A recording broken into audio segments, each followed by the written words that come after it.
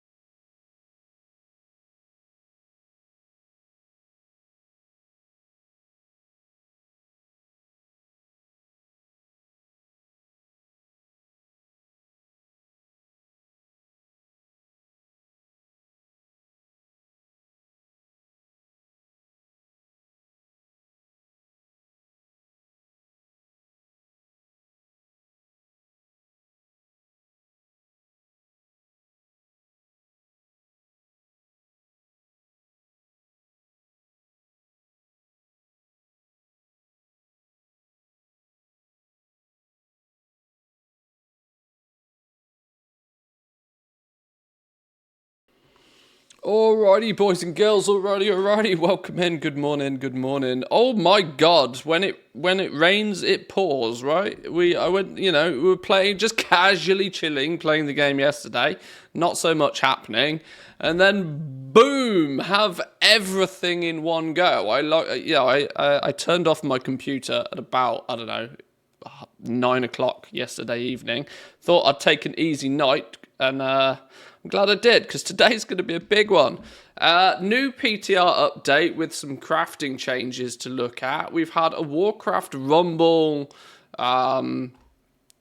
We've had a WARCRAFT Rumble announce date. We've had a very, very likely leak of the new expansion from Blizzard themselves. Lol.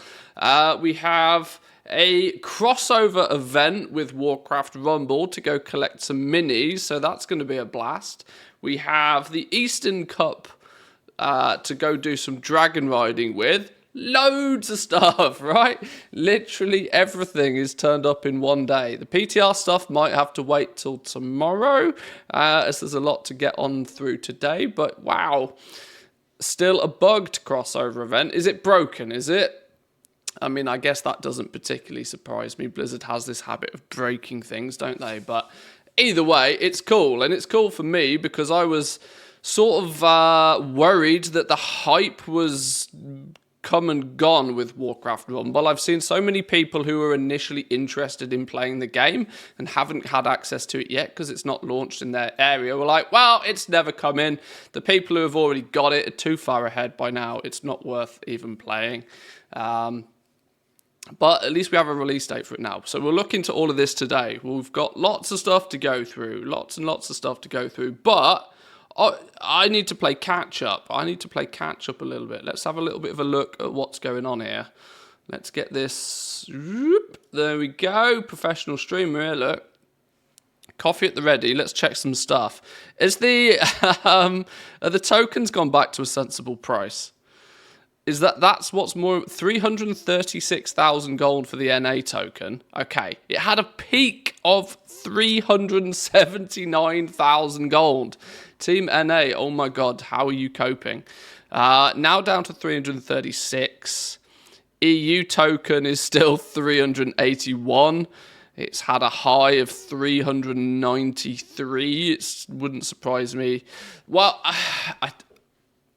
I wonder what's going to happen when we hit BlizzCon, because I don't know how much in 10.2 is going to drive people to buy tokens, yet there's an awful lot of stuff out there that might incentivize people to cash in their gold to Blizzard balance. Especially if they integrate WARCRAFT Rumble, because that game is pay to win as all hell. I can't avoid the fact that game is mentally pay to win. The PvE side of Warcraft Rumble is a relatively solo experience, and if you pay to complete it, then you've just completed it. It's done, right? The PvP side is where whales will reign supreme. That's kind of the the way it tends to go for sure. But if they do a pre-order on the new expansion at BlizzCon, which is quite likely, as they are not going to have anything to release for this Q4, they are probably going to want to grab some cash off you in some way, shape, or form, meaning a release of, or a pre-release of the expansion is very likely. Say what one more goddamn time? Now there's old school. We got an OG in the house. Need to be thinking. So will somebody please think of the shareholders? Exactly. Will somebody please think about the poor shareholders in all of this? Right, let's scrap the pin news. Let's just have a look and see what's going on. Let's start at the beginning because I missed a whole bunch of stuff. Let's start at the beginning and work our way through this in some sort of regular-ish fashion. My God, we're actually on page 2. Actually, this is exactly what I was talking about yesterday. This is what we were talking about yesterday. This is, it's tagged as classic, but it's still important to understand. September 2023, actions against exploitative accounts. WoW Classic. Blizzard has provided a breakdown of the number of exploitative accounts that received action for September 2023, totaling over 136,000 accounts. This is a decline from previous months of August, which saw 145,000 actions taken. These numbers are mental. These numbers are actually ridiculous. 127,000, 116,000, 145,000, and now 136,000 in September. To provide transparency on the actions we take against cheating and exploitation, here is an account of the number of actions that were taken over the last month, September 2023. This amounts to a disgusting amount of money, like a ridiculous amount of money. Because if you think every single one of those accounts that was banned for some reason has bought game time for that month, and you add a zero, well, how much is a month of game time now? $15, $12, $13. So let's just say 100 and add a zero on the end of that. That's a 1.5 million in revenue. In a month, 1.5 million in revenue in a month comes from these accounts that they just banned. The likelihood is a good percentage of those will make new accounts next month. Sheesh, it's a lot of reoccurring revenue for Blizzard just in bots, banning bots, and having them remake accounts again. List their battle tag, what they did, and how long the ban is for. Yeah, that would be. I don't know what there's probably rules and regulations, especially in the EU, about stuff like that. But if you were to name and shame, how funny would it be when you get some, big content creators in the list, right? Because it clearly happens. All these accounts need to buy the game too. Well, this is predominantly focused on Classic, I think. This is focused on Classic. So Classic doesn't require you to pay for the game. You only need the sub. I would imagine the retail situation is another story complete as well. But all of these actions were for cheating or exploitation, which primarily result in permanent bans or 6-month suspensions. This number does not include other actions, such as those taken on accounts with character name or in-game language violations, We continue to evolve our methods to act against these malicious accounts on a daily basis. So this is just straight up accounts that they've said, no, you're an asshole, see you later. 136,000. And it's not like this is just one big wave, right? It's not like they've stocked up for months and gone and deleted everything in one go. No, this is month on month. 127, 116, 145, 136. It's a good 100,000 accounts a month. Easy. Which even at $10 a month for your subscription, that's $1 million in revenue from these accounts. That's pretty surprising. That's pretty surprising. And it makes you wonder just how many accounts Classic actually has. Damn. Okay. That was more news from yesterday. What have we got in here? The new in-game event and promotion starts tomorrow. Well, we kind of know what that is now, so we can go back to page 1, I suppose. Mannequin Charm, a new toy decrypted on live servers. The Mannequin Charm is a new toy decrypted over the weekend on live servers. Though still hidden from the toy box and seemingly unobtainable from the time being. Decrypted? I know they encrypt stuff, but is stuff like decrypted? It makes it sound a little hacky, doesn't it? Mannequin Charm. Is this just going to give you a platform that you can then stand on? Transforms the caster into a mannequin from the trading post. Oh, well, we know where that's going to end up then, don't we? Over the weekend, we found the Mannequin Charm, a new toy on live servers. Whether an upcoming trading post item or a shop promotion, its acquisition is currently unknown. Well, I mean, it's got trading post in the name. And, I mean, it's going to be on the trading post, isn't it? Let's be real here. Not currently listed in the game's toy box or in the trading post, we don't yet know how it's going to be obtained or really anything about it, aside from the fact what's shown in the tooltip. Though the buff reads hold still, suggesting the toy will freeze the character in some sort of pose. Unlikely with the same wood-like characteristic skin seen in the game, or likely with the same sort of characteristic. Unlike many 30-minute to 1 hour toy cooldowns, the charm only has a 10-minute cooldown, which may be pleasing to some enthusiasts. I mean, it's cool, but geez Louise, Wowhead, you really are clutching at straws. There's a big news day already. Let's gloss over some of the basic stuff. WARCRAFT has the most news at BlizzCon. Find out what comes out next. What comes next at BlizzCon? Oh, this is them desperately trying to sell tickets, right? The hype trailer consists of major Dragonflight cinematics edited together and ending with asking the players to join us for our next adventure at the end. So yeah, it's a BlizzCon advert, right? Mike Ybarra's tweet. Slickrock. In response to a tweet about the BlizzCon floor plan, Blizzard Entertainment President Mike Ybarra responds that WARCRAFT and WoW have the most news this year. It's interesting how he says WARCRAFT and WoW, WARCRAFT and World of Warcraft.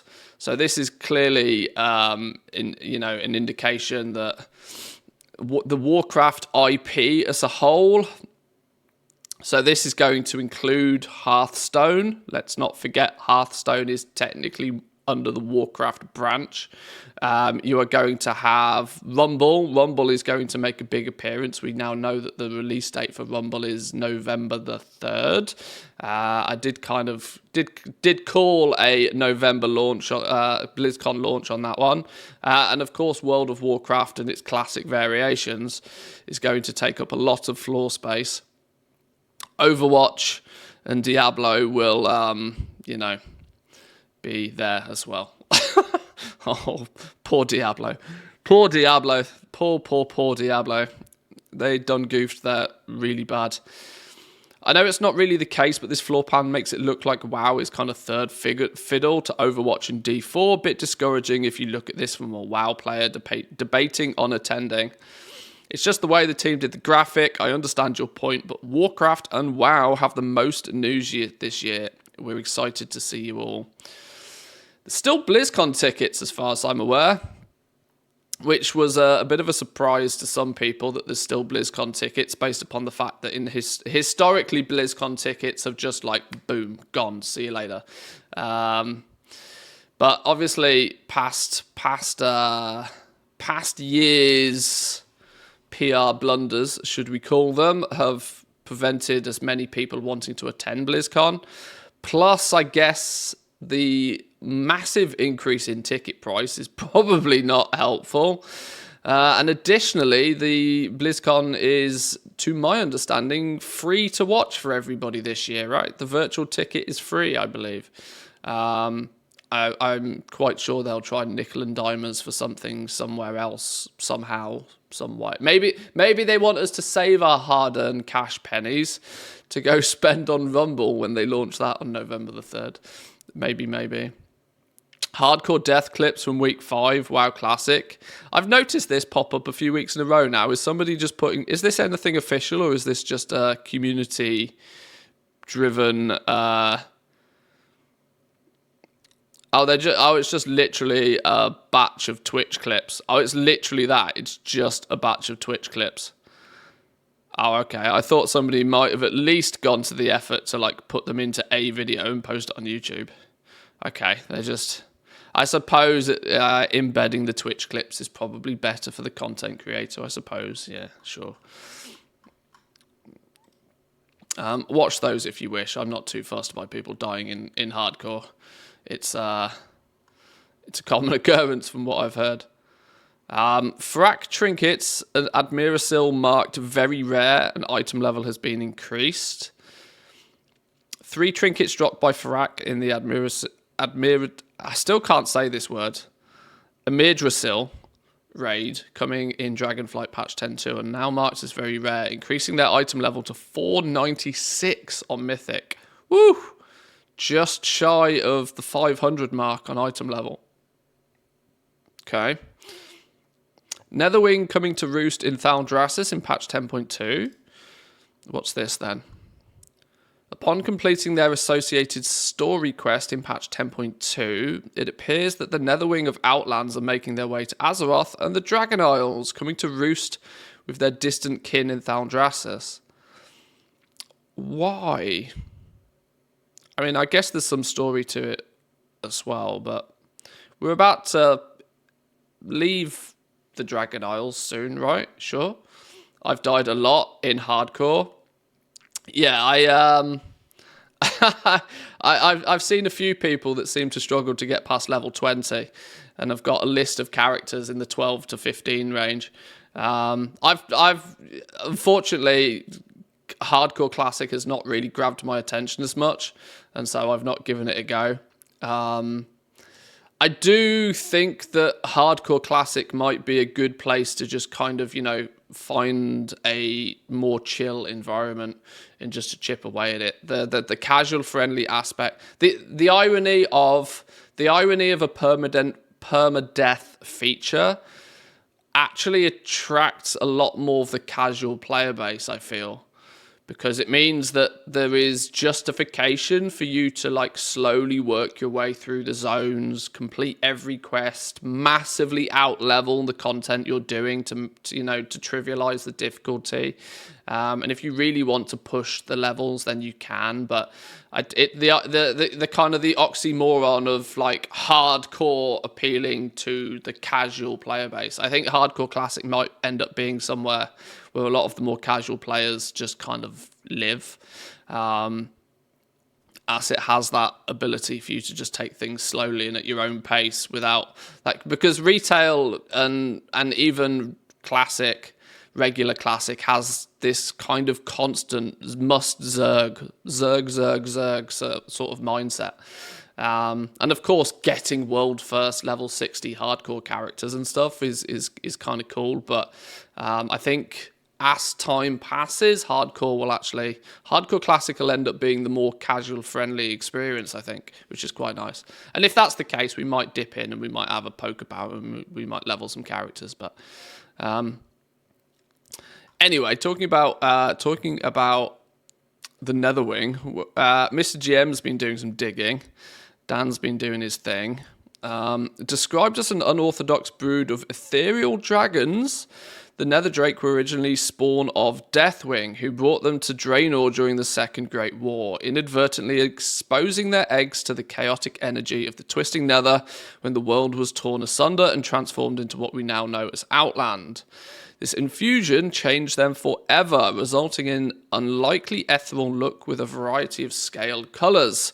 Though the cost of considerably shorter lifespans. During the event of the Burning Crusade, players proved themselves friends to the Netherwing faction, though until this point, the dragons have mostly remained in Outland, while our story has continued beyond. It's actually Burning Crusade Time Walking Week this week, isn't it? So there's a good chance we'll be spending some time in Outland this week, as it's a great opportunity with the 50% rep buff to catch up some of my alts with their rep, if they are characters who need rep to get certain recipes, which is common and frequent in Outlands.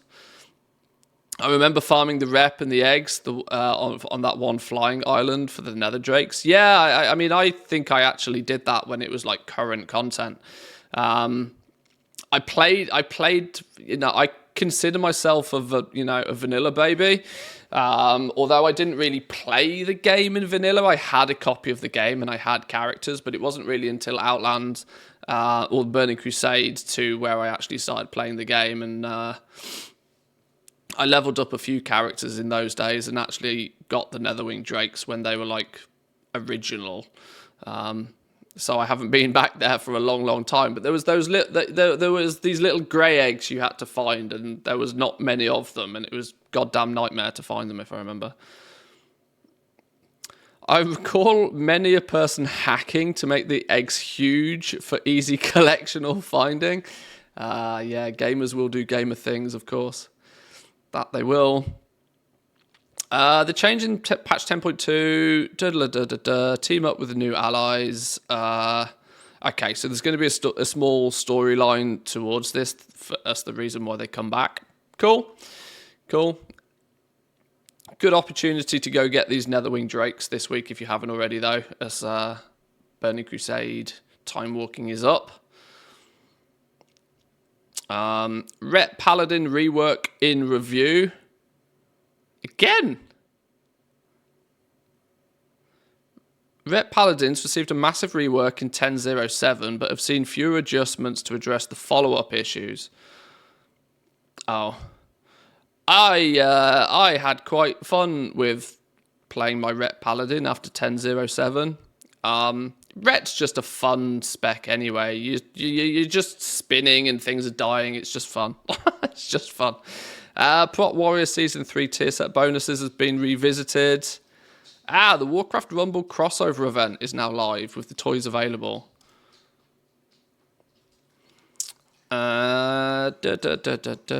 Okay, Blizzards. People can't get enough of this mysterious new machine that leaves joyful chaos in its wake.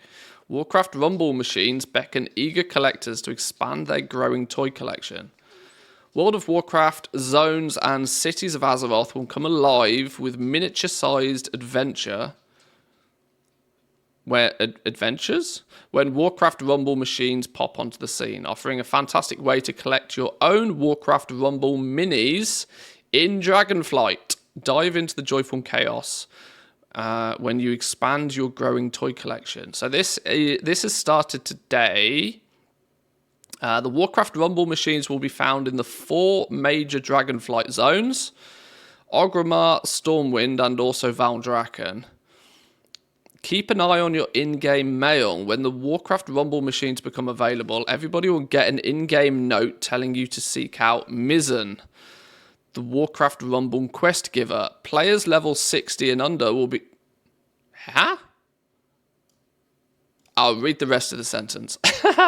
Players level 60 and under will be redirected to Orgrimmar or Stormwind, whilst players above level 60 will be sent to Valdrakken. Can't wait to get your minis. While rummage around for a coin to nab them, each collectible mini, 7 in total, costs 1 Rumble coin. Coins are hidden in parts of the Dragon Isles, Orgrimmar, Stormwind, and Valdrakken. Once you find a coin, take it to the WARCRAFT Rumble machine, drop it in, and get your adorable sized WARCRAFT Rumble miniature to add to your in-game toy collection. Fun fact, you can't get the same mini twice, and they're non-tradable. All 7 minis are customizable with 2 additional appearances using Rumble foil. Hello, what's this then? For a total of 14 available looks. To get the foils, all you have to do is look around. 14 foils are carefully hidden through the 4 major zones in the Dragon Isles. Okay.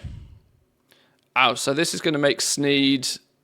You got Silver Sneed, you got Bronze Sneed, and you got Gold Sneed. Okay, cool. Sneed is the name of this mini in Rumble, by the way. With the arrival of WARCRAFT Rumble machines, you can also get a slew of new achievements as you're on the hunt to build your collection. Here are many of them that you can earn. Oh, cool. Upgrade all 7 minis once, upgrade all 7 minis twice, and then you've got achievements for upgrading each individual mini.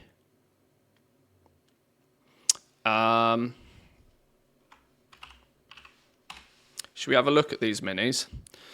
Should we have a look at these?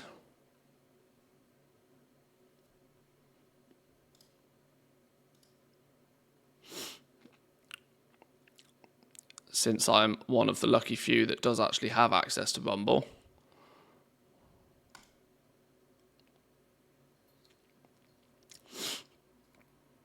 Let's move that out of the way for a minute. Whilst that loads. So, what have we got? Maeve, Sneed, Huntress, Stonehoof Tauren, the Ghouls, the Murlocs, the Whelpegs are the 7 that we get, okay. I can showcase how they look in the game here. It's loading. Downloading an update.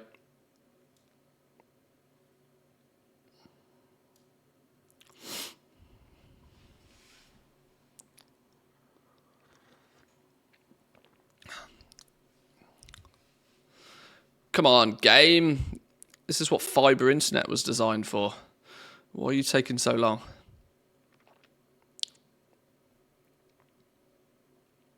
Oh, coffee's good this morning. Coffee is very good this morning. Right, so let's take a look at these minis then. Which one? Maeve. That's one of the leaders.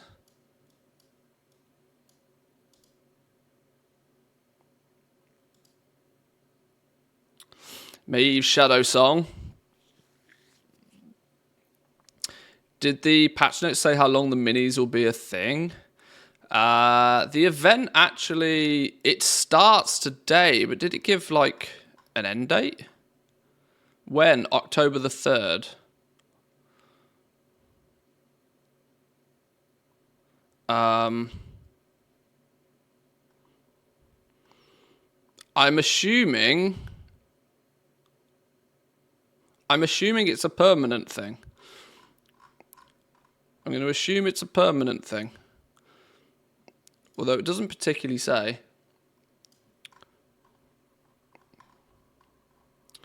So Maeve, this is what Maeve is. Maeve Shadow Song is one of the leaders in Rumble.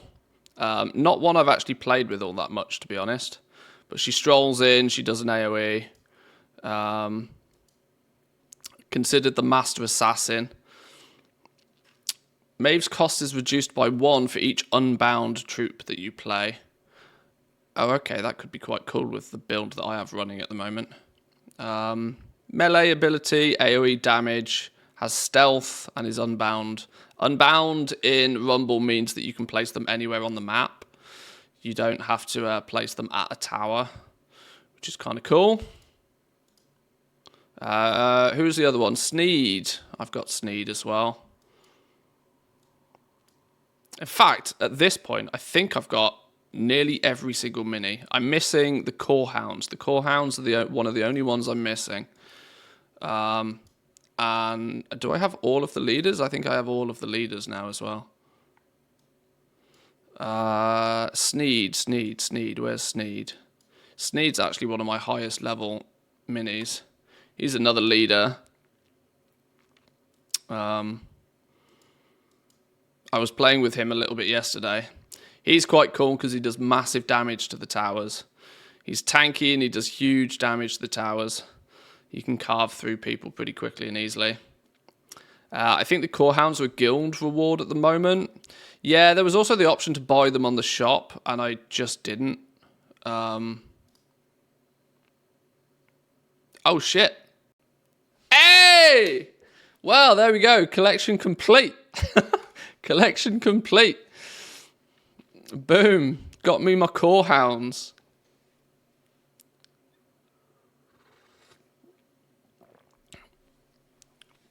Yoink. There we go. In that case, then, I now have every mini in the game, at least currently. You know what we can also do? We can also upgrade it. Where'd he go? He's also probably going to be one of my lowest level ones now. Where are the core hounds? Hello? There he is. Oh my god, he's only level 9. We can upgrade him to uncommon. There we go. When you go from common to uncommon to rare to epic, they get a bonus level for their rarity. Which isn't really too impactful at the beginning of the game, but gets really impactful later on when the amount of XP you need to level them up gets just silly, as most games like this do. Anyway, we were looking at Sneed, weren't we? Yeah, Sneed's quite cool. He strolls in, he does a bunch of damage, gains a bunch of gold when he hits a siege damage. He does siege damage, so, you know, just carves through towers. But he's another one of the leaders. Who else do we have? The Huntress. The Huntress is the most OP mini in the game right now. The most overpowered mini in the whole game. This is probably a good opportunity for me to suggest that all of you lot go sub to my Rumble channel. I've decided to make my Rumble channel separate from my main channel because I know short term there'll be a bit of a buzz, there'll be a bit of a crossover, as everybody, as you know, with the hype of BlizzCon and all that sort of stuff. I'm sure lots of people will try it. That's Blizzard's intention of making a free-to-play game anyway. But I know long term that some people will like it, some people won't, so I've split the content off. I've made my own channel for the Rumble. There's a few videos on there already if you want to have a little bit of a look on there as well. But the Huntress is literally one of, if not the most overpowered mini in the game so far. Just does ridiculous damage. Runs in, throws the glaive bounces. It bounces 3 times by default, but when you level this up, you can get one of the traits that makes it bounce additional times. So it bounces a total of 5 times, I think it is. It just carves through mobs. The Huntress is super OP. She's very cool. Who else we got? The Stonehoof Tauren. Another one that is pretty powerful and one that I've used and leveled up quite a lot. Has this charge ability, which is quite cool.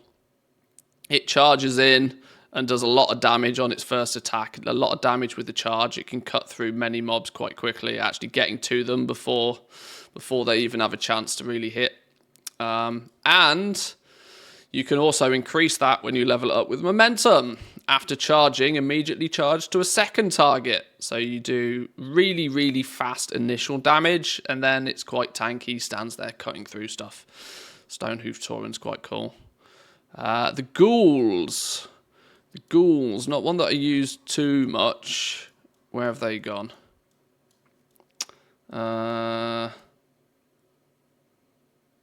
Is it this dude? No, that's the gargoyle. Which one is it?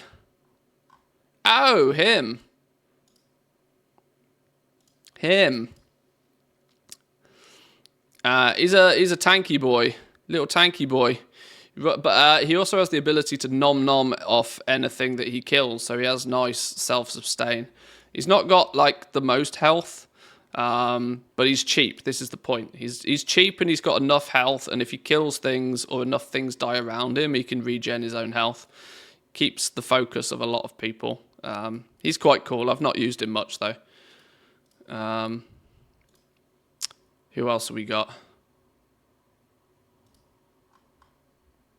The whelps. The whelps are fun. Whelps are very fun. These guys, you can drop them down anywhere on the map, and if they get attacked, they spawn. And flying mobs in general are pretty overpowered in Rumble, because there's an awful lot of mobs that just can't do anything against a flying mob.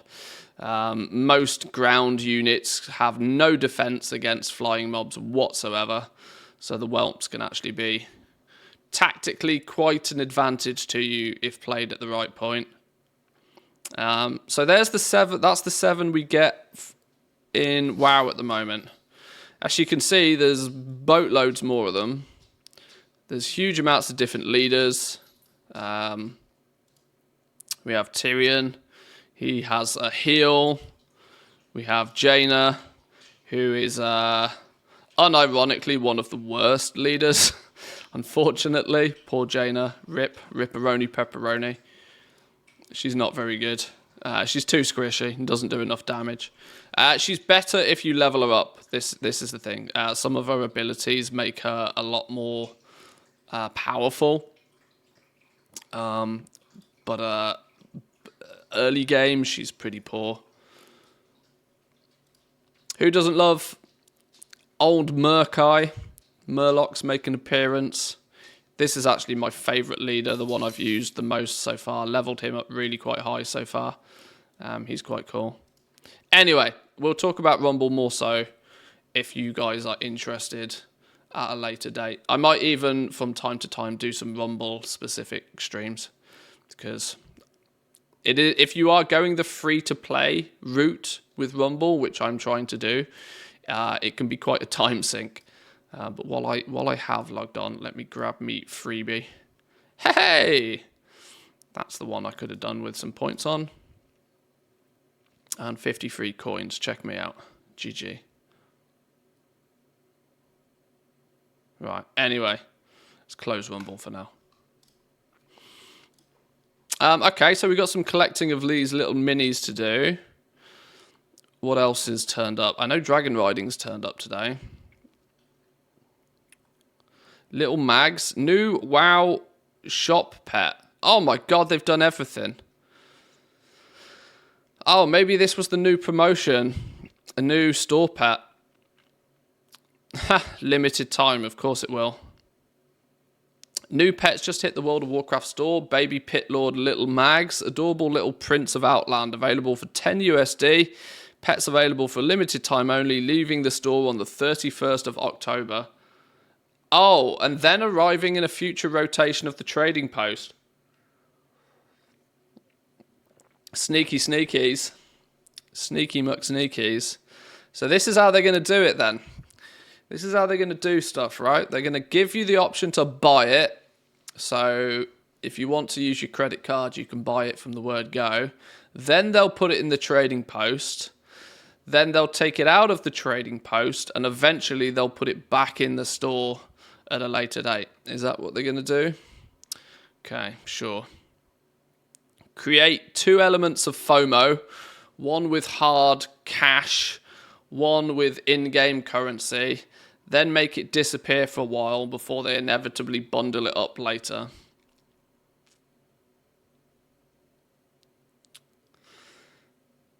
Another case of buying tenders. Yeah. If it was, yeah.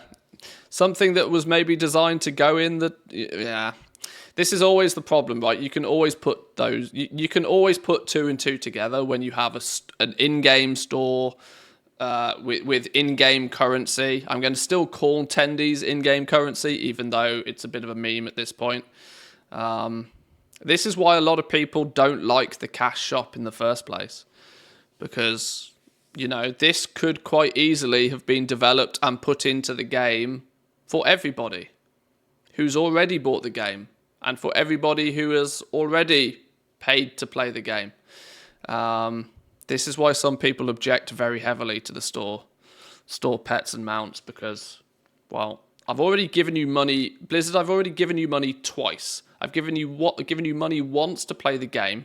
I've given you more money on a monthly basis for your continued development of the game and to allow me to continue playing the game. Then you want money off. Then you make something new, and then you try and sell it to me. It just, you know, it hurts. It's like they're punching you 3 times. You're like, well, how much money do I have to give you to actually get the content that you're creating? It starts to get ridiculous. You know, they're just moving the goalposts. But, yeah, sure. This is why I'm not a fan of the store pets or mounts particularly. I occasionally will buy them if it's like a really big discounted bundle or something. And luckily because I make enough gold in the game that I can, you know, it doesn't physically, financially affect me any of this, but the reality is the same, right? How much money? All the money? Yeah, definitely true.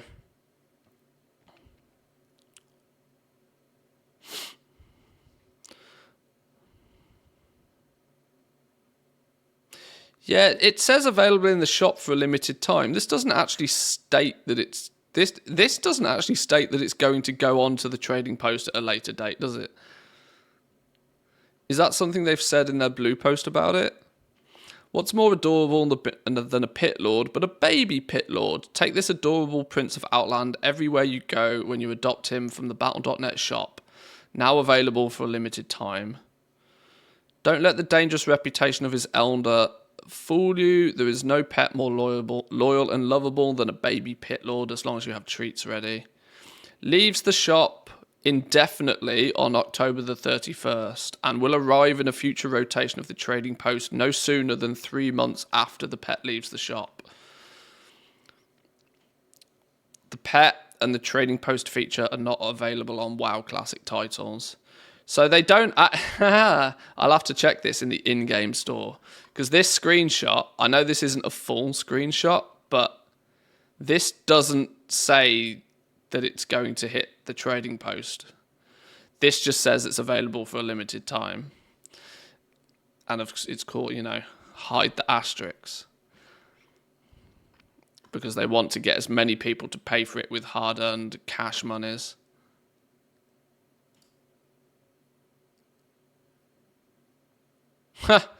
It does summon from a void portal, though. Interesting. Yeah, it's another scenario of the best development time has gone into something that they're going to charge you yet again for. I can't get excited about store pets and mounts. I can't, honestly, because I feel people give this game enough money as it is. I feel it is a touch greedy. But whatever. Here are the models for the Rumble toys available in World of Warcraft. We'll go get those later. There's already location for all the coins and all the foils. Well, that didn't take very long, did it? That didn't take very long at all. We've compiled all locations for each of the 7 coins and the 14 foils, including maps, TomTom cords, and screenshots of each location. Well, that took Wowhead all of about 10 minutes, so I guess this isn't going to take us all that long. This is just going to be a run around and collect them job. I can absolutely link this, no problem. As Rumble event credits are account wide, you can use an alt if your main is from the opposite faction. I was just thinking about this actually for the Stormwind ones. Yeah. So there's a couple in Stormwind. There's a couple in Orgrimmar, one in Durotar, one in Valdrakken, a coin and a foil in the inn in Valdrakken. There's 2, 3 in the Waking Shores, 2 in the Anaran Plains, 2 in the Azure Span, 2 in Thaldraszus. Okay, that's not too problematic. We can go collect those later on today for some little in-game Rumble crossover. The irony here for me is collecting these in-game might be really helpful for making thumbnails for my Rumble channel. We have compiled, also meaning we have copied the sticky from the secret finding Discord. That's also probably more than likely, yeah. Yeah.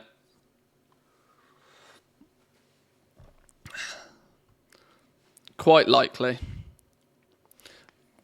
But, you know, that's unfortunately how the world works now. That's how the world works. They are unlikely to have given credit anywhere, but handy all the same. We'll go do that in a little bit. Warcraft Logs parent companies rebranded. Didn't ask. Augmentation of Voca buff priority week. Whatever. Embellishment nerfs on the patch 10.2 PTR. This has impact for goblins. This is big impact for goblins. Whether the glass is half full or the glass is half empty is kind of up to you to decide on this one. In fact, so much so I want to look at the full patch notes for this.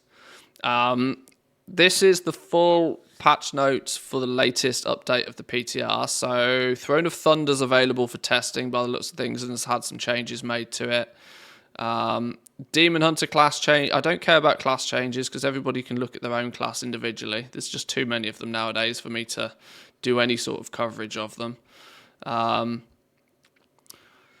Great Vault, the Mythic Dungeons row has been renamed to just Dungeons. I did spot this actually. Heroic, Mythic Zero, and Time Walking Dungeons now runs unlock rewards in the Dungeon row.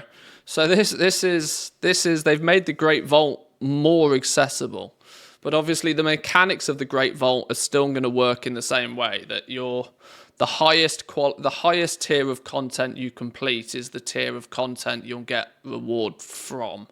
But this probably means if you do a bunch of heroics, you'll get a choice of 3 Mythic Zero quality pieces of gear. If you do a bunch of Mythic Zeros, you'll probably get a piece of low Mythic gear in the Mythic Vault. If you do Time Walking Dungeons, I have no idea what type of gear it's going to give you from the Great Vault. But it does bridge a gap. It does bridge a gap from sort of more casual content. Bridges that gap from that to, just killing raid bosses. Which, I mean, I guess you could say that you always kind of had that with LFR. So now you have LFR level gear for the Great Vault, if that's your jam. You also maybe now can fill out the PvP. And there's also, let's not forget in 10.2, there's going to be solo rated battlegrounds coming. So then, even the casual players might be able to utilize the Great Vault more, even if you're not pushing endgame content particularly.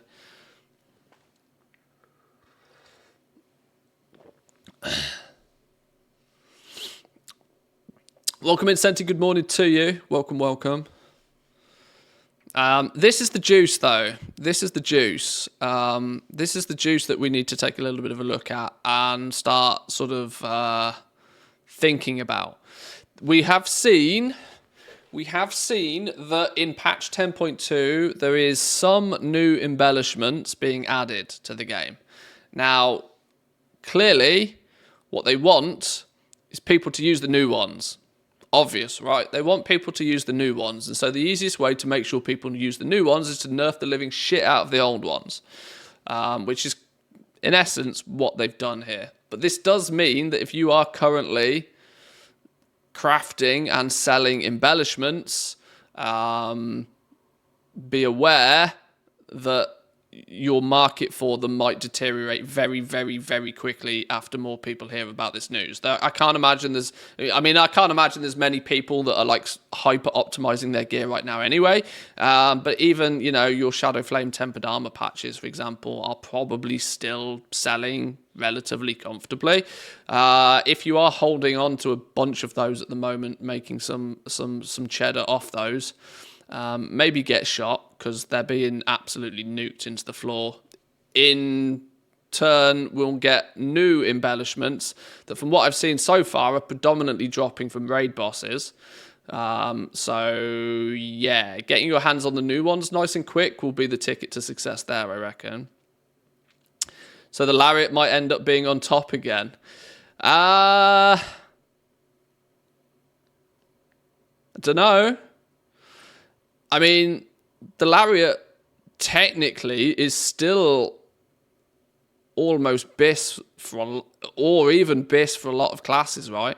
But the problem with the Lariat was they switched it so that you needed to basically be fully BIS geared and have a bunch of gem sockets before it becomes powerful. It wasn't powerful from the word go. You had to it ramped. It ramped with your gear. And so Lariat was only best for real top end geared players. It wasn't just best for everybody. And so a lot of people, put it down. But I mean, like I said, it is you pointed out, it is still currently best in slot for a bunch of people, but only once they've kind of got really good gear to support it. Bunch of gem slots all over the place. If the new embellishments are as good as the Spore Tender, you'll be safe as hell. I've now swapped to Lariat over the Cloak for farming on the Holy Priest. Interesting to know.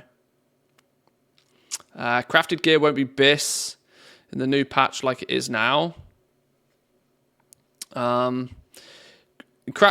mean, realistically, I know it feels bad looking at crafted gear and saying, well, crafted gear is not BIS. But it was never really meant to be. Let's not forget that crafted gear was never really meant to be best in slot gear. It was meant to be an equivalent item level piece for if you've been unlucky getting something. It's kind of gap filler. The caveat of the fact that you can pick exactly what piece you want for the slot that you want, the caveat of that is that it probably then shouldn't be your best in slot. That's just kind of how crafted gear is meant to be balanced.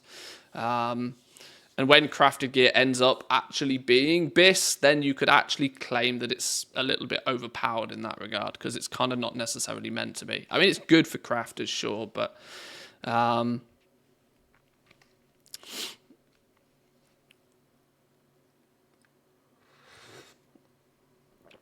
crafted gear will be BIS most likely in boots, belt, and bracer slots, because you can target the stats that your character needs. Yeah, this is it. The luxury of being able to say, right, okay, I've not got a good pair of boots drop for me. This week I'll craft a pair of boots because it's my biggest, this week I can craft my boots because it will give me my biggest bump, because it's lagging behind, sort of thing. And if it so happens to be best in slot, then GG, well played.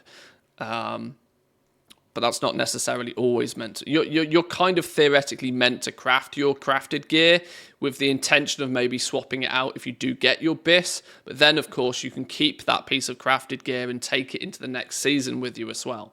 There's probably people out there that if, big ifs, capital if the Elemental Lariat does start to shine again, you'll find a lot of people will have one from last season just in their banks or something.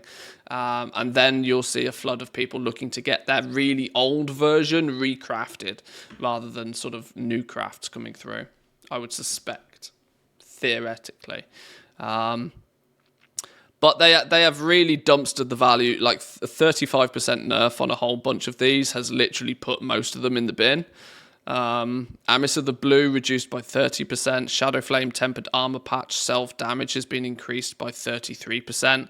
That makes it far more difficult to justify using.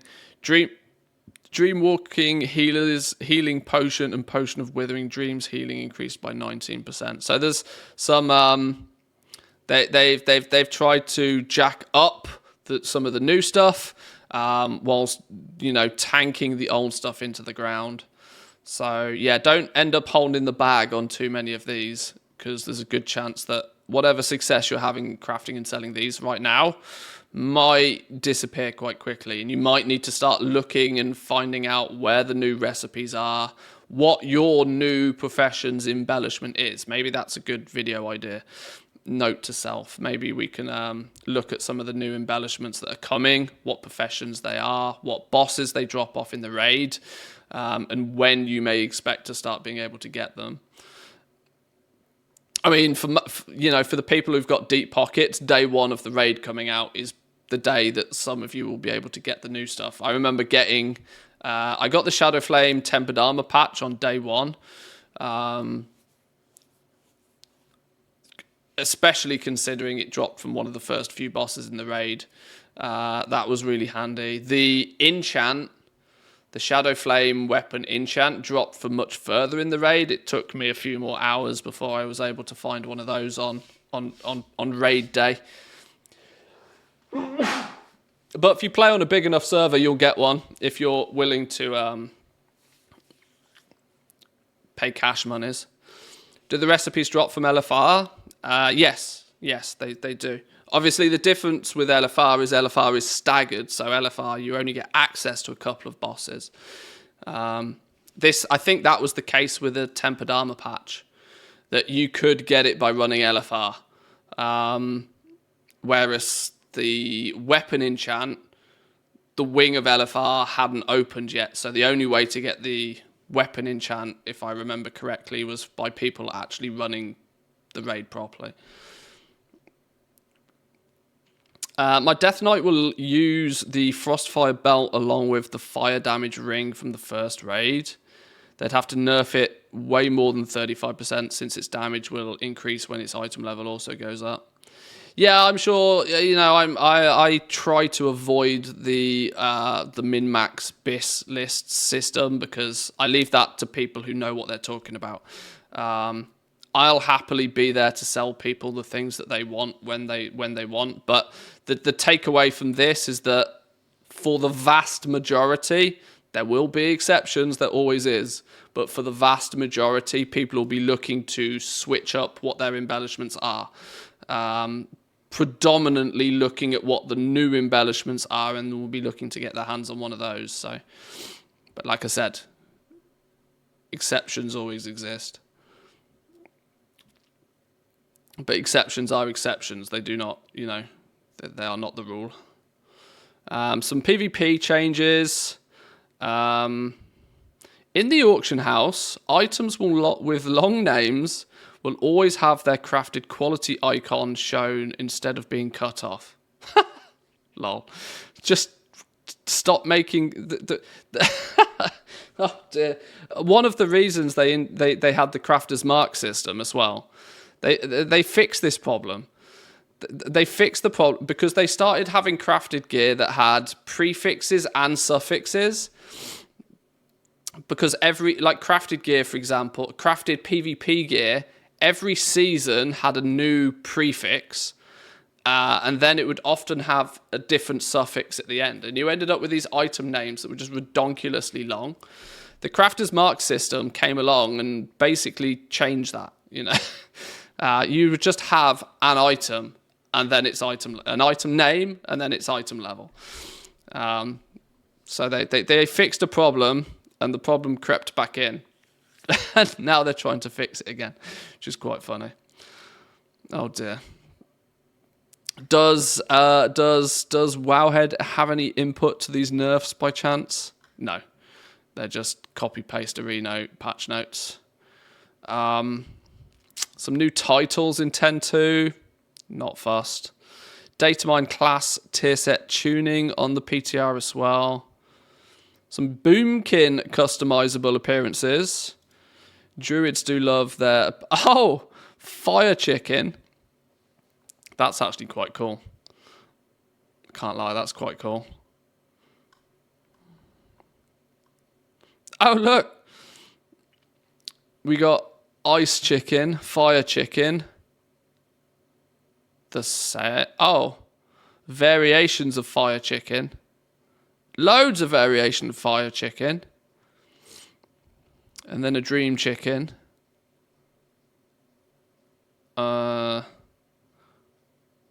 KFC chicken. It's actually a lot here. I've given up with my naming structure because there's too many. GG Boomkins. Legendary questline speculation. First data mined information. Everything up to this point regarding the legendary has been encrypted, but it seems like the first piece of data mined information may hint one of the quest steps. I'm sure people can dive into that if they wish. And then the Eastern Kingdoms Cup is now live. We can go do some dragon races today as well. Allowing players to complete 14 new dragon riding races. Check out all the rewards, including dragon riding, customization, transmog, and more. Is it new stuff, or is it the same stuff we had with the Kalimdor Cup, but just accessible again? Blasted Lands, Dunmarah, Booty Bay, Twilight Highlands, Deadwind Pass, Loch Modan, Elwyn Forest, Eastern Plaguelands, Badlands, Red Ridge Mountain, Gilneas, Red Ridge Mountain, again. They've put that one in twice. Stragglethorn Vale and Twilight Highlands. Okay. Can sum up the Elwyn Forest race in one word. Trees. Oh, you're on them, are you? Yeah, I suspect that could be the case.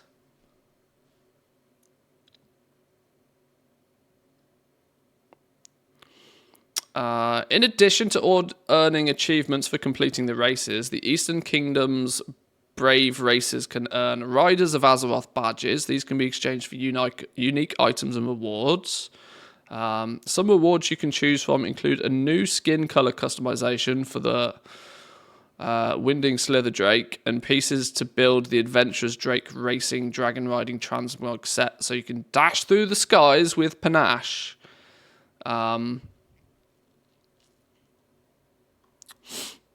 Brand new dragon customizations, previously dropped from Racing World Quest but now purchasable. Previous rewards made available again. The Dragon Racers Transmog set, which we have all of this now. Purchased everything. You can repeatedly buy Valdrakken insignias. Oh, okay. Well, that's what we'll cash in ours for then. We'll cash in all ours for Valdrakken insignias for our alts. Sky's the limit unless you're trying to beat the timer. May the winds be at your back as you go for gold. Alright, well, we'll jump in game and have a little bit of a play with those. For sure. For sure. Now, before we do actually dive in game, there is two things I wanted to have a little bit of a look at. Now, don't shoot the messenger here. Don't shoot the messenger here, because I appreciate this is more Rumble-related stuff. But there was a new Rumble update video that I wanted to watch. Copy link address.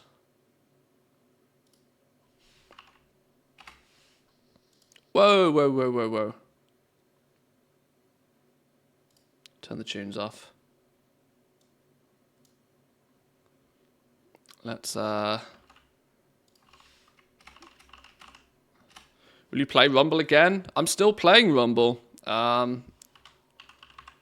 Still playing Rumble. There's a few videos on my new Rumble channel for people to get going with Rumble. I'm still playing it. I'm still having it. It's a mobile game, right? It's one of those you know you got 20 minutes, half an hour to just do some basic stuff each day and put it down. You know, toilet break content is what I call it. But let's make sure that you guys actually have audio here.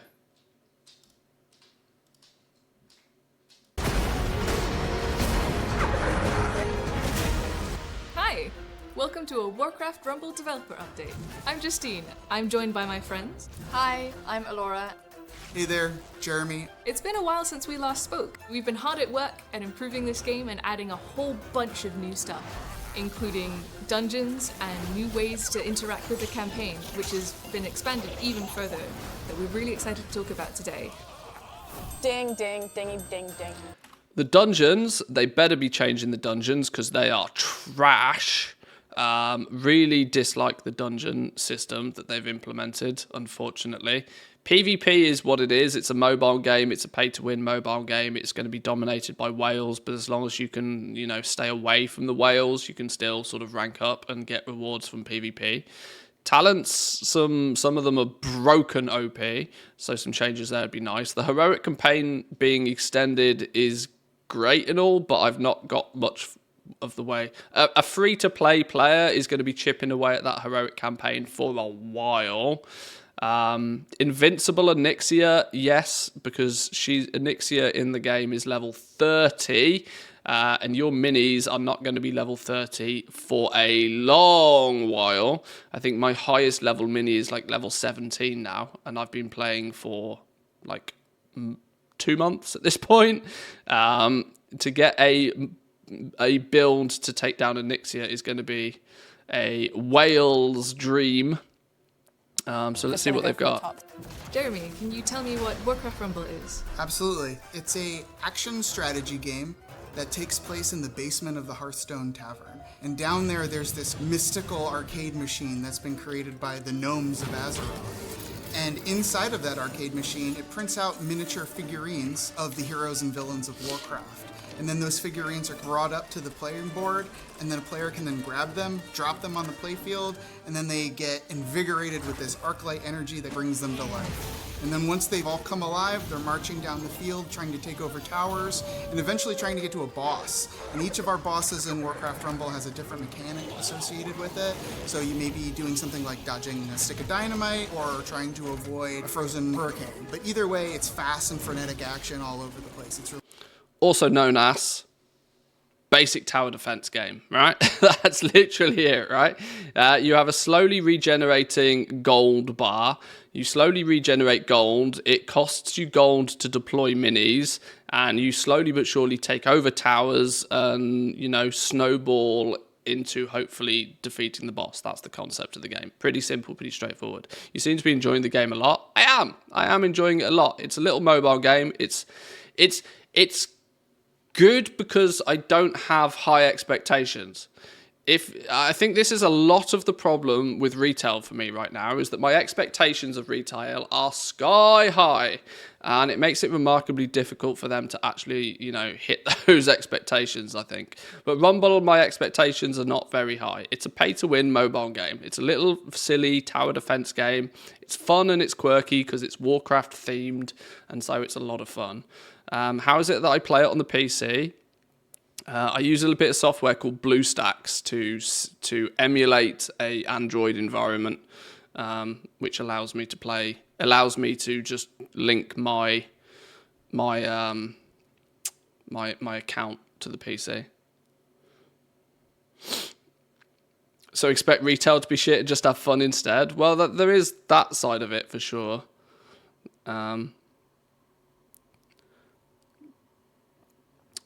One once said frustration is directly proportional to the expectation created. Smart words, very smart words. You could be going from dodging dynamite to dodging a dino's might. That boss is a dick. Noticed here that I'm telling you now. WARCRAFT Rumble and not WARCRAFT ArcLight Rumble, and that's for a reason. Where did ArcLight go? The name. Turns out that WARCRAFT ArcLight Rumble was a bit of a mouthful. Then call it ArcLight Rumble. But then it doesn't have the Warcraft brand, does it? Smaller name, but big action.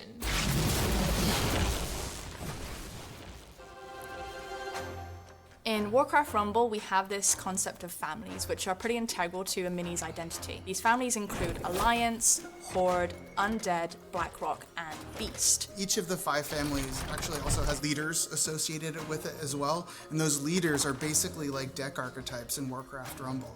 While it still is a massive, overarching experience spanning both continents, we've managed to add more zones to it and more experiences for players to enjoy. We've recently just added Hinterlands and Darkshore, and there's some really, really fun bosses there. Some of my personal favorites, Gramungus, who actually takes a giant Yeah, him throwing boulders at you, he basically deletes everything down a single lane. There's 4 lanes, so annoying. Crushes all the minis in each of the lanes, and doing so.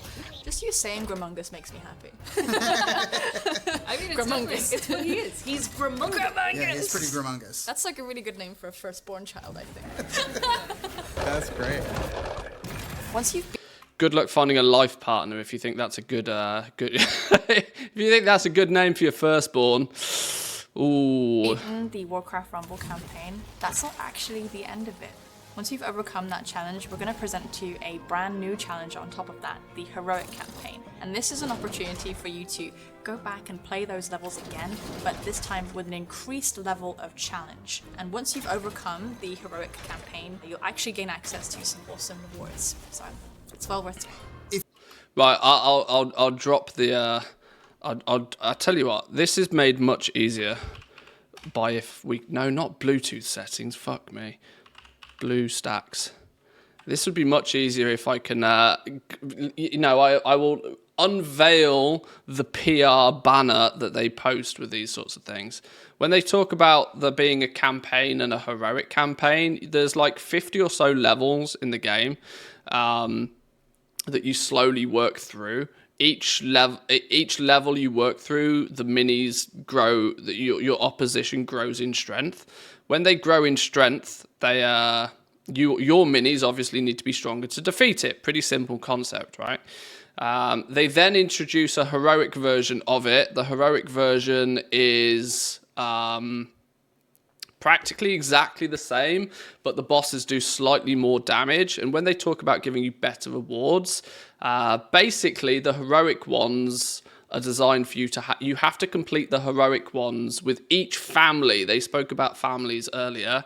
You actually have to complete each heroic dungeon with an undead family leader, a horde family leader, an alliance family leader, and every time you complete it with a different leader, you get a small, what they call tome, which is how your minis gain big chunks of experience. Mythic Plus Rumble when?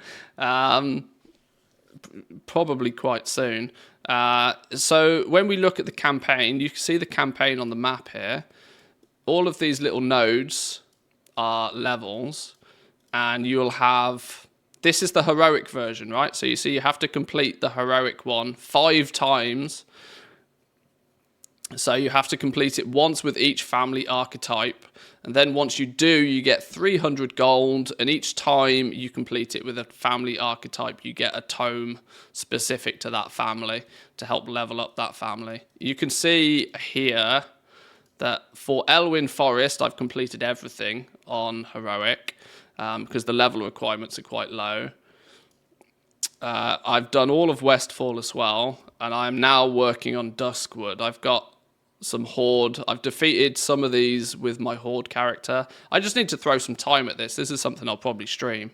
I just need to play through this, build a alliance family, build a beast family, a undead family to take down each of these quests. So this is the heroic one. The normal one, when you first play through it, you just have to kill it once, and then you get the reward for it. It might give you some gold. This is a good way of getting gold in the game. Gold you can, of course, buy. Occasionally you'll get a mini for completing it as well. I've unlocked most of the map now. In fact, at this point, I would think that I'm nearly done with the basic campaign. I don't think I've really got anywhere else to unlock. Moonglade, I don't know how we unlock Moonglade. And then Onyxia, you unlock at 100 sigils. I'm only at 83. So yeah, I think I've nearly completed the main campaign. And then I've just got the heroic campaign to do. But the heroic ones get... My mini average level of my main team is like... What's my average level here? 16? My average mini level is 16, but the heroic missions easily go into like 25 average needed to defeat these, so I'm still a long way away from completing the heroic campaign, but that's how that works. Actually, why have I got a bunch of rewards I haven't collected? So these are the tomes. These are the tomes that you get. You can get a few of them daily, plus you also get some of them when you complete the heroic campaign missions. And you get to choose a mini, and you get some experience for that mini. I use the bandits. Chickens are going to get an upgrade. Let's give the experience to the chickens. Now chickens are level 10. Let's give an upgrade to... I tend to build from the bottom. Whoever's got the least, I tend to give it, unless it's a leader. If it's a leader, they get priority. Ooh, Pyromancer's pretty good. I actually like to use the Pyromancer quite frequently. But you get a level up, so we'll give it to you.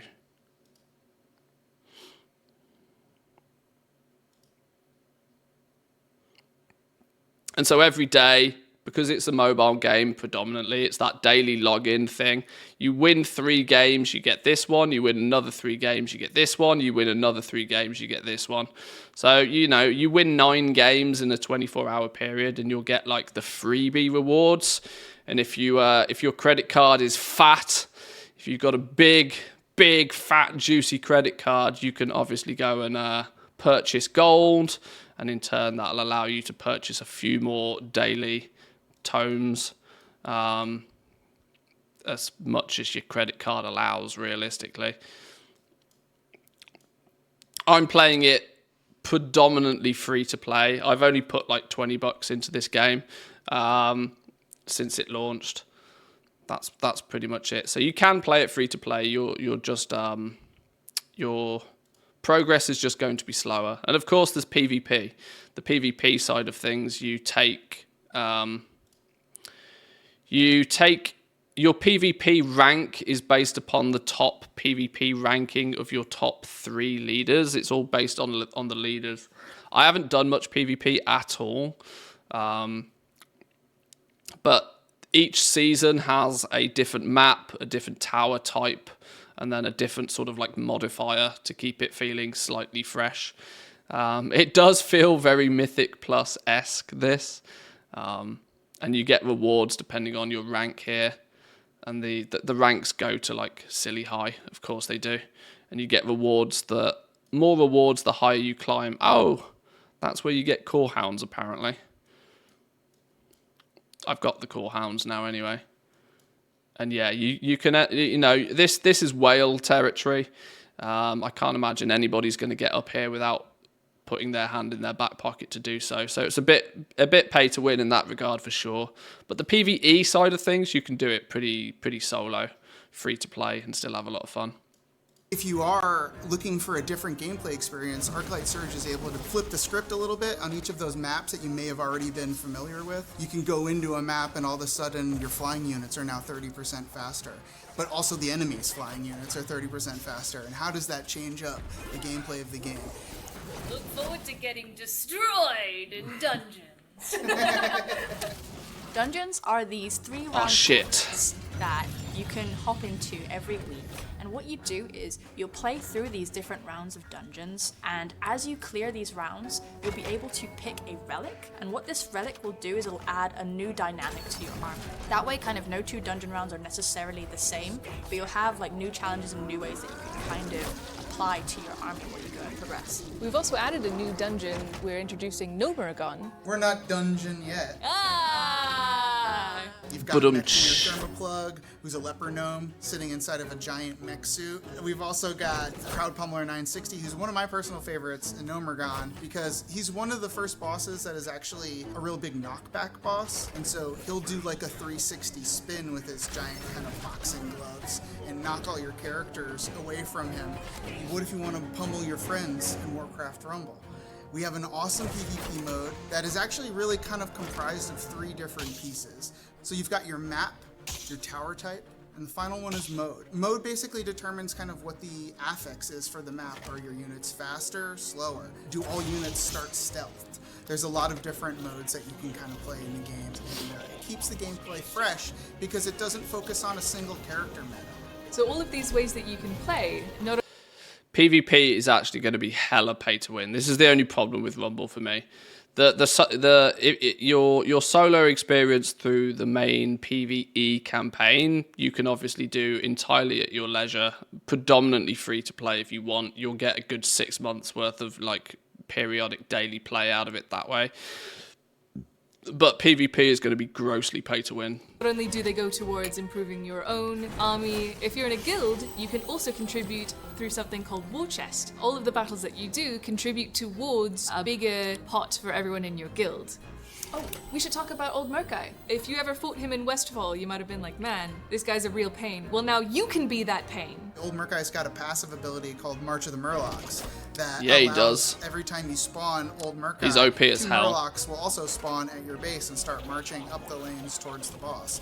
So it really incentivizes you wanting to play Old Murkai over and over and over again so that you have a literal wave of Murlocs crushing your enemies. It's really fun to just see how many of those little juicy guys you can get out there on the field. We haven't talked about talents. Talents are a way to just like change up how the gameplay of your individual units works. In the past beta, we've only had a certain subset of talents, but recently we've been adding so many more to the game to the point where now all 65 plus of our collectible characters actually have 3 talents apiece. This is odd, right? This new Warcraft Rumble update feels 2 months old. Because the current version of the game that I've been playing for ages now has had all of this in. This isn't new. I thought they were going to be checked because this is still technically, you can see here, right? They still claim it's a beta system at the moment. I mean, I guess this will be new because 90% of the world can't play the game yet, but I was expecting those new talents do stuff in something this. to basically augment the gameplay experience of using those characters. Justine, do you have a favorite talent? I am a huge fan of Angry Chicken Sacrifice. All hail Snacrifice. Sacrifice! Sacrifice! Thank you so much for your What's Snacrifice? What is Snacrifice? Chickens. Show me the chickens. We upgraded our chickens a minute ago. Show me the chickens. There's the chickens. What's there? Snacrifice. Nearby beast allies can consume a chicken to heal themselves. Oh dear lord, okay. Sure. I guess it is a Snacrifice. Keeps your other beast mini a nice synergy, sure. But it's quite expensive. I suppose chickens are only 2. You can do it if they do a lot of healing. The Snacrifice wouldn't be the one I would be going for, really. Deploy a protective crate when destroyed. Chickens emerge. Walking crate is the better one. That's the first trait I'd pick up with me chickens. But of course, if you end up with epic chickens and have access to all 3 traits, then you do as you please. patience while we continue to cook, or we continue to craft this bun that is still in the oven. The bun needs time, it is rising, it is growing. We are eagerly watching it, pressed up against the oven glass. So thank you so much for your patience for this. We really want to release it when it's ready. We want to make sure that this is an No, you don't. You wanted to release it at BlizzCon because there'll be as many eyeballs on it as humanly possible. experience that you will enjoy, and it's a quality experience as well. That's about all that we have for today. If you're looking forward to rumbling with us, the game is ready for pre-registration, so be sure to stay tuned for more information. She could have put a clean t-shirt on.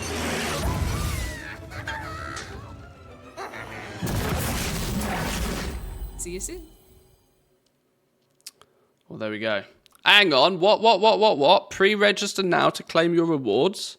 Completion of the tutorial within 2 weeks of launch required to access the rewards. Oh, okay. Well, I'll get them anyway then. Fine. No problems.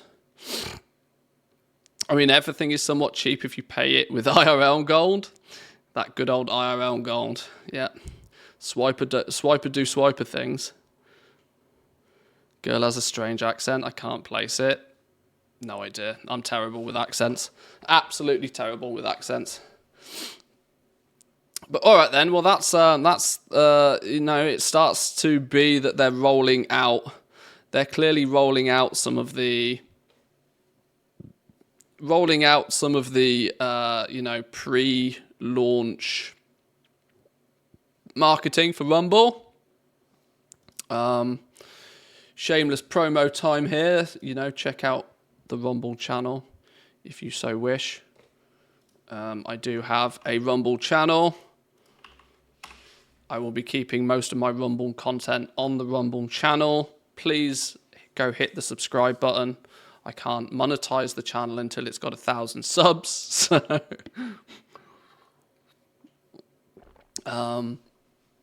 So yeah, let's see how quickly we can get this 1,000 subs, and let's see how quickly we can get some content out there for you guys. I've put together a few bits and pieces in the last few weeks. Anyway, that was my shameless promo section over. There was nothing particularly else I wanted to dive into too much. There's a new Bellula video. We really should play the game at some point soon, shouldn't we? But there's a new Bellula video, which is potentially the closest thing to a legitimate leak that we've actually had. This was a couple of people DM'd me this video yesterday. Let's give old Bellula a chance here real quickly. Should Mantheus sell out his YouTube channels more than he's currently doing at the moment? I really should. Stanley's on vacation at the moment. Stanley's on vacation for a while as he has a bug in his software, which I need to resolve before Stanley can come back from holiday. My ATT keeps going crazy because the new toy quests have not been added yet. And I completed them. Oh, I see. All the things will get onto that real fast, though. They're super quick with updating stuff. But apparently, Blizzard, that this is as close to a legitimate leak of the next WoW expansion. I don't put too much focus or brain power into leak season. Not anywhere near as much as some other people do. But sometimes, you know, we know that this is going to get announced at BlizzCon, which is only a month away now. So it's, you know, it's only a matter of time before a slip-up happens and we find out what it is. Welcome back to news, everybody. So, turns out I go away for 10 days and absolutely everything happens, including expansion leaks. It's all quite crazy, so let's get stuck into the WARCRAFT news. Today's sponsor, which is New World. Their first premium expansion, New World? Rise of the Angry Earth, is actually out today.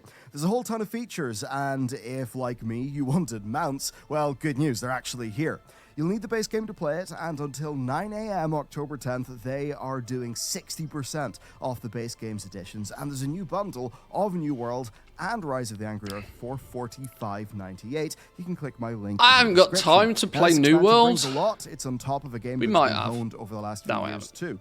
They've totally revamped the story. Leveling is quite briskly paced. You can hit level 60 by just doing the main story. Almost all the zones have been revamped. The remaining original ones are getting love in future updates. And essentially what's happened here is the zone of First Light has fallen to the Angry Earth, waking beast lords and ravaging the land, turning it into the Elysian Wilds. You've got customizable, dyeable horses, lions, and dire wolf mounts that can have custom skins as a part Mount of this, customization. Faster. They've Novel. added in the flail as a new weapon type, and of course, along the higher level cap. Hang on, that was a more fucking trade gorilla. skills, recipes, reagents, artifact quality gear, new story, and all that will come with Season 3. There's actually a lot, and they've worked with content.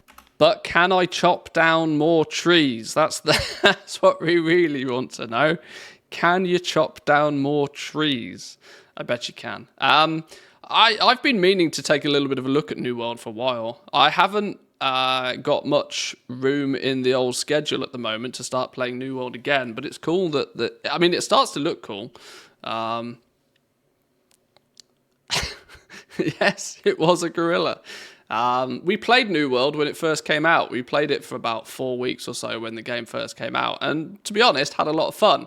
But it suffered with the same issue that most new MMOs do, which is that it didn't have an end game. The end game loop was to repeatedly run around in a circle, killing elites and looting chests, and ever so slowly but slowly, grinding up your watermark for your gearing, which didn't appeal to me. We played around with the professions a lot in New World at the very beginning. I even maxed a whole bunch of them, but even the professions ended up being incredibly grindy, and the economy was a bit busted.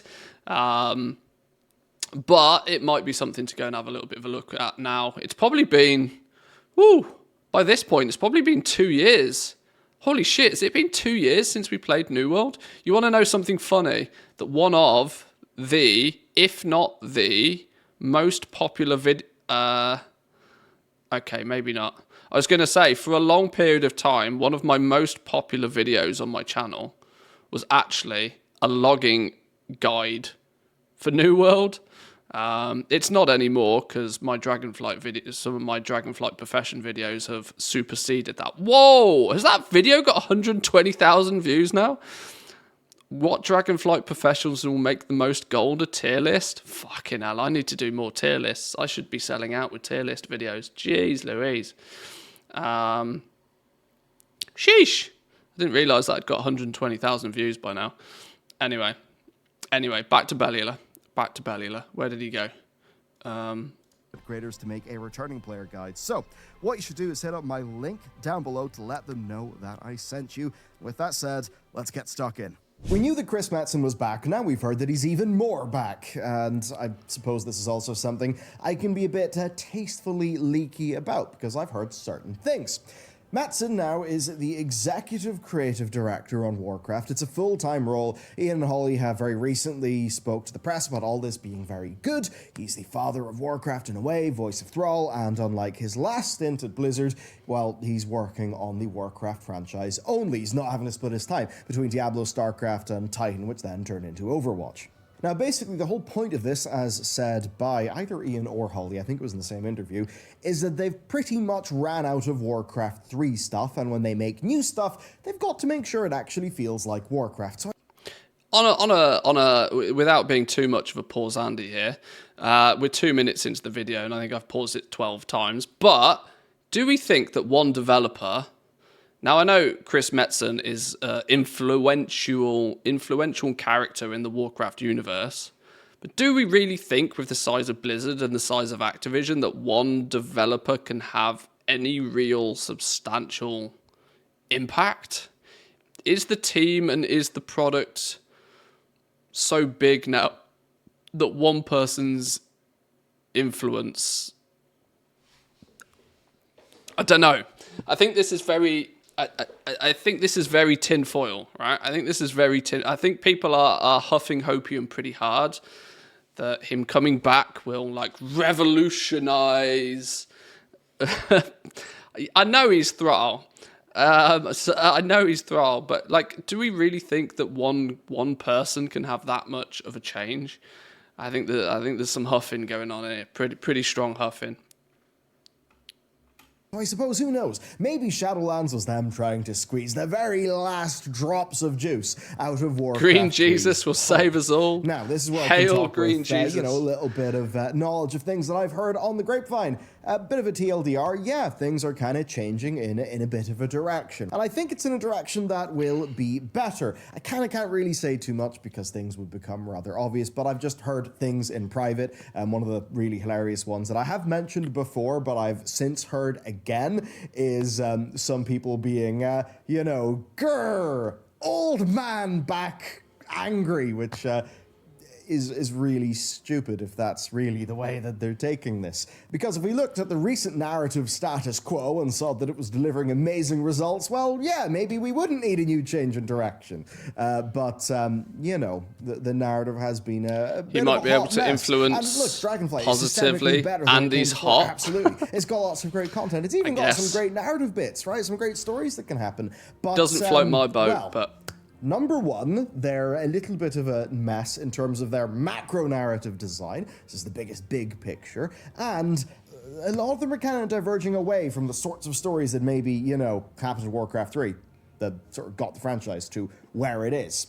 Overall, then, I think it's good news. It's kind of hard BlizzCon having, stage you know, will be tea better that I with can't him on spill, it, but it is what suppose. it is. I don't think those details would serve any form of good. But the core point is there's teeth to the whole Matson situation that there is. One thing that's frustrated me somewhat with Bellula in recent videos I've watched of his, he is frequently not name dropping. What's the right phrase for it? He's frequently saying that he knows things that he then can't say. That is one of the most frustratingly annoying traits somebody can do. Oh, I know something, but I can't tell you. Well, then just shut up. Like, just don't say you know anything then if you can't tell us. Like, to say that you know something but you can't say anything, it actually makes me trust what you do say even less.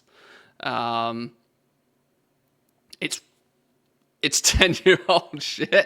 It's just frustrating. It's like I want to just punch something. I could tell you, but I'd have to kill you. Yeah, this message will self-destruct in 3, 2... Oh, it's just annoying. If you have something to say, say it. If you can't say what it is, don't tell us you could... Had to get that off my chest. Sorry. Actually seemingly some real change coming out of that, rather than, I suppose, some people's fear, which was they were saying, all right, Boomer, come back, you'll be useful for marketing. Seems it's actually not that. Next expansion then, right, TLDR, Towley is a streamer for World of Warcraft. He's been streaming WoW for ages, since the days of Justin TV. He knows a whole bunch Real of OG WoW on the devs platform. IRL, and he can certainly be a bit loose-lipped. Now, there's a clip. The clip is deleted, but this is the internet and things do not stay deleted. What he says is, everyone keeps talking about the South Seas expansion. I keep telling y'all are thinking too much above the sea. You guys are thinking too much above the sea. I said it 2 weeks ago. You're thinking water where you should be thinking somewhere else. I mean, that's all I gotta say. Why did that clip get deleted then? Did he fly too close to the sun? It's the sort of thing in games. We tend to operate like as an industry in a thing that's called a friend DA. It's not an NDA, but there's a common understanding that, you'll respect the confidentiality of things that you hear.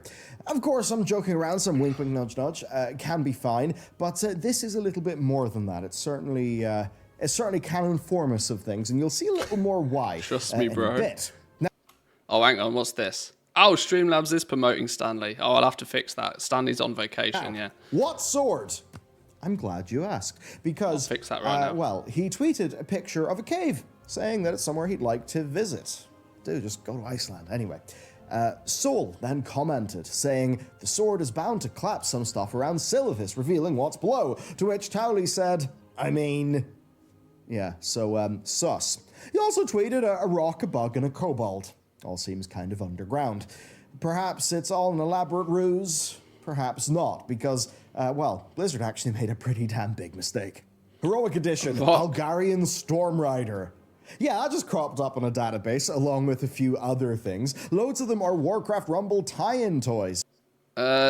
Surely that's the name of a new mount, right?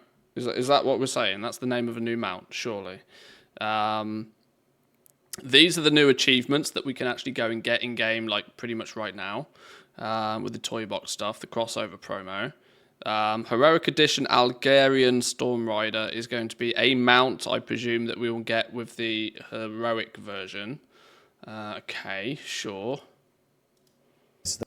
There's the Yazurgle the Dream Merc, which is almost certainly going to be our BlizzCon pet for this year, amongst a bunch of other promotional items. Now, Algarian. Do you remember Kaz Algar that was found in the records that we came upon when we went to Uldaman at the start of this expansion?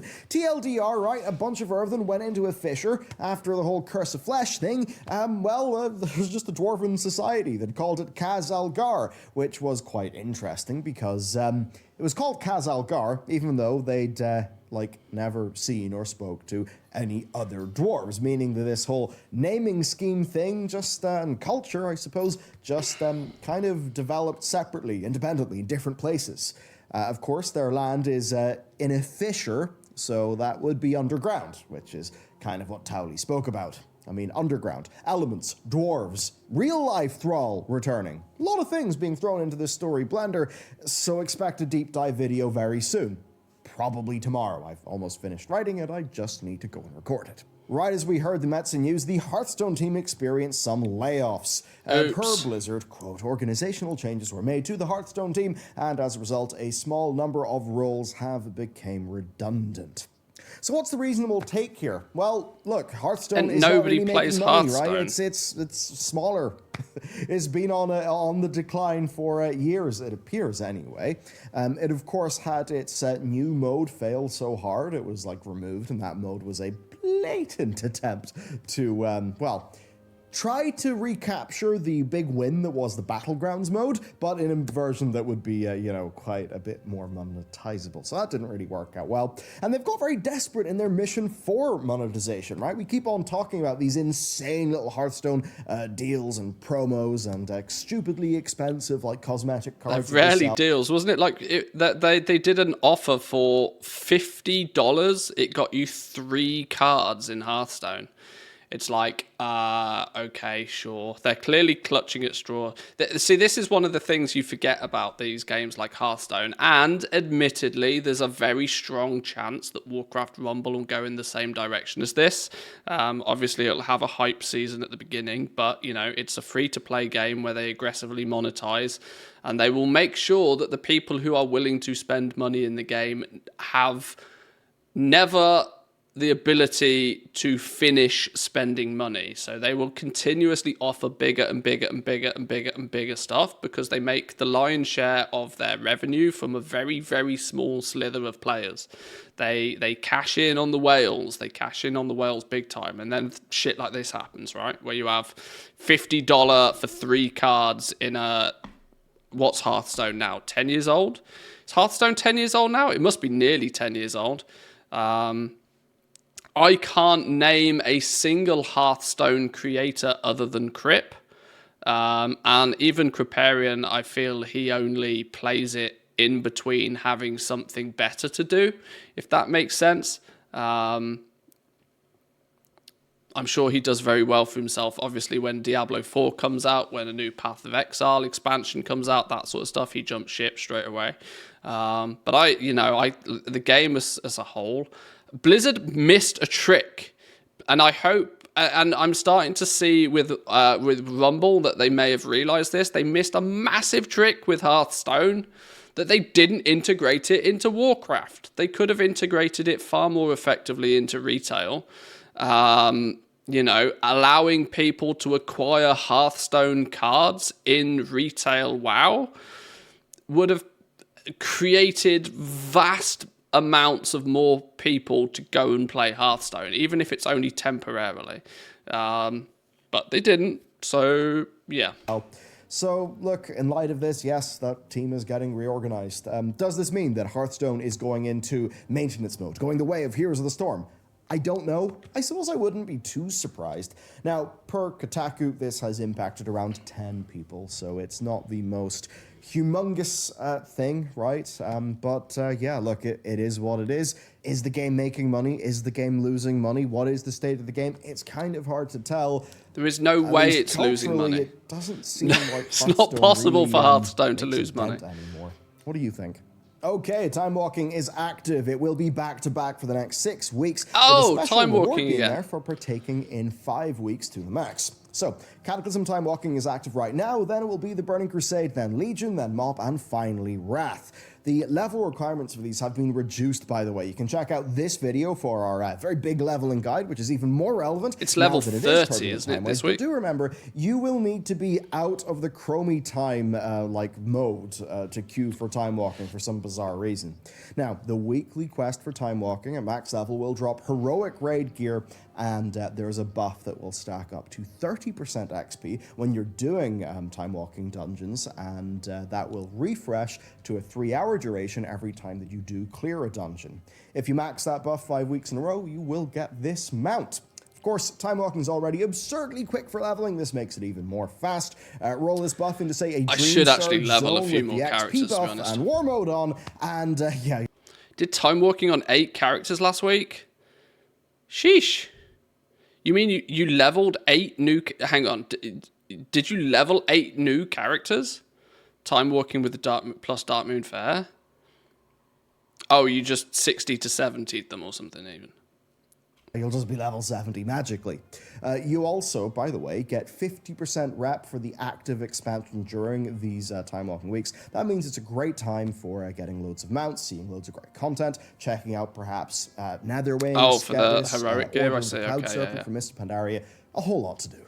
One of Azeroth's best holidays is back. Brewfest is up until October 6th, and defeating Corrin has got a chance of dropping this dragon riding customization. Now, you can also catch... 1's in chat if you've got the dragon riding customization. 2's in chat if you're a scrub and hasn't got it yet. I'm in the 2 club. I'm in the 2 club. Fair few if you've got it. Fair few if you've got it. I know a few people that have had like 100+ attempts on trying to get it though, and still haven't got it, which I feel bad for you, because there's only a couple of days left. Ran it maybe 5 times, got it. Lol. Okay, sure. GG. Congratulations to those who've got it, by the way. 6:15 a.m. and p.m. Pacific time, or 2:15 a.m. and p.m. British Standard Time. And if you do that, you'll get a 10% XP buff that lasts for 2 hours. We've also, this is a pretty cool thing actually, got a major new source of event currencies, and that is bar tab barrels. These are found across 12 taverns in the Dragon Isles, and they get you 10 tokens each. Basically, it's 120 tokens for a quick fly around the Isles, and you can do this once per character. And that actually means that in a few days, your alt army... Actually, this is a really good point. I need to take advantage of this. There's still like 2 more things I need from Brewfest. If I was to just zip about and pick up the barrels on a couple of tunes, I could get it bashed out in like an afternoon. That I might need to do. We might do that tomorrow. It's Wednesday, isn't it? Oh, it's Wednesday. Great, excellent. I've just realised it's Wednesday. Wednesday means I can stream all day and it doesn't matter. Cool, that's good. Hoover up loads of Brewfest rewards. But next, drama. Wake up one day and a great looking item that costs 50 grand is available for only 2 days. That is the Pirates Day situation for many. Now, too many players around 50 grand is absolutely nothing. It's barely any gold. Pocket change, it's scrubs. A lot of gold, or it's gold that they do not have and weren't really warned that they would want to farm, and they don't have the time to farm it on such a short notice because the item's gone so quickly. So, what is it? The Doomer, of course, says that this is a cynical attempt to juice WoW token sales with a brisk FOMO reward. The Go Camp Cynical! Says Woo! that this is just a new feature added to Pirates Day, which has always been a time-limited event in World of Warcraft, and this will be a part of Pirates Day, every Pirates Day, meaning that it's but next year it won't matter, will it? Because this time around. Obviously, though, won't be in Dragon Isles anymore. Dragon riding customization won't be as wanted by people. Anyway, to be honest with you, I think that it's the latter, or at the very least, this is just an oversight and something they didn't really think about, even though to many people the look of, hey, you have 2 days to cough up 50 grand, to a lot of people that did look like quite a bad thing. Obviously, think about that though. You got to remember that 10 to 15,000 gold an hour is about the limit that anybody can possibly achieve. Your gold making potential right now is pretty grim. Even if even let's say you didn't have 50, if you do not have 50,000 gold across your entire account and really wanted that appearance, what would you actually have to have done to achieve it?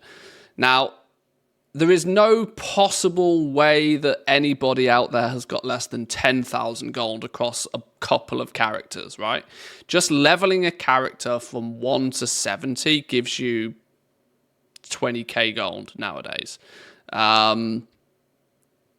So let's assume that people needed to find 30 to 40,000 gold very quickly to get that.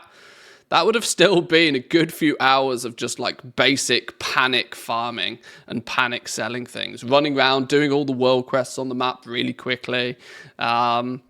50,000 gold is kind of like, it's at that threshold, right, where some people would look at it and they'd be like, right, I could scrabble together 30,000 gold very quickly, but then I need another 20,000 gold. How do I get 20,000 gold? Well, I can clear my mini-map.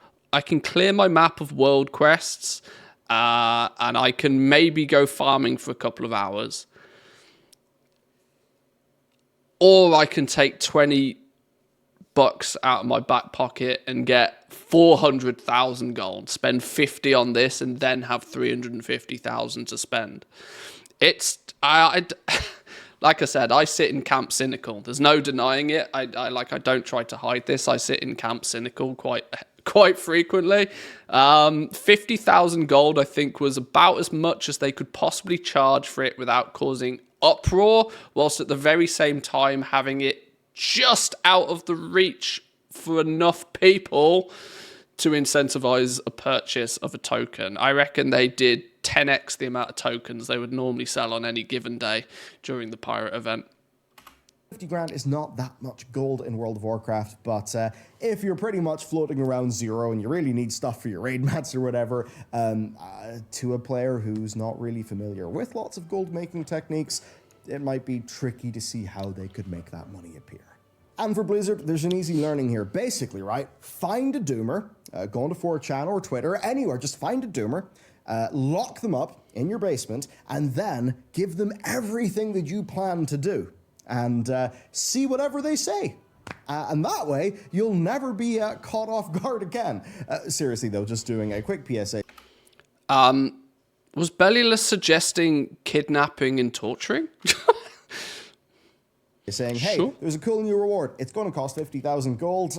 There you go. Doing that even a week before certainly would have removed the doomer take. I've got some lore. I'll do it pretty quick. A spell called the Great Dragons mentions the current aspects and Viramoth receiving the blessing of a Mirdrasil. Of course, Viramoth being a kind of primal aspect is basically confirmed by this, and if Blizzard wanted a nice visual and an Elune tie-in, they would have this happen during the Embrace, which is a celestial event where Azeroth's two moons, the White Lady and the Blue Child, are in conjunction with each other.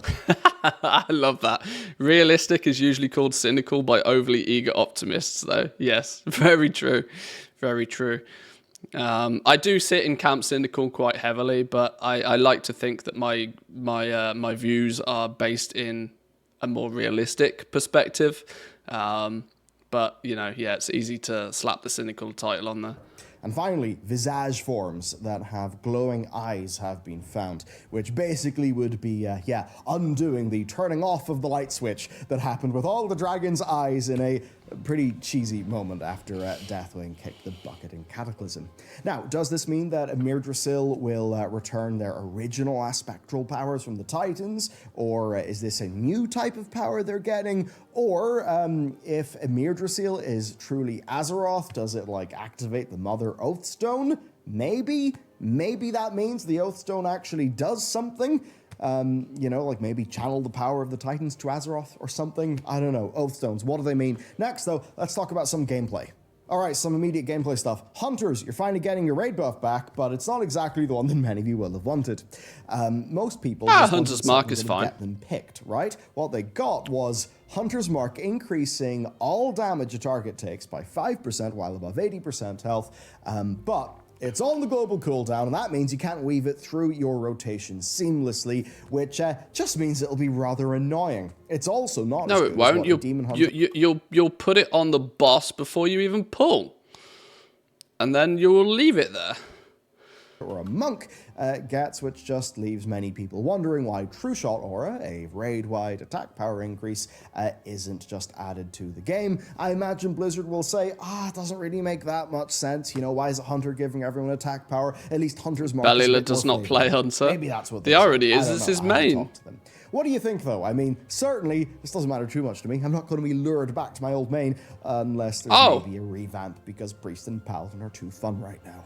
Oh, Season 3, okay. it really does Sure. represent a lot of change. We're kind of going from win to win with gearing this season. He's no because longer a hunter, Not only is the apparently. Revival Catalyst becoming available in week 1 of Season 3, it's now been confirmed that the Season 3 Master achievement will return, as well as the Omni tokens from Farak. And with all of these things combined, it basically means the players will be able to get their 2 and 3 pieces in absolutely no time for tier. And it's an interesting thing. Getting that power is exciting, but as a game system, this is more focused on solving a player's need and addressing fairness in a world. Can we address the crafter and the goblin aspect to this, being that if people are going to get their tier set incredibly simply and quite quickly, that puts yet more of the nail in the coffin for like crafted breastplates, like helms, shoulders, anything that clashes with tier, ignore, because you are unlikely to get any juice from that whatsoever.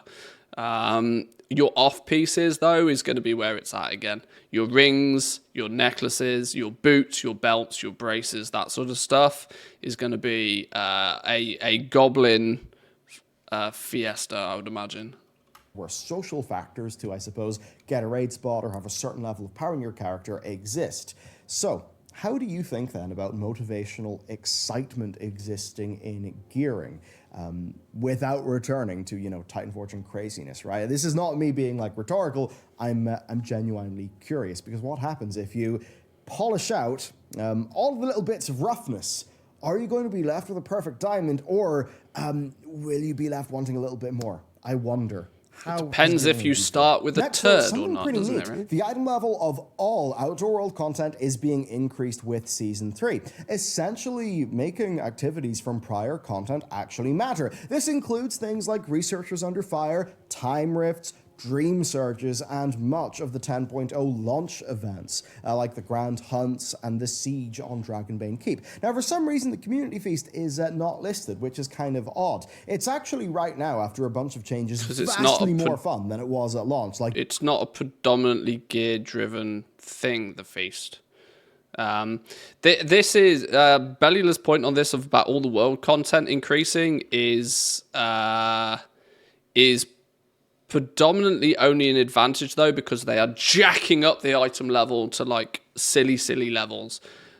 You are even let's if you are mythic geared right now, if you're rolling around in 447 mythic gear, if you're mythic geared right now, that is going to be the equivalent of LFR gear next patch. And so this will mean that your Dragonbane Keep, your world quests, your hunts, assaults, anything that can give you gear in the Outer World content will be relevant again for a very short period of time.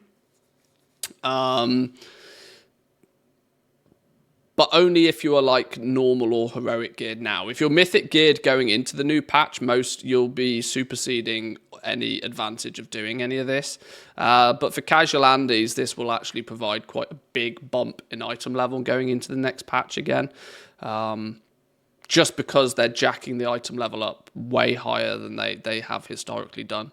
Siege on Dragonbane Keep. Now, for some reason, the Community Feast is not listed, which is kind of odd. It's actually right now, after a bunch of changes, vastly more fun than it was at launch. Like, you actually get tasks consistently, you feel like you're actually helping, it's way better. So basically, it's all just going to be more relevant via dropping better gear. This should significantly reduce one of the feelings that you do get in Season 2, where you kind of log in, you're like, right, I've done the 2 or 3 weekly things in the world, it's pleb gear from here on out, I no longer care. Oh dear, why am I on my character? And then somebody logs off. I assume that's what they're trying to solve there.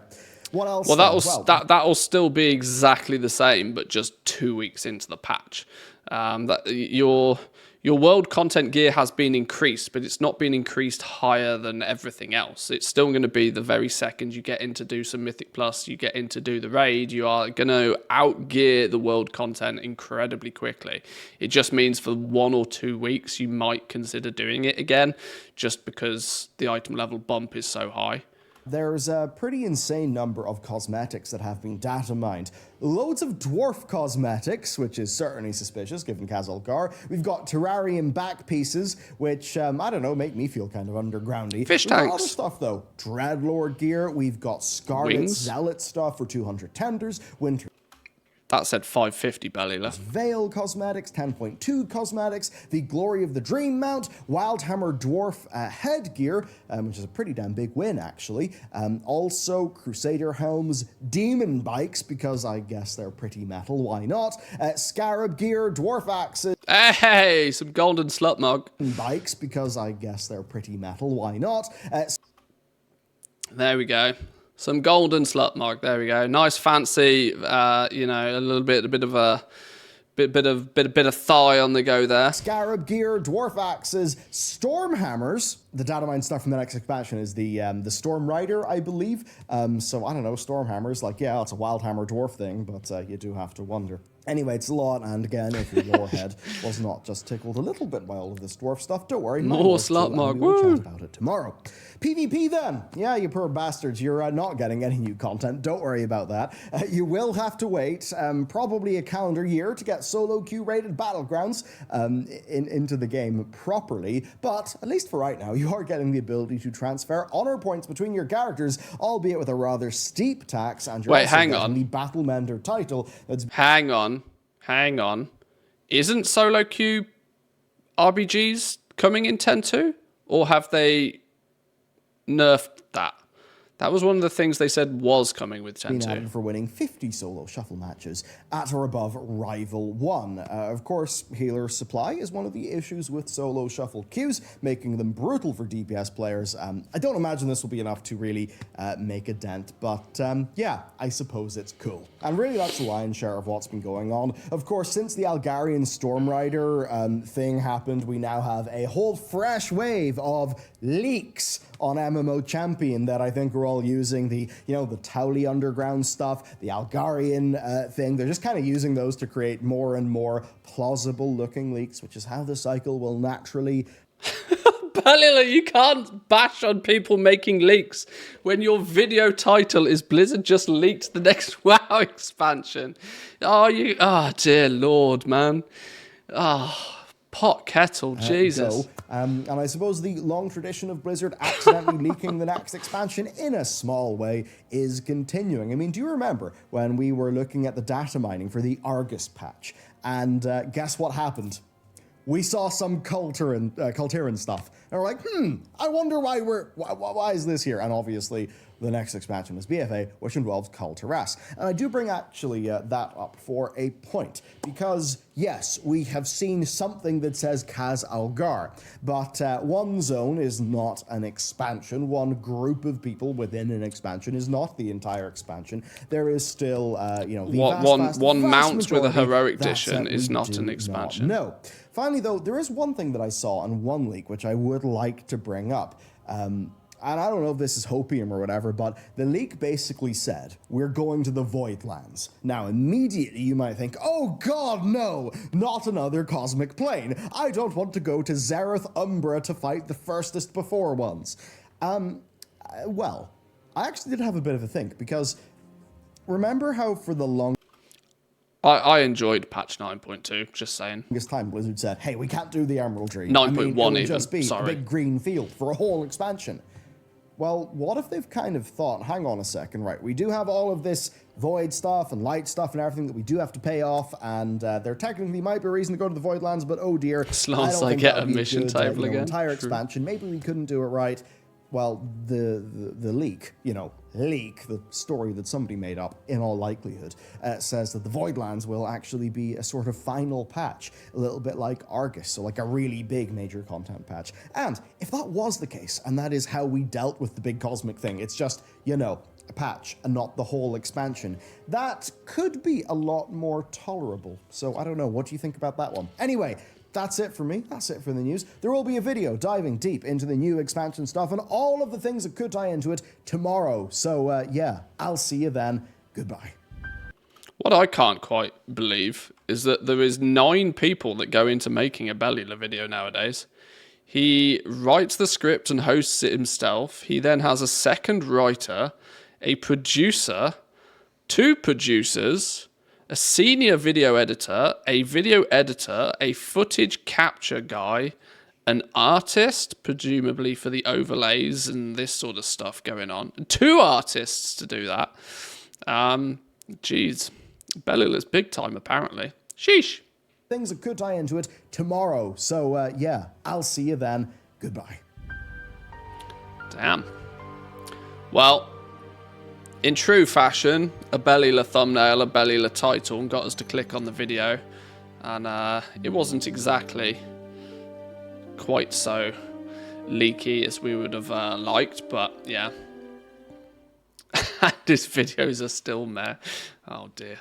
Poor guy. It's fine. Right, I swear that is React Andy mode over for the day. We're 2 hours into the stream and I've not even logged in. Oh dear, that's got to be a record for me, surely. Where's Battle.net? 2 hours into the stream and I've not even logged in. Oh look, splash screen for Rumble. Well, that's going to get a few people to pre-register. Right, in we go. Let's check auctions nice and quick first thing this morning. First thing this afternoon.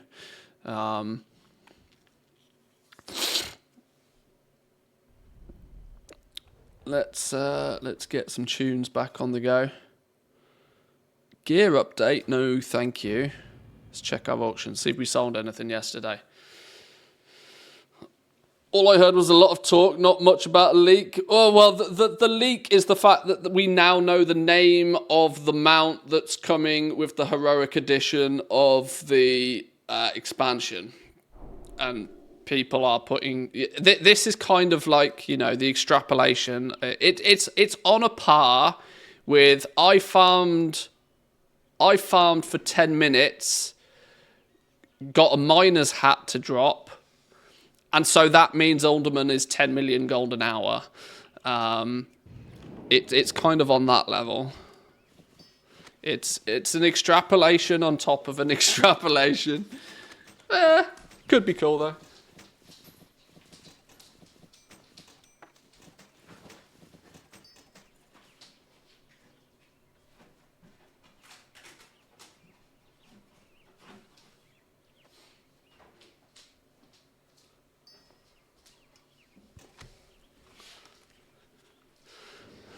Took him 12 minutes to say mount.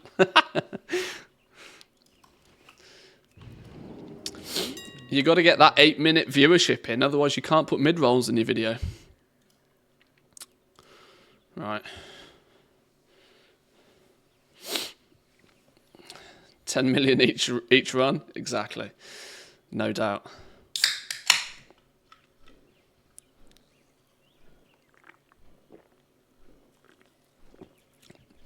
Right, let's get some stuff posted. And then we'll have a little bit of a run round. We'll pick up some minis in game. Somebody was saying that the minis are a bit bugged, being that you should collect all the foils, the 14 foils for the minis before upgrading them because something goes wrong. So maybe we'll be careful with that one. Pay close attention to what's going on there. We're as clueless about what's coming next as we were 12 minutes ago. We watched a 20-minute video and learned nothing. Nah, it's all good. It's all good.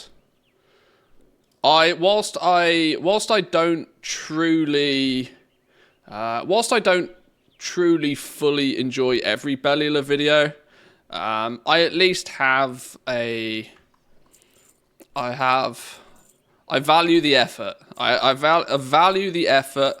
You can't discredit the effort that is made, even if the outcome personally is not fantastic. Respect the hustle, respect the grind.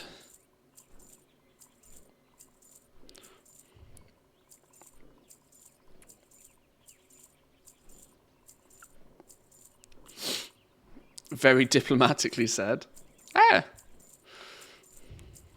Manthius for President 2024.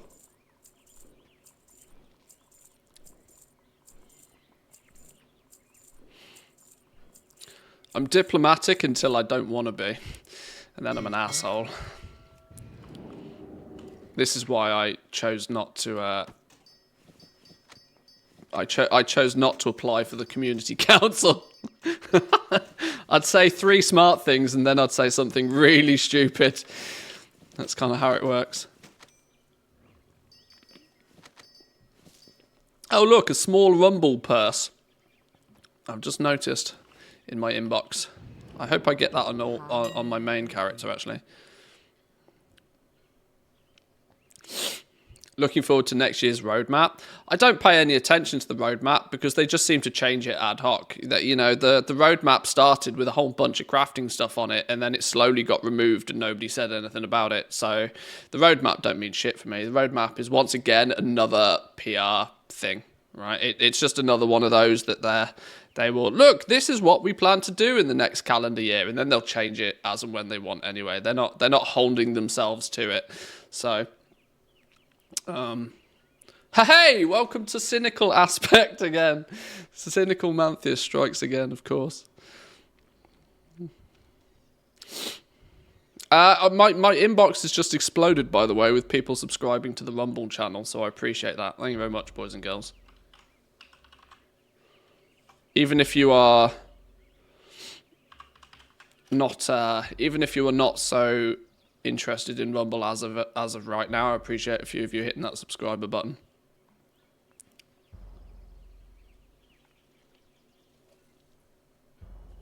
Roadmap is not set in stone. Unfortunately, as a product manager, I experience daily people that do not understand that. Yeah, but when you know, this is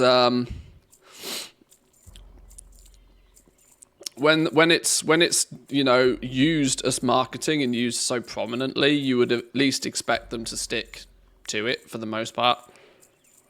That said, though, everybody is pretty much of the assumption that there is not going to be a 10.3 at this point.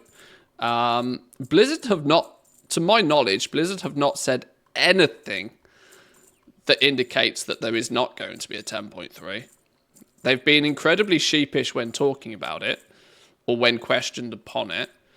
But everybody's just got it in their head there's not going to be a 10.3. Blizzard has said shit, though. Like, they've been very quiet on that topic. The reality is the general consensus is usually the correct one. But even still, we'll see what happens at BlizzCon.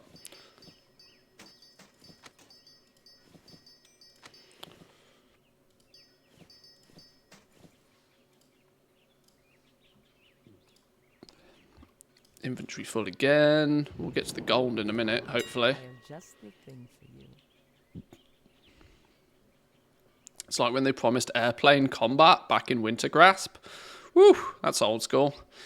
True, though. True. At least one content creator reckons they'll be announcing it at BlizzCon. Yeah, I tend to suspect that we will have an expansion announcement and probably some sort of clarification, if nothing else.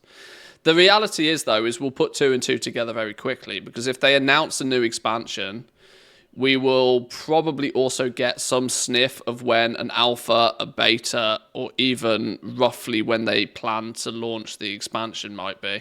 If they put their league, well, I suppose they're quite clever with this. They're legally obliged to, if they put a pre-order for the new expansion, to say when the expansion will be launched. Not strictly a date, but they are beholden to a year. So I know that doesn't help us too much, because if they do a pre-order for the new expansion, it will say that it will be released on or before December 31st, 2024. But if they are more, that's their legal obligation. If they obviously bring that date forward, let's say they say that the expansion will be launched on or before October or November of next year, we might be able to get a bit more of an idea of exactly, you know, okay, well, if they are absolutely definitely going to launch it before this, then that will tell us a little bit about whether we'll get a 10.3 or not.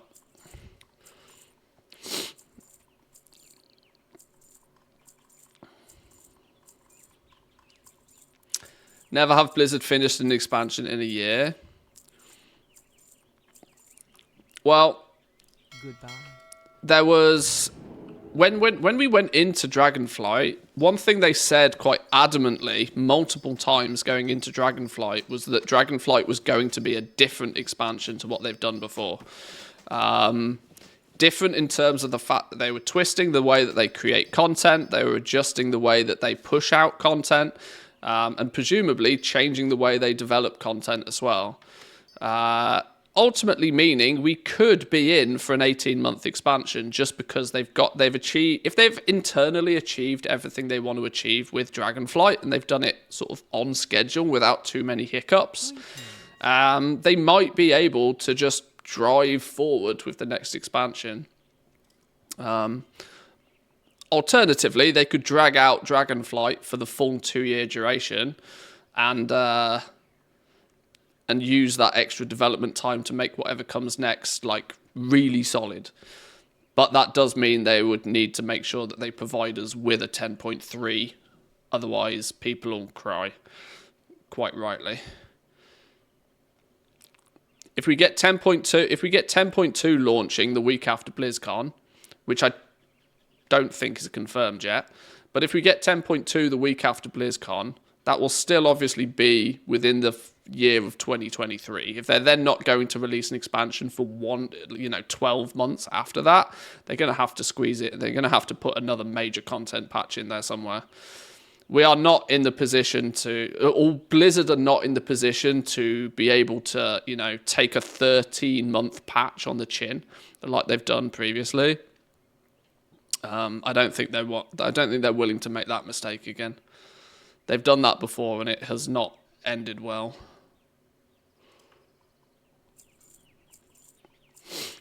Ruby Sanctum, anyone? I mean, that's the other option, right? They just put in like a mini 1 or 2 boss raid just to tie people over.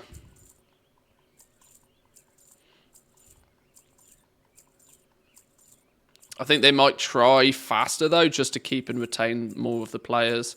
Yeah, this is it. They might be trying to keep the pace up, just so retention is better. Oh my god, we've hit the post limit. We're going slow all of a sudden.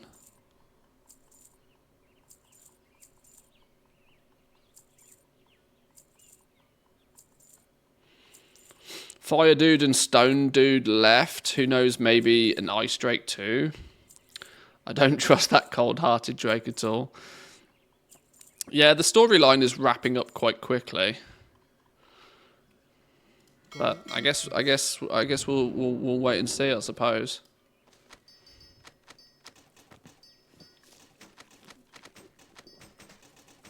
This is not looking very good so far, is it? I'm hoping we sold something at least yesterday. We're now in the last 100 mail. We should have some... Okay. That's still not great. Less than 20k in sales yesterday. Ouch.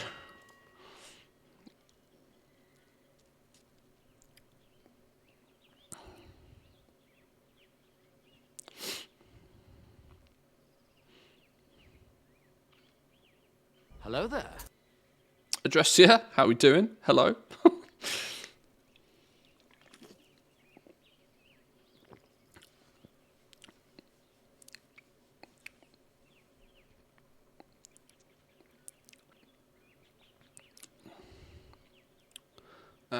It's going slow now, isn't it? We've posted too much too fast. Playing around with these points, got so many. Yeah, I'm historically really bad at giving people good uses for the channel points, unfortunately. At some point, eventually, I'll figure out a solid use for them. But for now, most people just stack them up.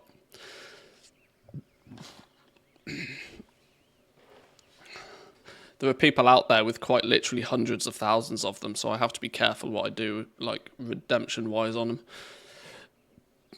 Because unfortunately, I have no control over them. We all know a solid use, but we can't redeem it at the moment. Yeah, there is one.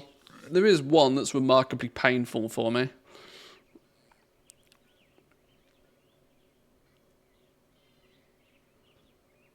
put a go right and a go left option so we can help you find stuff. Yeah, but you all saw how bad my navigational skills were with that flipping, you know, that doing the secrets with the birdie pointing in different ways. I swear my brain is in 2D sometimes. I'm pretty convinced my brain is in 2D.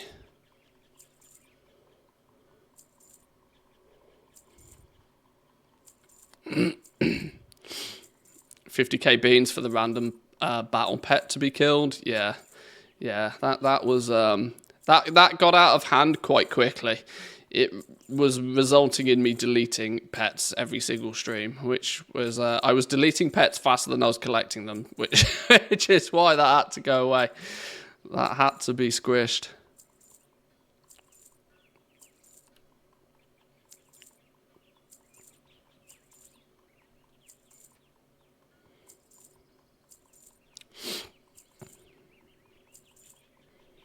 Come on, auction house, faster now.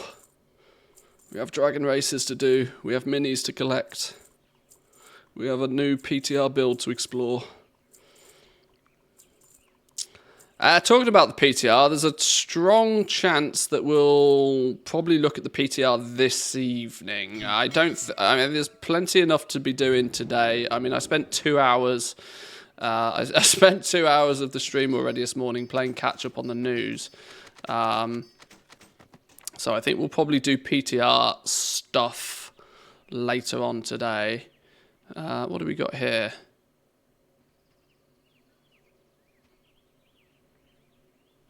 Okay, let's just open everything then.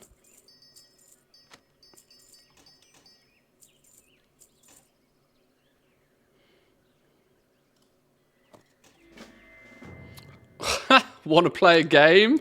That's a bit sinister. I mean, I'm going to assume that's not a Saw reference, but either way, that's a little bit... Want to play a game? My name is Mizzen, and I hear you're pretty good at finding stuff. See, I've been playing this new game called WARCRAFT Rumble, but I'm fresh out of coins. How about we meet up and I'll tell you where to find some? Speak with Mizzen in Ogrimar's Valley of Strength. Now, you see, what they really should have done, dare I say, they really should have done this once the game actually goes live for everybody. And it should have been that if you collect everything that it gave you, like 500 coins in WARCRAFT Rumble. That would have been a nice crossover in both directions, because I'd have done that. For sure I'd have done that.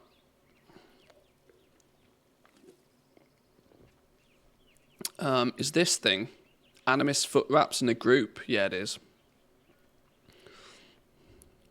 Undercutting competition, 2,500 gold. Wow, we'll take it.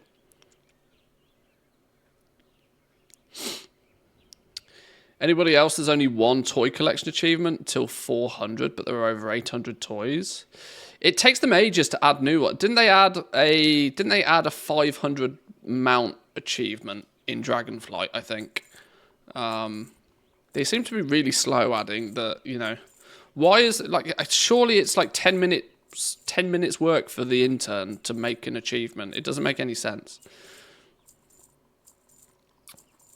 But yeah, it is a touch odd. Go in peace.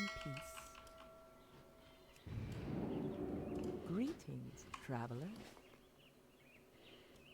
Right, all of these are in here semi-deliberately. Eventually, once we have no use for any of these, we'll do the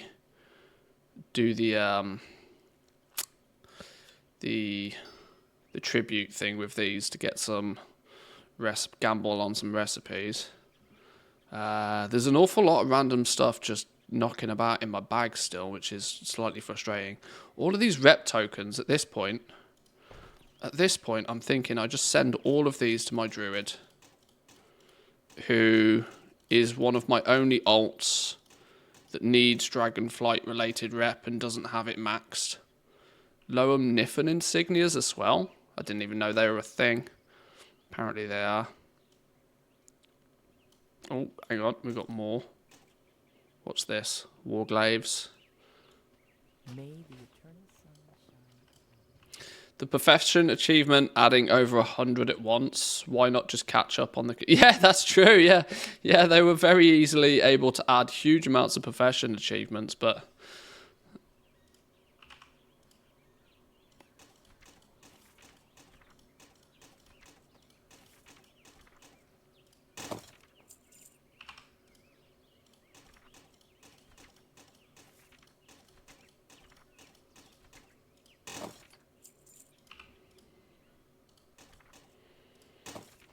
Right, there we go.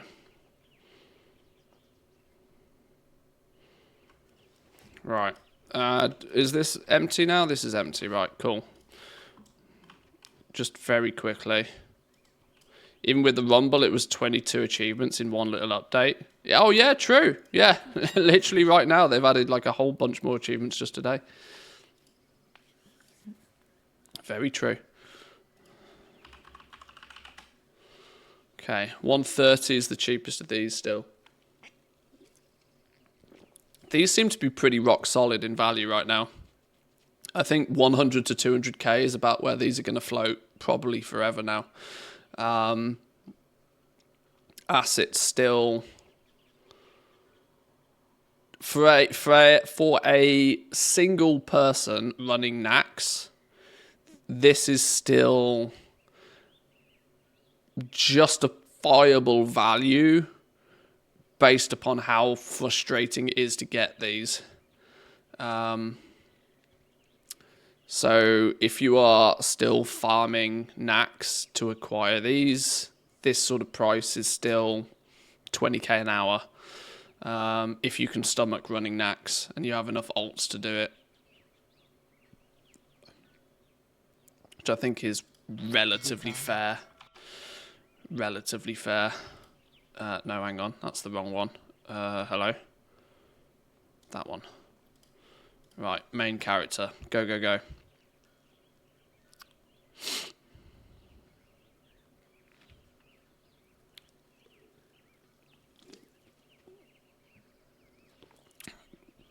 Right.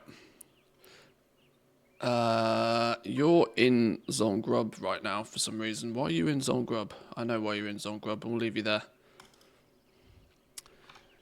Yeah, they're tier 3 stuff. The lament. This is if you want to complete your tier 3 set.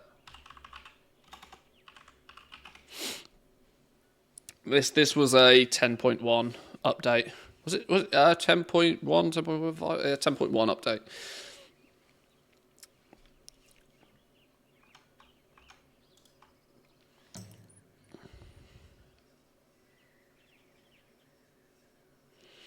It's still interesting how it's one of, I wouldn't necessarily say it's reliable gold per hour, but, you know, if you are consistent with it, it will give you a big chunk of gold in one go.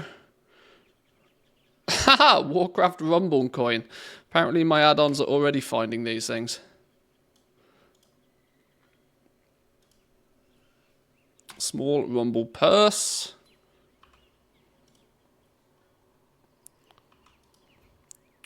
Speak with the dude in Valdrakken. Are you in here? Where are you?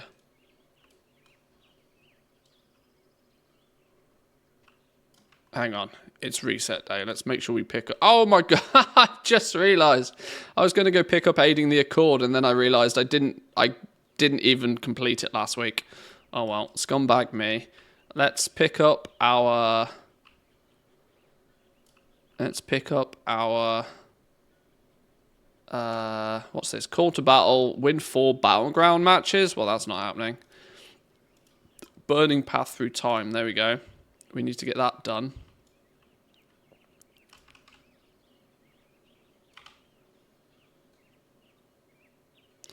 Where is, want to play a game?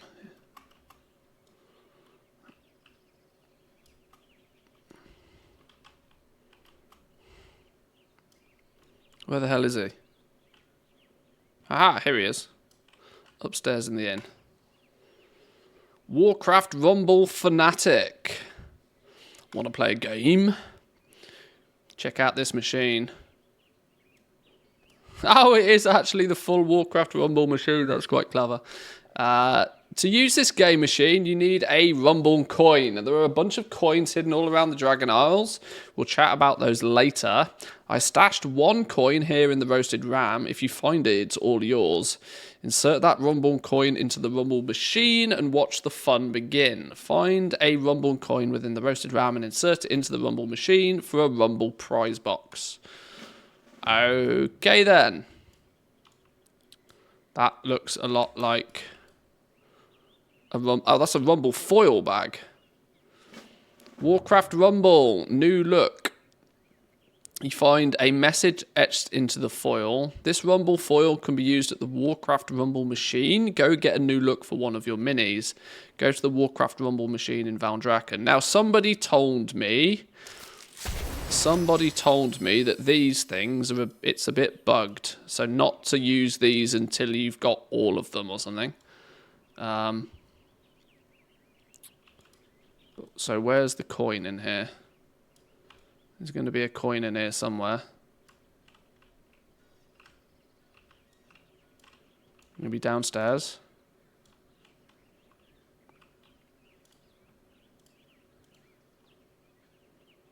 Probably where there's a bunch of... there. Well, there's one. There's a Rumble coin bag, look. Rumble coin.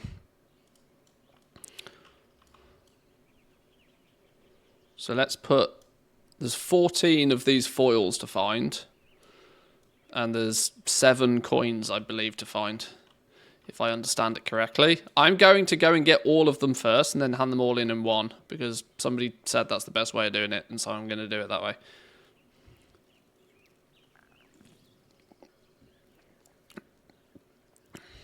I didn't even know there was a second floor in the tavern. Yeah, it's a bit sneaky. It's a bit sneaky. It's hidden around here. The boxes can bug and you have to fully exit the game and go back in to be able to open them. Oh, is that what it is? Okay. Well, either way, I think I would probably prefer to collect all of them first. Now, there is 2 options for you here. I'm going to go with... There's 2 options. Where is it? Let me see if I can find it quickly. The secret finding, fellas. I will link you to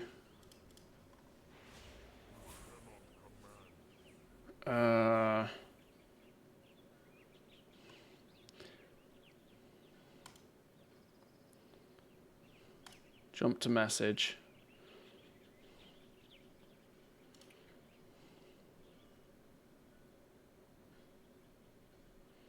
Can I not link to message on Discord? Copy message link.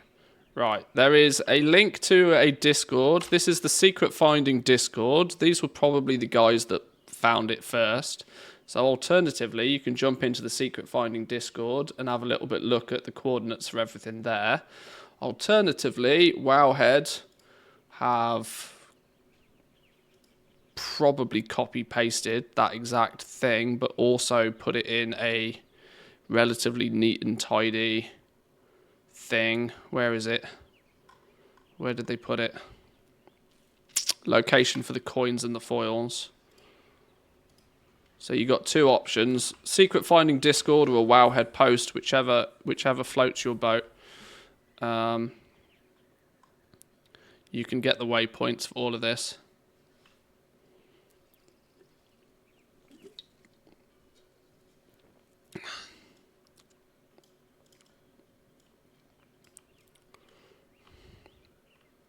Heck, if my game bugs, my game bugs.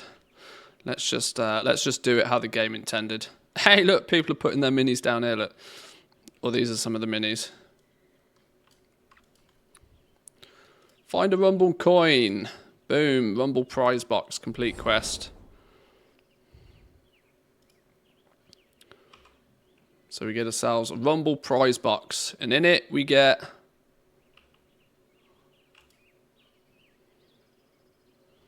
What did we get? Get off it, Stinky. We got the ghoul. Undead ghoul is our first one. Nice. Okay. Add this toy to your toy box. Throw down your Warcraft Rumble Mini Undead Ghoul. 1 minute cooldown. 1. And I presume then we can also... Available quest, insert a coin. Okay, we can't pick that up yet. New look. Warcraft Rumble machine has a hatch perfect size to insert a miniature toy and a Rumble foil.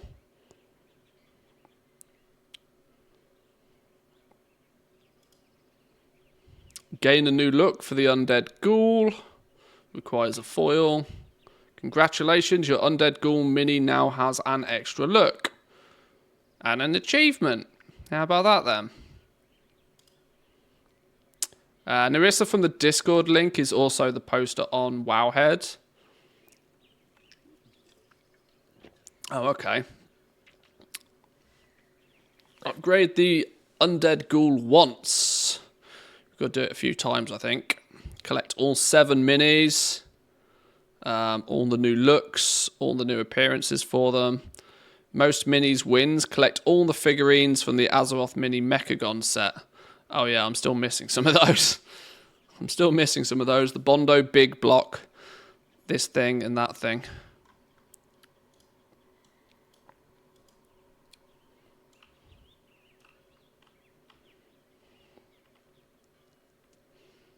So, we need to go hunting now.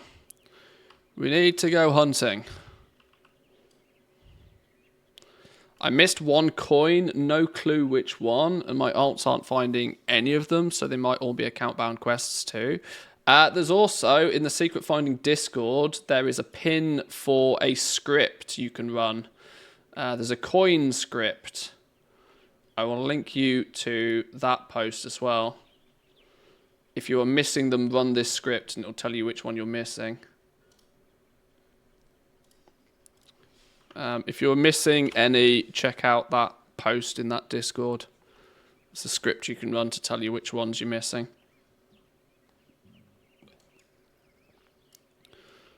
Right. Waypoints. Let's... Well, Stormwind ones are going to be troublesome to get to as I'm currently on a Horde character. So let's jump on an Alliance character real quick and go to Stormwind.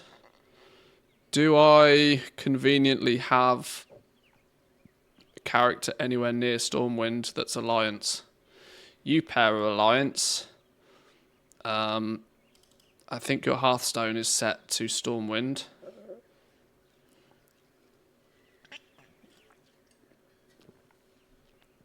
We can grab the coin and the 2 foils from Stormwind and then send them over.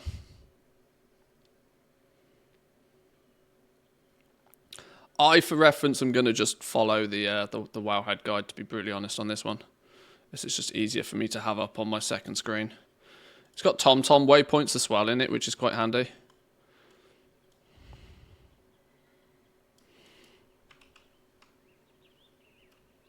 Right, so there is one over this way. One down by the lake here somewhere.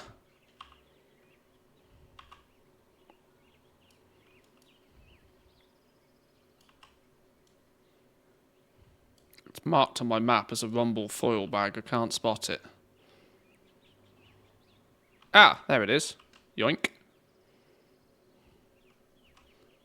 Let's put that there. There is then 2 by the harbour. There's a new quest from that Goblin Girl today, the same as I did yesterday. I've stashed a coin in the tavern. Go find it. The problem is there's no new coin in the tavern. Oh. Well, I don't know how you fix that.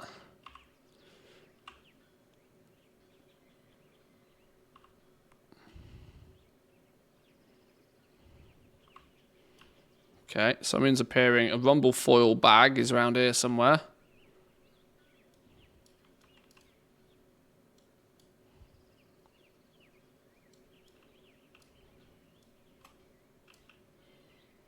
There it is. Pretty small and easy to miss, to be honest, these. So we've got 2 of those. There's another one over here somewhere. They show up on your mini-map, so if you're just flying around roughly the right sort of area, you will you'll stumble across them.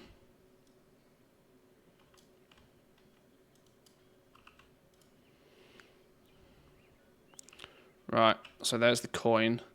These are all account bound, so I can send these over to my main.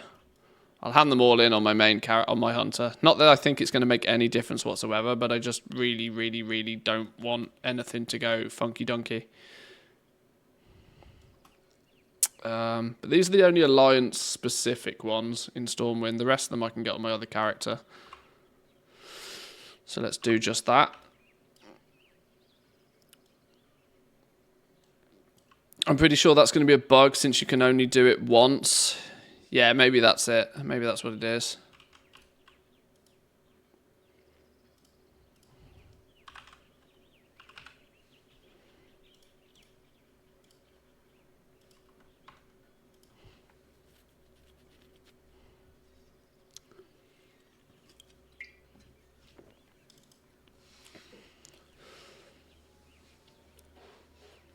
So Stormwind is done.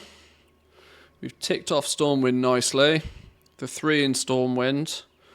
We'll do Orgrimmar next. There's 3 in Orgrimmar by the looks of things. 1 which I believe is actually technically Durotar rather than actually Orgrimmar, but sure.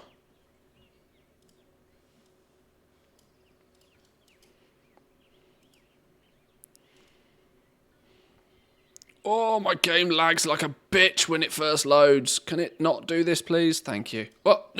Thinking about it. Oh, it's can I mug it updating appearance database, apparently. Causing it to do crazies. Oh, plus Zygor. Okay, it's all the add-ons updating. That's what's going on. Coins, foils, and toys. Right, let's go do Orgrimmar. Systematic. That's the name of the game today. Systematic. Closely related to Brothermatic. Right, Orgrimmar.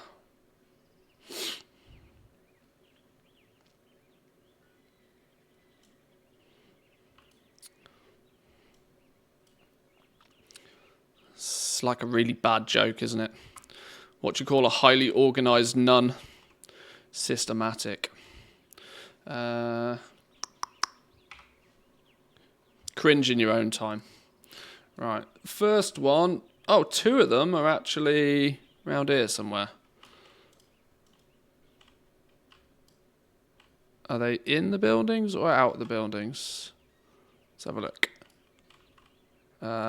One's in and around here. There's one. Yoink. Coin bag. Another one. Where's this then? Cheeky cheeky. Foil bag.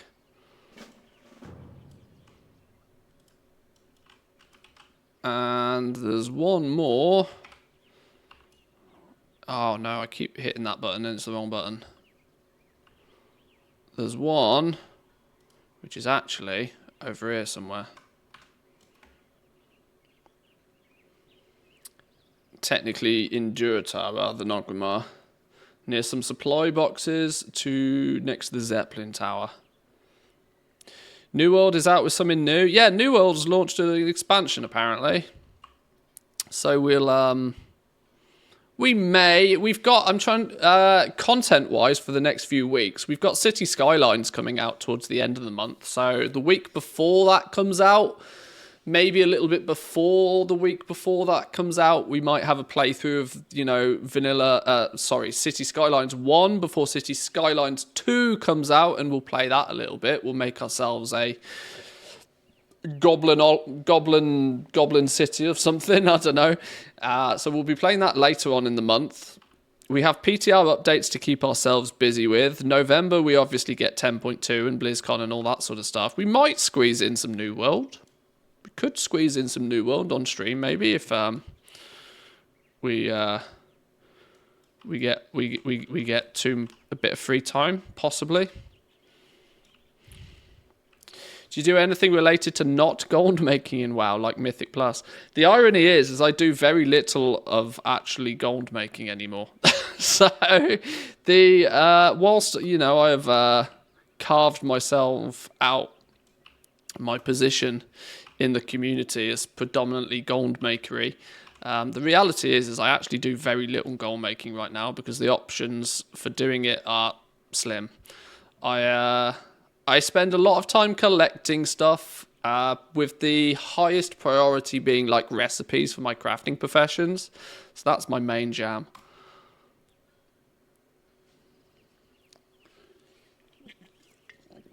But Mythic Plus can jog on. I really don't enjoy Mythic Plus. And the raid, you know, unfortunately,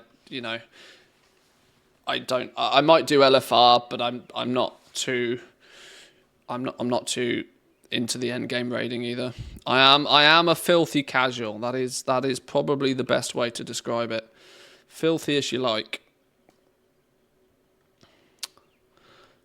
We got the coin and the foil from Valdrakken. That's all good. So let's head over to the Waking Shores. Let's go have a little bit of a look over there. The Waking Shores has 3 for us. One near the Ruby Dragon Shrine, or whatever it's called. One far north. And one... Oh, a coin and a foil. So it has 4. 4 in Waking Shores. There's a coin and a foil. And there's 2 up there. That might have caught some people out. Oh, although they are right next to each other by the look of this screenshot. Right, let's head over there then. Collect stuff and rants about the game. Yeah, filthy casual. Disgusting.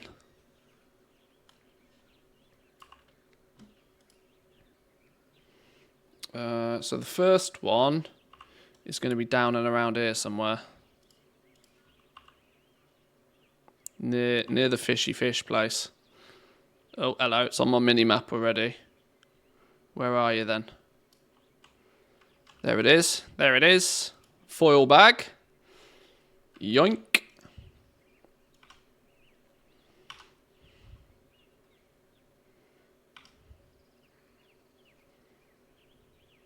Let's head to the north one. We'll kind of do this in a bit of a circle if we can. A bit of a loop. Glad to get the Deathwing look for my Drake from the raid. Yeah, there are some things like that that would incentivize me to go and maybe do the raid occasionally, but I fell out of love with the gear grind many years ago, which very quickly neutralized my desire to do any form of raiding, unfortunately. Because soon as you stop caring about gear, the only thing that keeps you raiding is if you are... The enjoyment factor of it, if you are doing it with a bunch of mates that you've just always done it with, right? It's just force of habit more than anything else at that point, it feels. And I didn't have those ties to raiding in the first place, so... It was easy for me to not raid anymore. Okay, yeah, these are right next door to each other, so this is easy. 1 and 2. And the next one looks to be about here.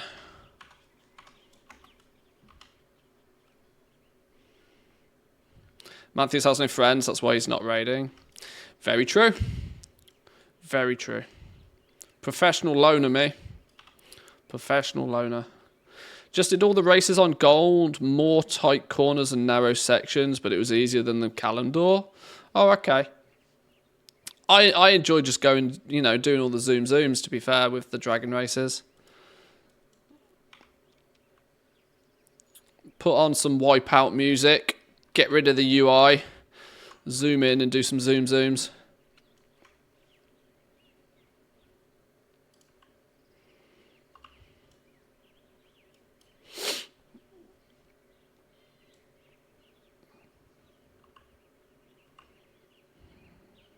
Alright, where's this one? Right round here somewhere. That's lava. There it is. Okay, Waking Shores. We're up to 3 coins and 7 foils. Right, Anaran Plains then. By the looks of things, only 2 in the Anaran Plains. We go get the far end one. And then we'll go get this one. Oh, a coin and foil and a foil. Oh, so I lie. There is 3 over here. Just 2 at the same spot. So let's take... where's me... Hang on. Where's me map gone? Down here.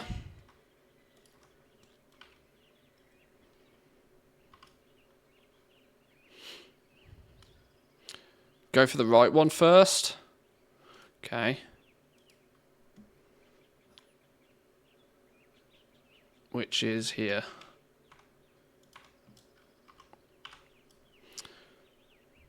The Azure one's on the left side. Oh, okay, right. Yeah, okay, that makes sense. Yeah, I should have probably looked a little bit ahead. Makes sense.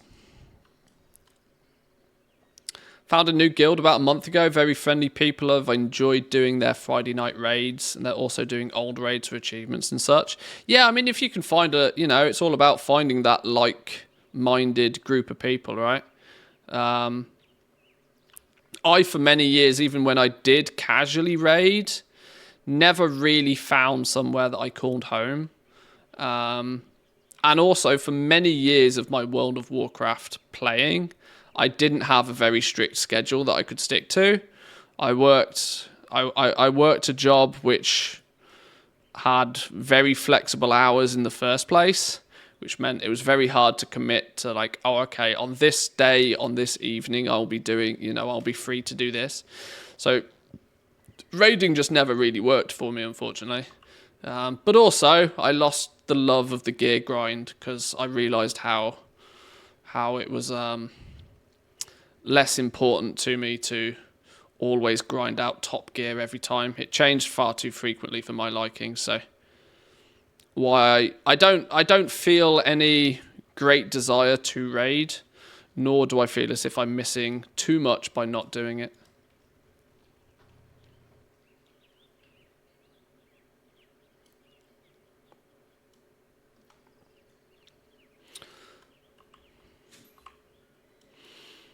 I mean, the only thing I've thought about doing is, you know, half pugging the raids with viewers on stream. But I also don't really think there's that many people who watch the stream that are that heavily into raiding. There's probably enough for me to, like, get carried from time to time if I really wanted it. But, like I said, the appeal of just getting better gear doesn't really do it for me. It's not my thing, unfortunately. Or I say unfortunately, it's no skin off my back, really. Right, there's one round here somewhere. Oh, there it is.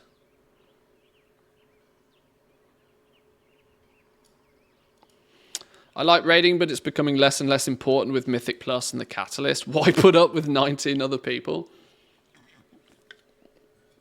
It's interesting you state it that, you know, because of Mythic Plus and because of, like, the Catalyst and the Vault and stuff, you don't need to.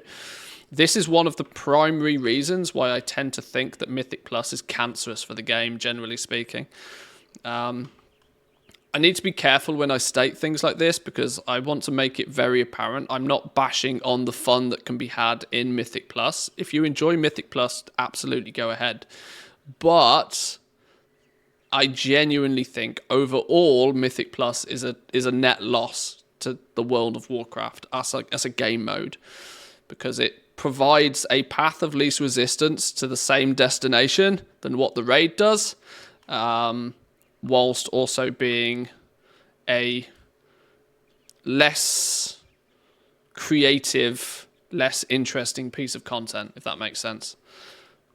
Repeatedly running the same dungeon on ever-increasing difficulty with the benefit of only needing like 4 people instead of like 19, like you said, whilst also giving theoretically the same rewards. It's kind of a bit like, oh, right, well, why would you ever do raiding when this is an option for you? And so I feel a lot of people choose to do Mythic Plus instead of making that extra jump into a raiding guild. Not to mention, as a game mode, it is significantly more toxic than raiding, I think, ever was. Even in dumb level scrub guilds. I mean, I know Preach has made a career for himself on, you know, his story times and his horror stories of like raiding guilds and stuff, but Mythic Plus is 10 times worse than all of that. It's far easier to be a much bigger of a dick in front of 4 other people than it is in front of 19 to 40, you know. Sure, you'll get ninja loot issues wherever you go, but... Where is this one? Is this in the tower? It must be in the tower, right? Oh, it's up and round here somewhere. Up. Round here, it looks like. There we go. I don't think Mythic Plus should be removed from the game, but I do think they need to... I think Blizzard needs to stand up for themselves, if that makes sense. Why is it still showing on the map? Oh, because there's 2 here. Oh, I nearly missed that. Coin and the foil. Nearly missed that one. That would have been an easy mistake to make. Yeah, I think Blizzard just needs to stand their ground on this and just say Mythic Plus is a step down from the raid. If you are hardcore gear grinding, if you are hardcore gear Andy, then if you want the best gear in the game, it comes from the raid, full stop. I think that's the approach that they should take. They should have people...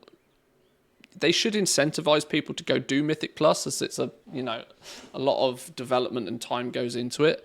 They should incentivize people to do it. But the reality, in my mind, is that the best gear in the game should come from killing the hardest boss in the most organized way possible, which is top tier Mythic raiding.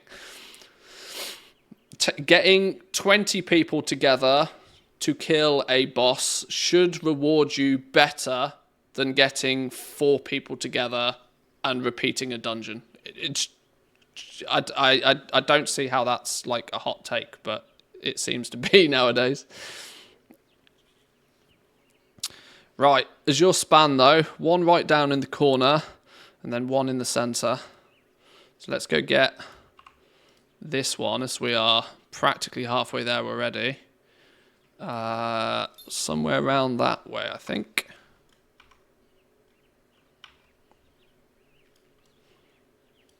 I've raided pretty since forever, never experienced the Preach horror stories. Well, yeah, exactly. They're heavily embellished and heavily exaggerated for the purpose of entertainment. And most people might not ever come across anything like that. If you find a home and it's a like-minded bunch of people and you have fun with them and you go and do raiding, it's probably, it's probably all gravy.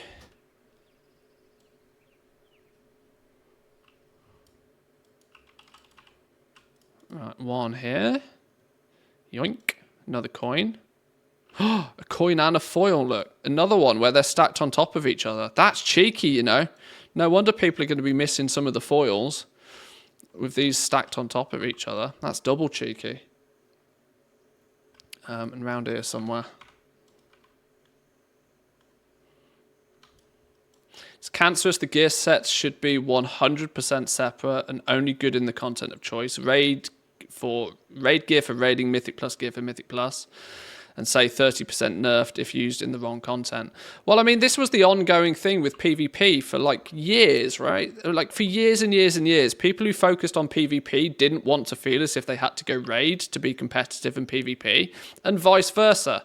People who were very, very focused on the raid didn't want to have to grind out PvP to get a big dick weapon like before they had access to it in the raid. And so, over many, many years, they figured out a solution to that. Now we just have the same problem, but between Mythic Plus and raiding. Being that one party feels obliged to do the other, I know they both fall under the umbrella of PvE content.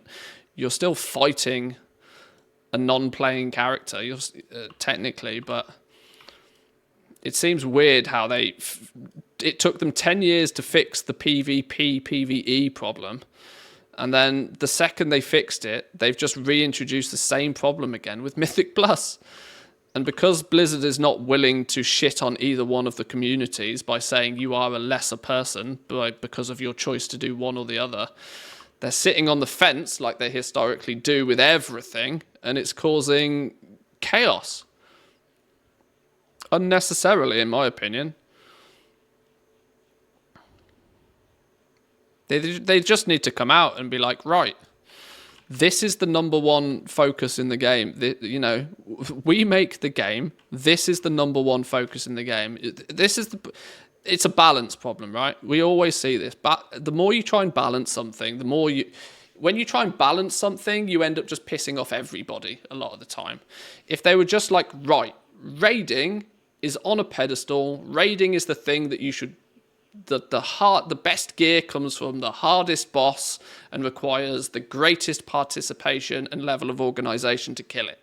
Boom, that's top tier. You can get up pretty far with 4 of your mates through Mythic Plus, but once you've capitalized on everything that Mythic Plus has to offer, sure, if you want to just push keys and see how far you can go, you should be able to do that, but the rewards for doing that shouldn't be equivalent gear to what you would get by getting 19 people together in a super organized fashion and killing the most difficult boss in the game. That's where I think the problem lies. Not with the game mode itself, but the fact they allow people to gear up to within a tenth of the best gear in the game by doing it with substantially less effort, which is where I think it is most problematic. But how the hell did you guys get me ranting and raving about Mythic Plus again? You seem to be able to do this very quickly. Right, there's 3 in Thaldraszus, 2 locations on the map here, south of Tyrhold, and then there's a coin and a foil in this little building here. So just south of Tyrhold, probably on this bridgey bit. We'll go there then. I am innocent. It's all good. It's all good. We're playing Flying Simulator at the moment anyway, so I'll just wait 2 expansions and then solo the raids. Yeah. I mean, I have, relatively strong opinions about LFR as well, in terms of I think LFR should be nothing more than the tourist mode for the guild, for the raid, sorry. You should be able to run LFR. It should be borderline soloable at any given point. They should just make the other 19... They should simulate mythic raiding. That's what they should use. They should use LFR as a way to allow people to see the raid, because in most cases, vast chunks of the storyline come together in the raid, right? The story is often closed off by the completion of the raid. And so it makes a lot of sense for them to want as many people to see that as they can. They should use LFR as a way to allow people to replicate what mythic raiding is like, but the other 19 players should be AI NPCs. Take the technology that they had from Island Expeditions to just have 19 other players, and it simulates killing the bosses, and it allows people to see the raid, get access to the cutscenes, complete the storyline. It can be a bit of an experience, and it can showcase what raiding is, but it doesn't reward any loot or anything along those lines. It's just a continuation to close up the story. A fancy scenario cutscene, way of seeing the raid. And then, of course, if you go kill the bosses properly with a bunch of real people, then you get the loot and the gear and all of that sort of stuff. That's my take on what I think the LFR should be. Because I also think LFR does pretty much the same as what Mythic Plus does. It gives some very, very mediocre level gear for, in many cases, a terrible experience. Because most people are going into LFR without a flipping clue what they're doing, expecting to be carried by 1 or 2 people that do know what they're doing. And it's just a terrible experience all round. I think they could utilize it far more efficiently if they were to like give it just 2 minutes of thought. Where are we here? I sense it's got to be around here, but it's obviously not. Aha! Cheeky!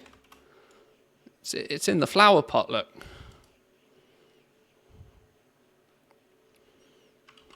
Okay, and then there's 2 in here somewhere.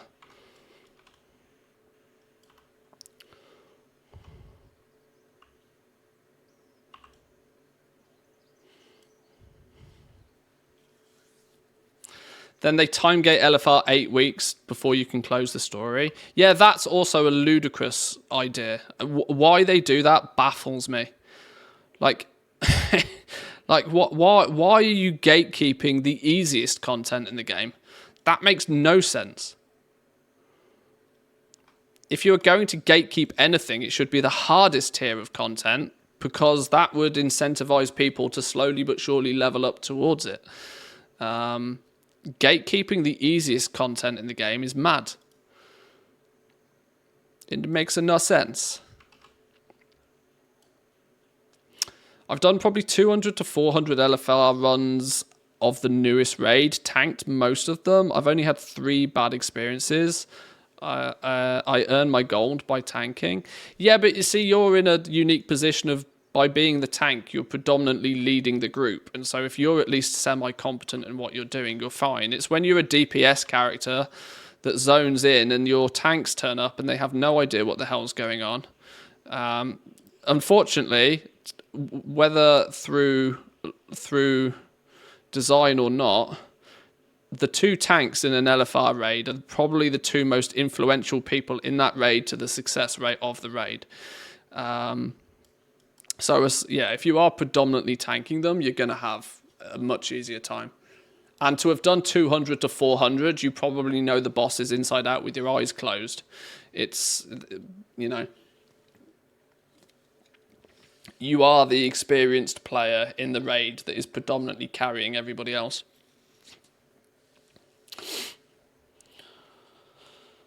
I have a special bar for LFR raid calls. I have raid-led many LFRs in the previous 2 expansions. Yeah, I understand. Like, just macros. Like, we're at this boss, bang, hit this button, tell everybody what's going on with it. Yeah.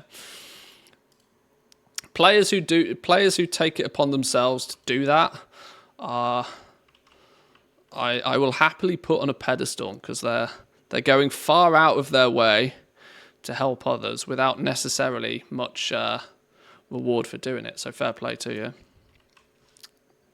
Right, let's grab me all these minis then. Right, insert coin, Rumble coin, prize box. There should be 7 of these, right? Let's get all of the...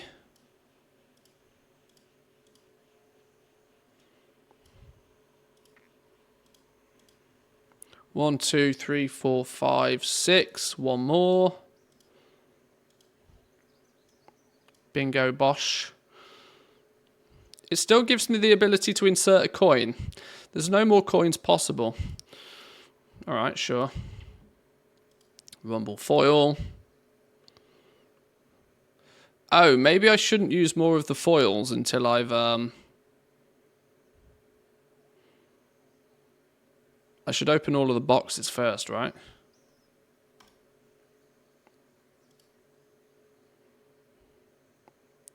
Huntress.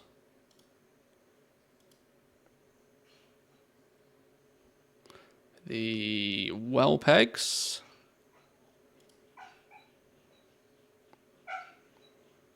Stone hoof Tauren.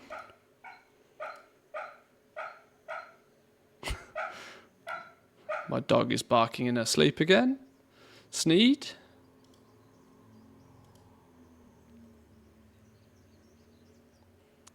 Maeve. And the last one. A Murloc. There we go, look.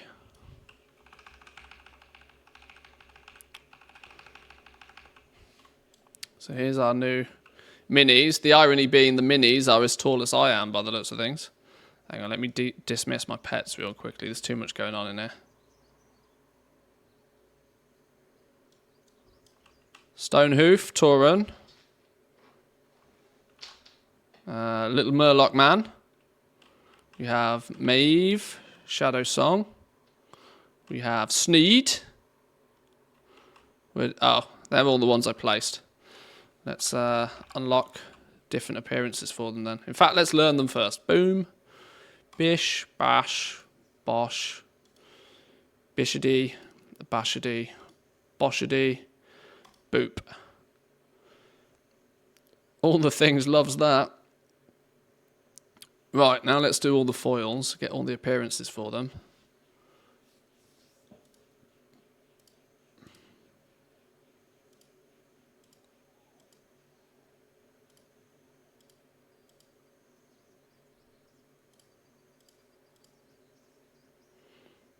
Oh, you're not hearing game sounds? Oh, I entirely didn't realise you didn't have game sounds.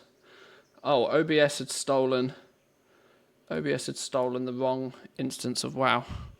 Oops.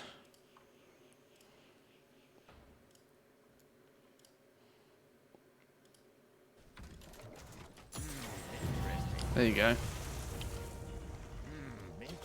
I mean, arguably, I'm quite sure some of you didn't want the game sounds anyway, but Warcraft Rumble Minis, new looks. All of the new looks. Now all of the even newer looks.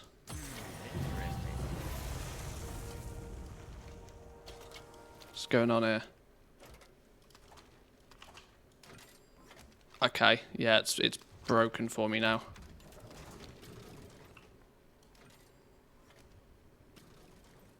Can't say no to ATT sounds. Yeah, it's tasty. Will a reload do it, or am I gonna have to log out, log in again?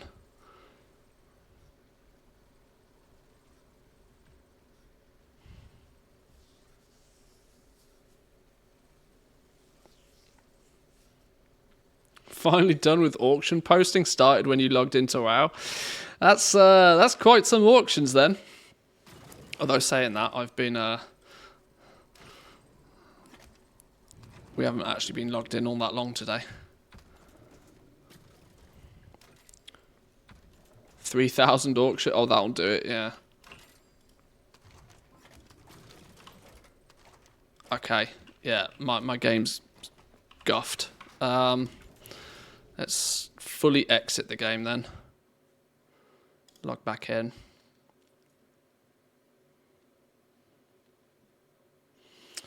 It was stated that it could be broken.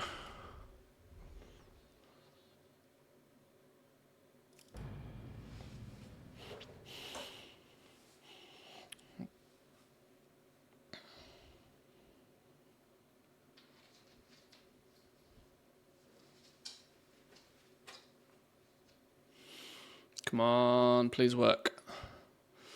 Don't be broken on me today.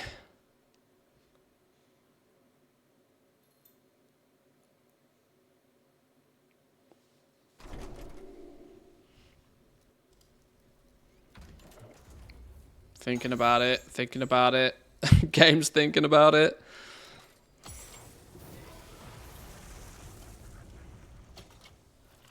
Are we good? Oh dear. I sense there's meant to be an NPC here. There is.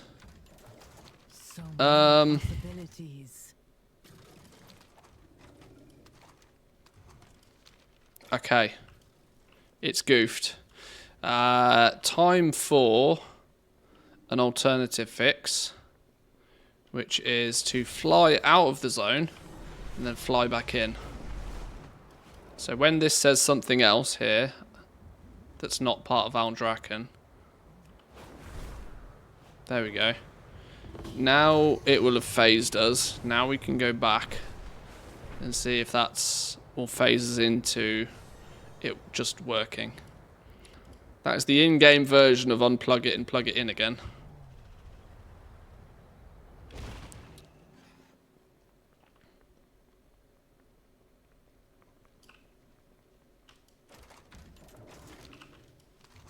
No. Still scuffed. God damn stupid game. Is there any suggestions here? Yeah, what do you want? Aha! What? Keep it real. Interesting. Hey, how you doing? No, I've been given the Find a Rumble coin quest again, which I physically can't because there isn't any more.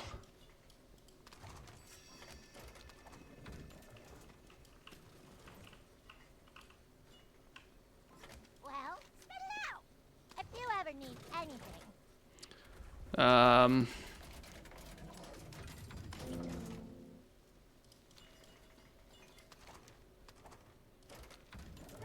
Interesting. Glad I could help. Welcome, friend. Yeah. So,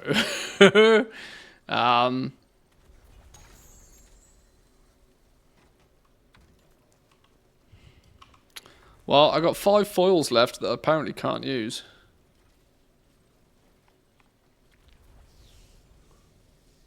Two foils short, some upgrades used 3. Interesting. Ha. Yeah, okay. Should we send them to an alt, see if that makes a difference? If there was only some sort of public realm where this could be tested, true.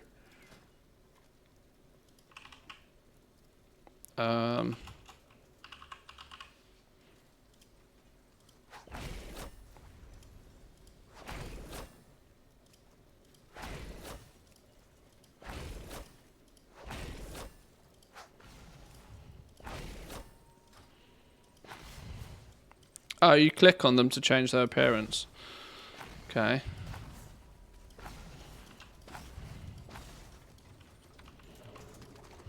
Hey! Okay, there you go.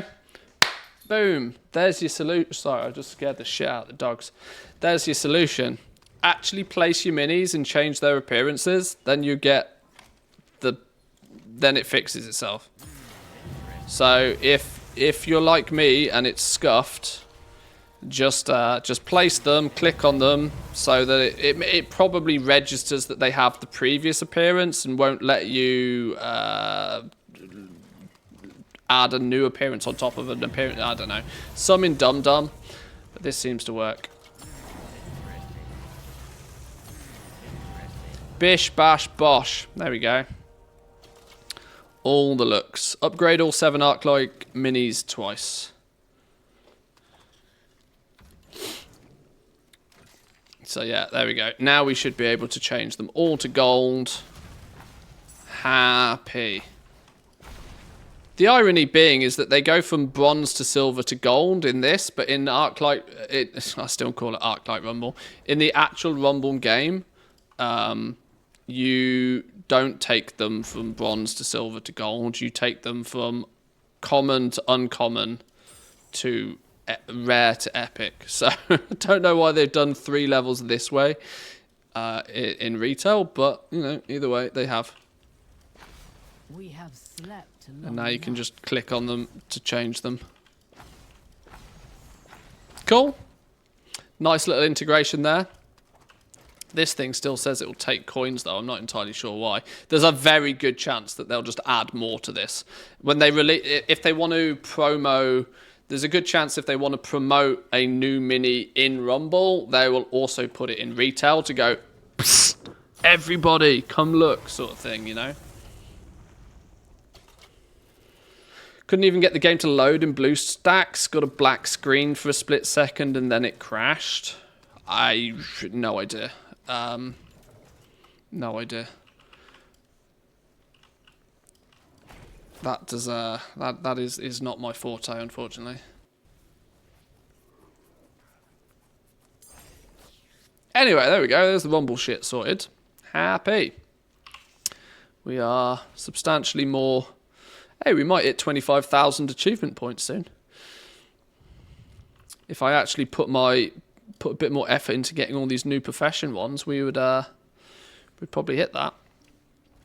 Still got to get Legion, Alchemy, Mining, Engineering, and Inscription to max. Still got a lot of stuff to do. Okay. Either way. Right, bathroom break. Back in 2 minutes, boys and girls. Entertain yourselves.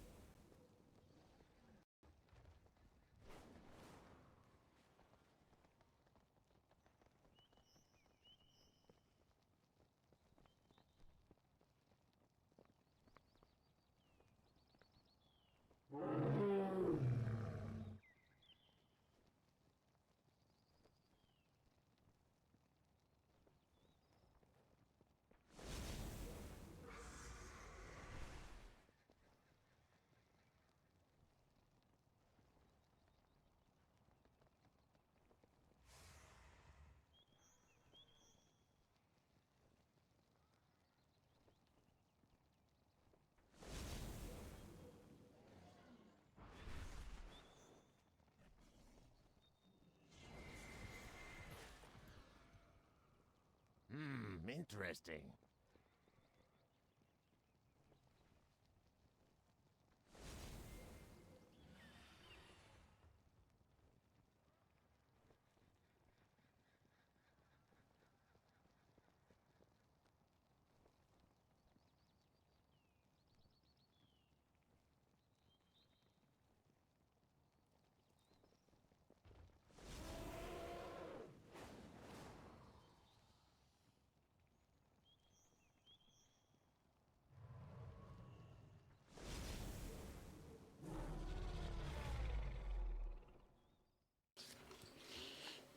Alrighty. They did fix the quest. The one in Orgrimmar said just go to Valdrakken Inn last night, and now it just says the inn in Orgrimmar. Oh, okay. Either way, we got it to work. It's all sorted. It's all good. We got some time walking dungeons to do. We need to do... let's get Diabrew out the way nice and fast. Where's me pets gone? Where's Pinky and Stinky? There they are. Let's it's a fresh week. Fresh week. That we need to sell. These we need to send places. Let's do some bag maintenance while we wait for this to pop. Cloth, leather.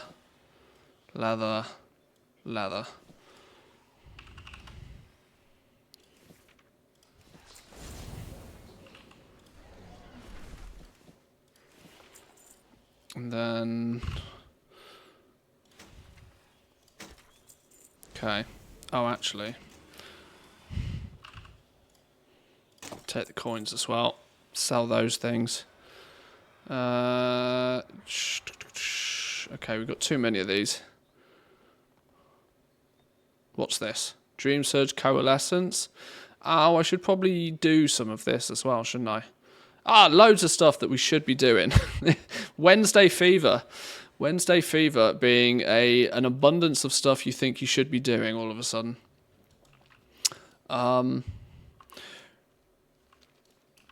Is it really going to take 3 minutes to get Diabrew to pop? That feels like something that should happen much faster than that.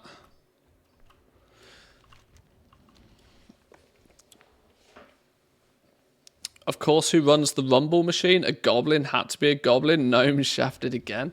Hey, it's pay to win. Of course it's goblins. Of course it's goblins. Goblins control the economy from all angles. You should have learned that by now. I'm probably going to do Dragon Races this evening. Wednesday is a day where I often stream twice. Obviously last week and when we've been playing Cyberpunk and stuff, I was streaming double streams a lot because we were elbow deep in a brand new game. When we're playing WoW, I tend not to do too many evening streams because I appreciate having some time not playing video games occasionally. But Wednesday is an exception to the rule. We'll probably be streaming this evening. We'll probably do Dragon Races this evening. The new Eastern Kingdoms Cup is a thing. we will go exploring and do some dragon races this evening. Haven't quite figured out where everything is. There's clearly a few dotted around. We'll work out where they all are. Is there a whole bunch of new achievements for this? I suspect there is, right? Dragon riding,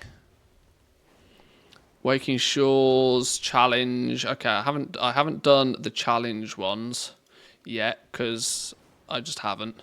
I like zooms. I don't like slow. Eastern Kingdoms bronze. Eastern Kingdoms advance. Eastern Kingdoms reverse. Eastern Kingdoms racing completionist. This will be our target for this evening. That will be what we want to get our hands on. I also might play some Rumble this evening as well. It's a hot topic right now. I might take advantage of some hype around that. Let's do Dire Brew. It's Pew Pew.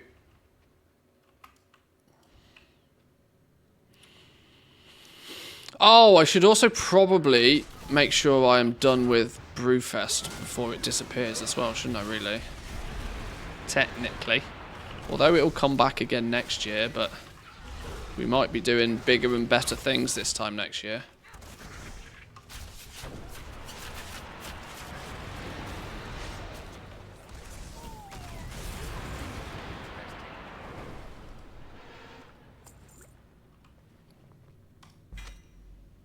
Easy sauce.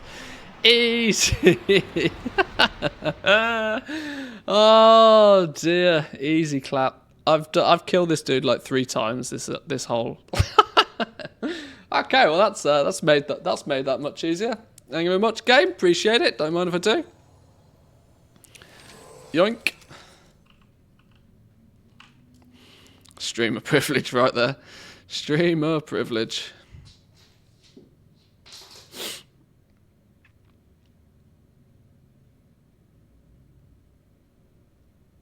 How many Brewfest coins do I need to get the rest of the stuff I need? It claims I need 600. Orange Brewfest Bulwark. Oh, that's the shield. Synth Brew Goggles XL. Bleeby's Eyesight Enhanced Romance Goggles. Blix's Eyesight Enhancing Romance Goggles. Why is there 2 versions of that? Oh, is one going to be one's Horde, one's Alliance? Okay. If I want everything.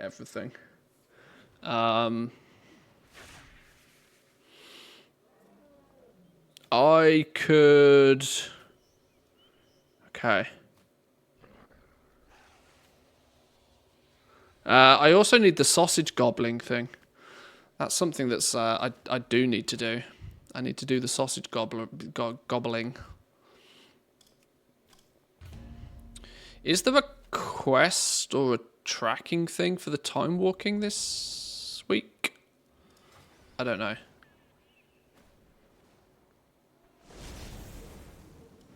I don't know, I'll figure it out. What's the timer on that? 5 minutes. 5 minutes on that. Maybe. What do I need from TBC for my professions on this dude?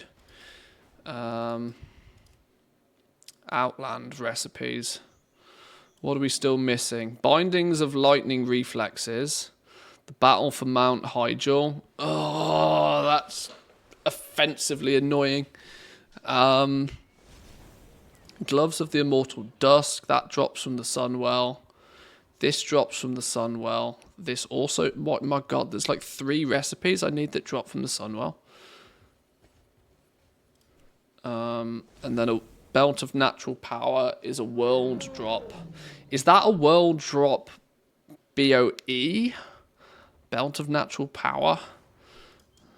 Let's check the auction house real quick.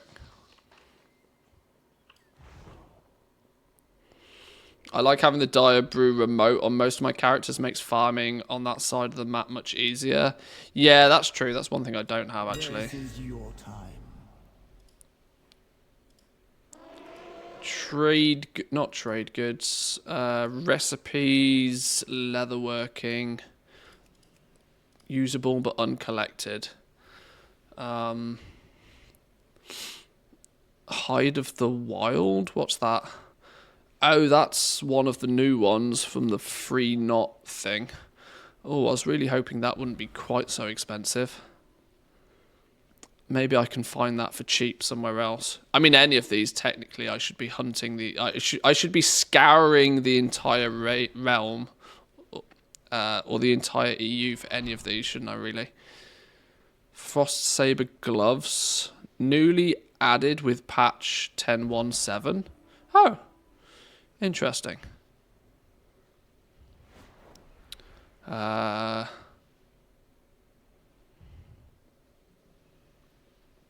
Newly added with 10.17.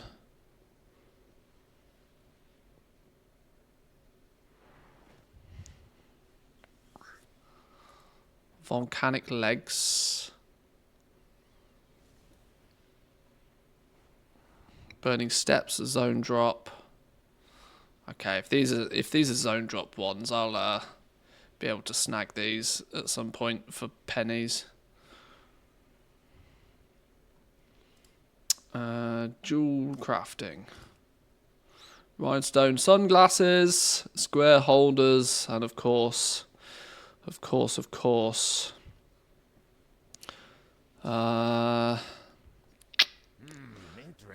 This thing is one of the only reasons I still have Gazrilla in Zul'Farrak.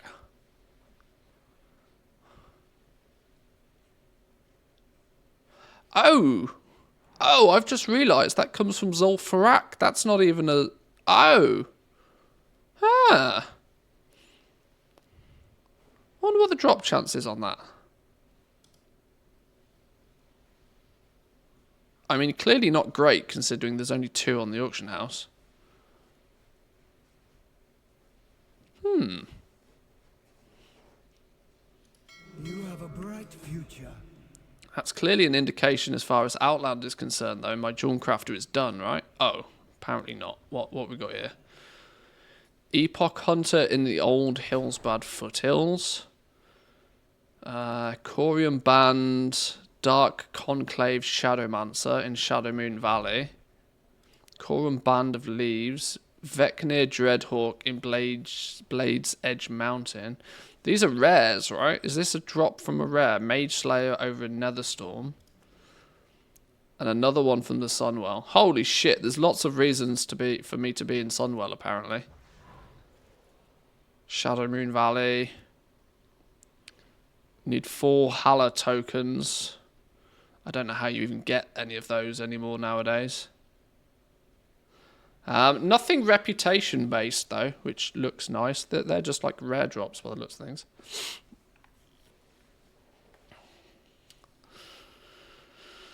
You need some of the best dungeons. Battle of Mount Hyjal and the one in the swamp with the million... Yeah, Black Morass.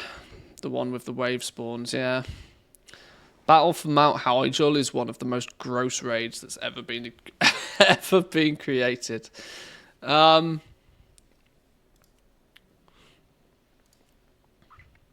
Dark Conclave Shadowmancer over in Shadowmoon Valley. Who are you and where are you? What was it called? Dark Conclave. Huh? Oh, it would help if I could spell. Dark Conclave Shadowmancer.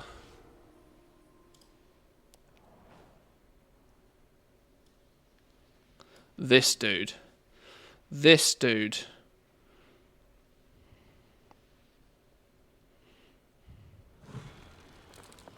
Has the chance of dropping the Korum Band of Shadows. 0.4% drop chat. I've learnt to not actually trust Wowhead's drop rates on things like this because there's a very strong chance you need to be a Jawncrafter for it to drop in the first place. So it could be better than that. But let's explore. Or not.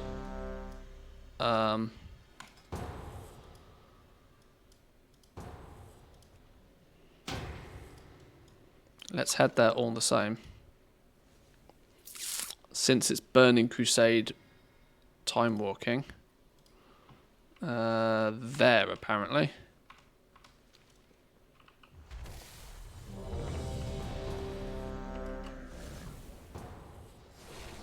And we'll weave in some time walking dungeons in between.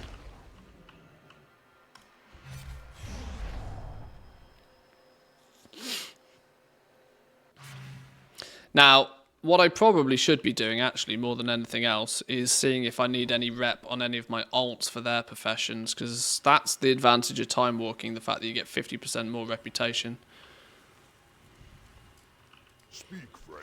Quests that I have not done.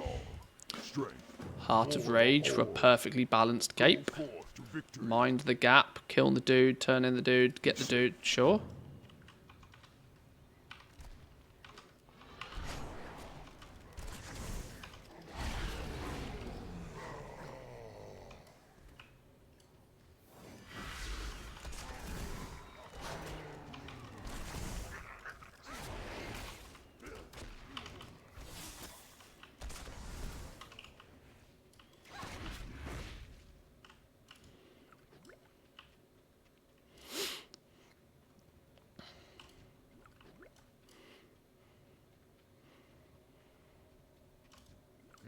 Interesting.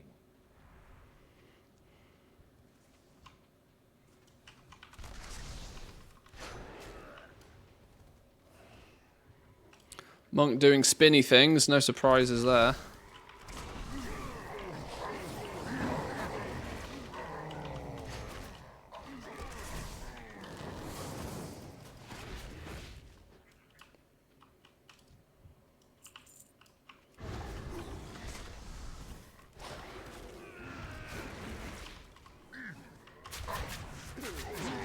Tag everything. Sorry.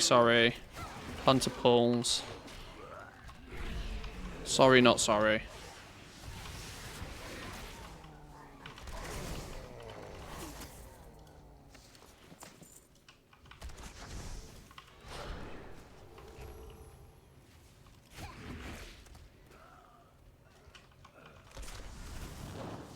It's a bit of a hunter party in here, I've just realised. All 3 DPS are hunters.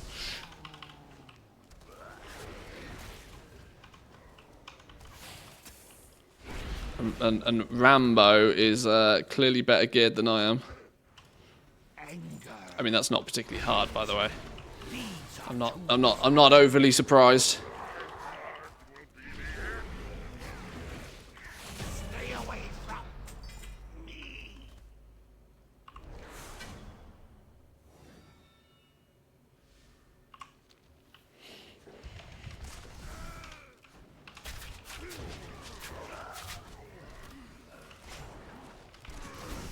I've got to be careful using barrage, they'll kick me if I get too ridiculous with it. But with 3 hunters in here, it's pretty much lols.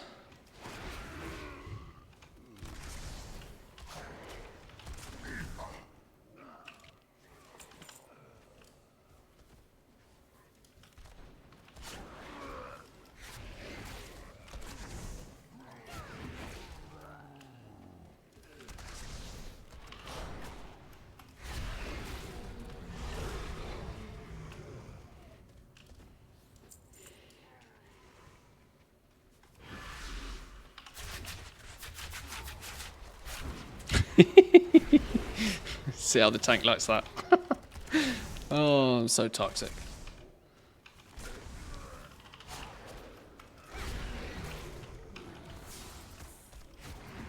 No worries.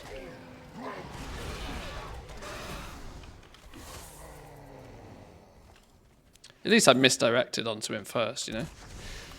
I could have just barraged the entire zone. YOLO mode.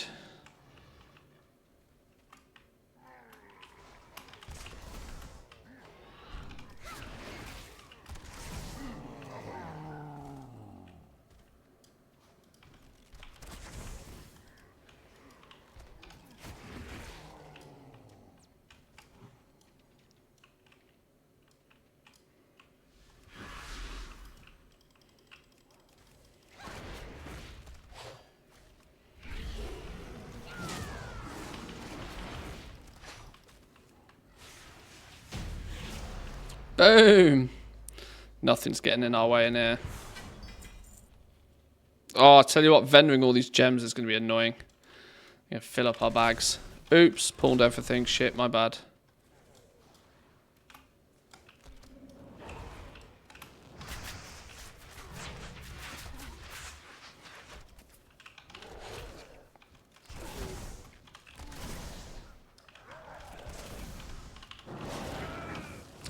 This monk's going like zero shits a given mode anyway.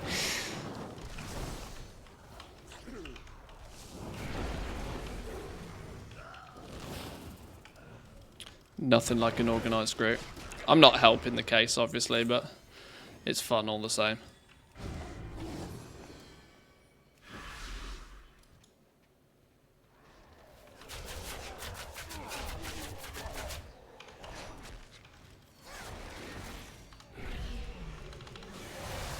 Oh no. Oh no. Maybe that was maybe that wasn't the play. Pet do pet things, go.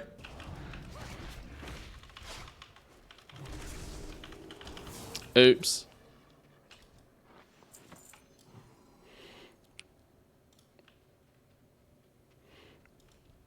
Well, tank's back.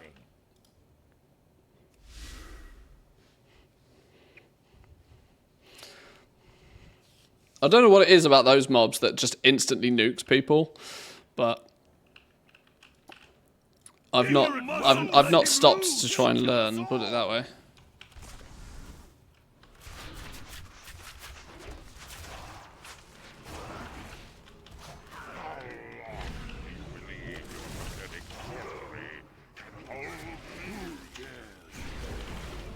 What is this? What have you done? You'll ruin everything. You'll ruin everything.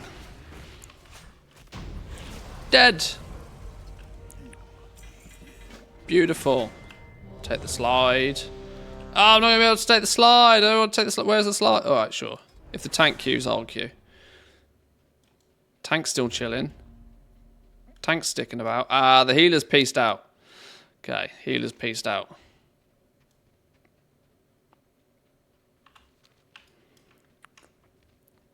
Let's see how long it takes without a healer. People are going to start dip. People are going to dip if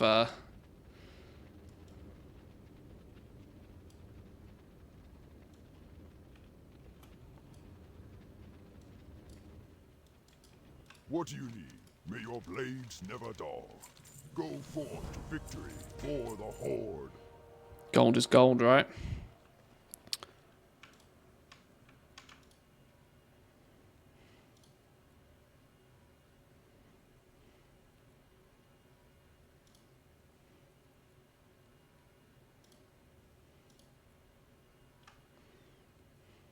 Wow, I actually got appearances that I needed.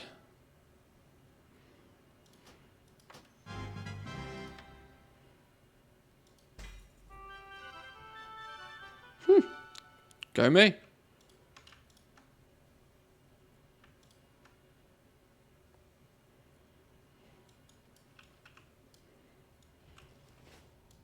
What time walking is this? Burning Crusade this week. Burning Crusade. Paused, not feelings, is not ready. Peace out. We can queue up again.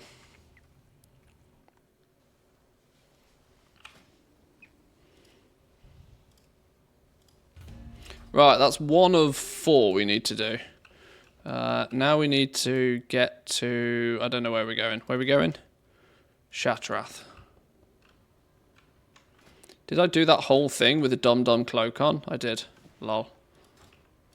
My gear still seems... Have I got another dum-dum piece of gear on somewhere? Or am I just trash tier geared? Equally possible. No, I'm just trash tier geared. It's fine. Okay. Jade Forest. No. Shattrath, please.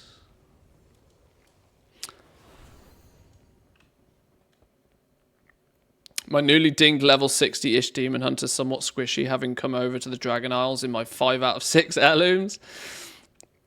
Get those heirlooms upgraded. They go all the way to 70 now.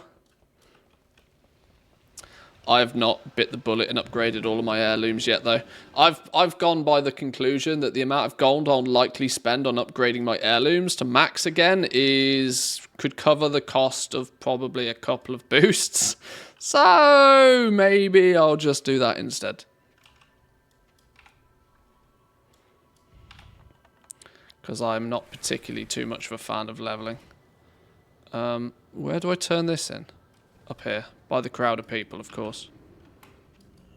I am listening. Be careful. What brings you here? Get rid of that. 1,660 time walking badges. The irony being is there's a bunch of stuff I need with time walking badges. An awful lot of stuff I need with time walking badges.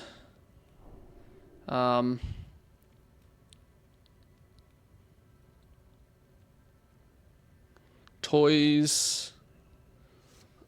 Eclipse Dragonhawk. So much stuff. Interesting. What are you? Oh, that's Black Temple. See you soon. Probably not going to be doing that. Let's head over to Shadow Moon Valley. Right, Dark Conclave Shadowmancers is what we're looking for.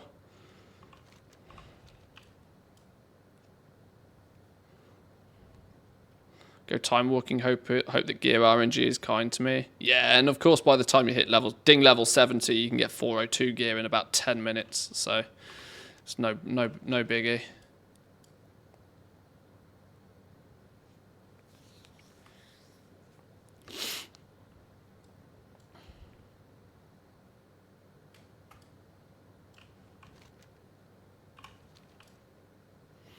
Right.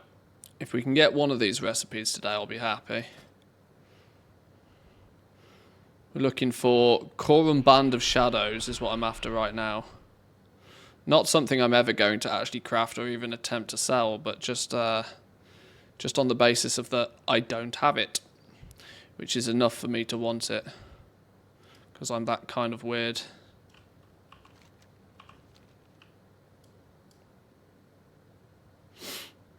And it's a good gap filler in between time walking dungeons either way. I should be doing these time walking dungeons realistically on lower level characters than level 70, but considering I do still have use for the time walking tokens, all the same. Easy 402 gear. Yeah, the Dream Surges that came in 10.1.7 dropped 402 gear tokens. And within about an hour, you can have a full 402 gear set. Fly around the zone, collect the little green blobs for your Dream Surge Coalescence, and then turn those in for the gear tokens. Right, who the hell am I looking for here? Let's do... where's my target macro? Who are we looking for? Dark Conclave Shadowmancer. Save.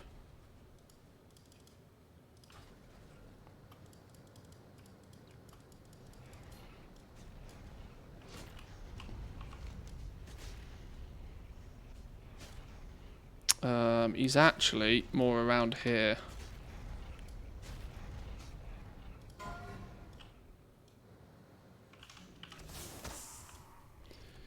Gimme the loot. Never lucky.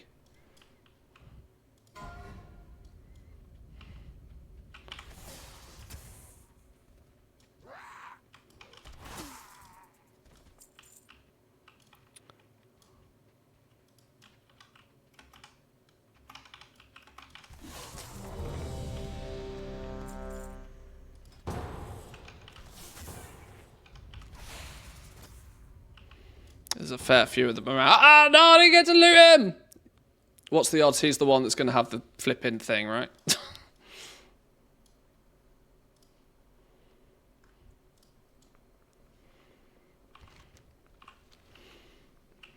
Alright, let's fly. Who have we got here? Death Knight. Blood Death Knight. Historically known for being very speedy.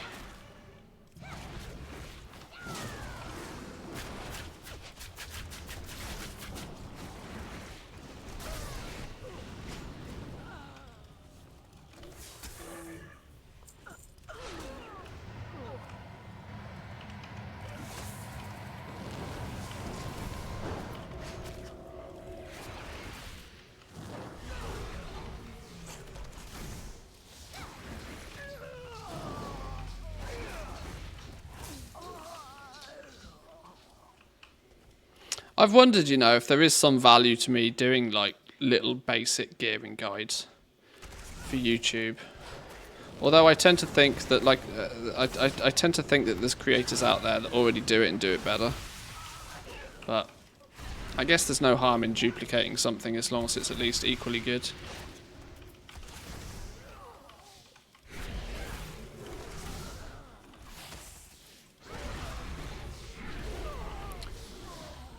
Just realised I have War Mode on for the 10% XP bonus, and there's a lot of Alliance out here with War Mode on as well. I mean, that might affect your performance.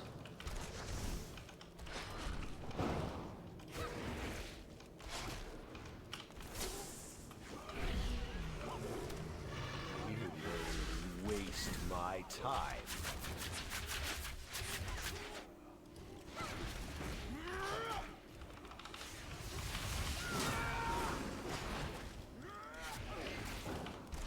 Not being ganked yet. I've tended to find whilst leveling, most people are happy to just let you be because most people are in the same boat, you know. They're using War Mode for the extra XP. They're not in any way, shape or form looking for a fight. You'll obviously come across the occasional person, but it's kind of a happy trade-off.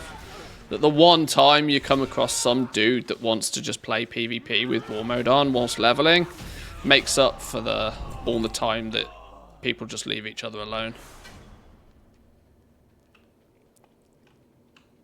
Where's he going?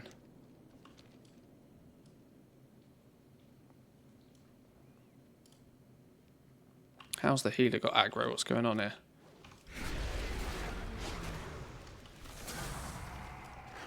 That said, I don't particularly level very frequently. I should do more leveling because there's a growing advantage to having lots of characters, but there's always some advantage you can obtain by just having more characters. If there's ever that occasional small thing that's added that you're only really meant to be able to do once a week, Dracothists, I'm looking at you, having more characters is always an advantage. And obviously, Nax right now is an absolute wet dream for people that have multiple characters on multiple accounts. So there's always that.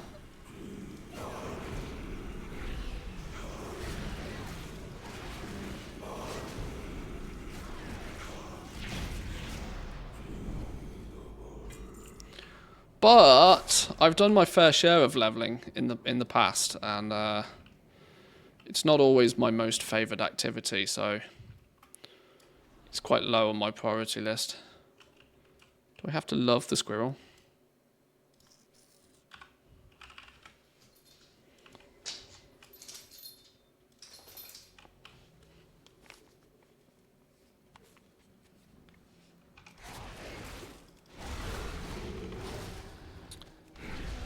Does War Mode XP bonus stay inside dungeons? No, not to my knowledge.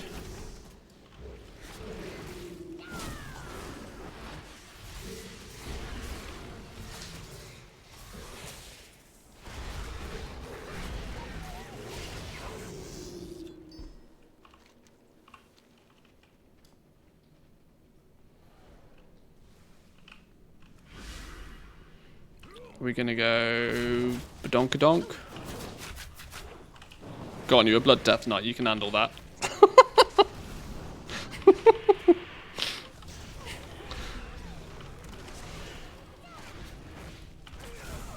on, you got this. You got this. That was mean of me.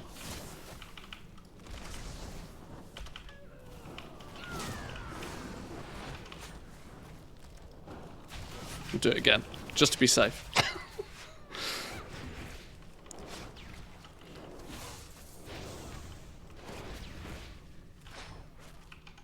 Boom.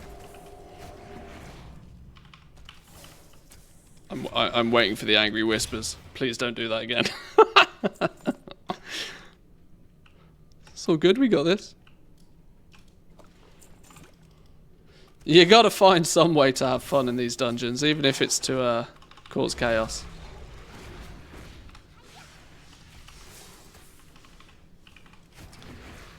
Went to Diabrus, a demon hunter tank, didn't even get through half my buttons before he died. Yeah, I mean about 8 seconds is probably the average kill time on that dude right now. Yeah, he gets absolutely melted. Most DPS now have such incredibly high initial burst if they pop cooldowns, he just gets melted.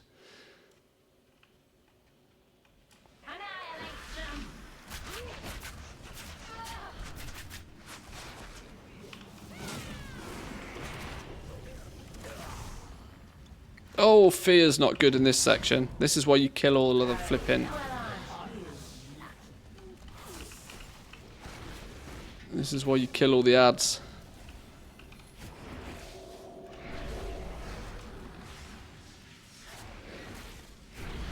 Get out of your ice block. There we go.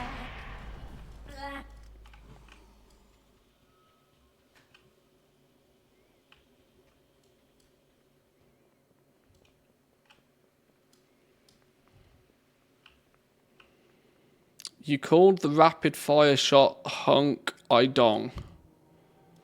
I don't know if you've just fallen asleep on your keyboard, but that made no sense.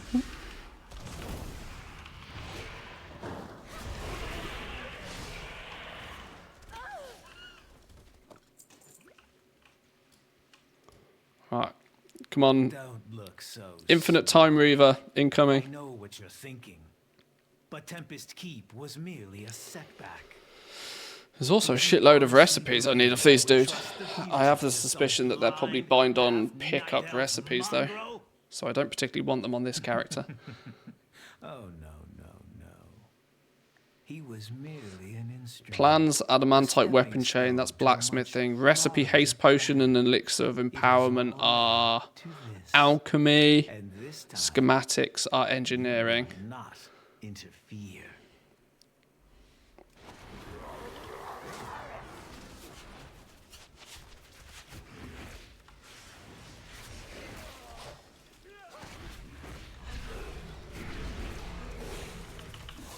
I'll turn your world upside down.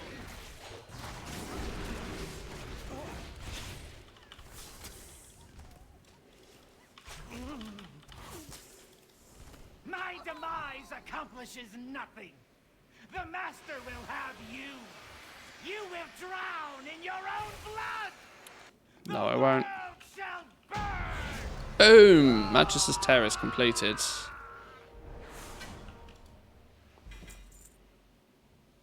Nice. Tank left, we leave. Easy solution. Tank leaves, we leave.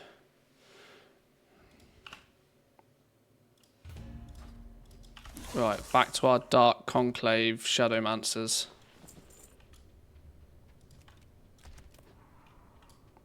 One of these fellas has got to give me my Corum Band recipe.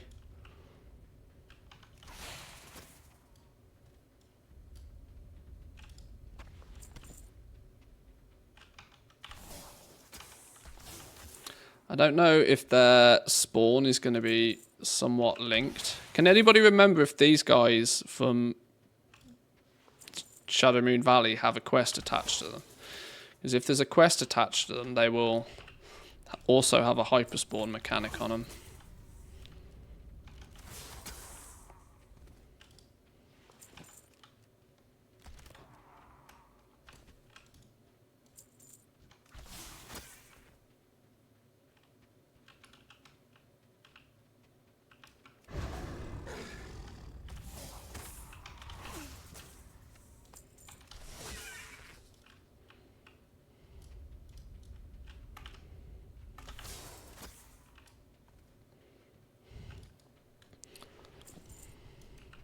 Ooh.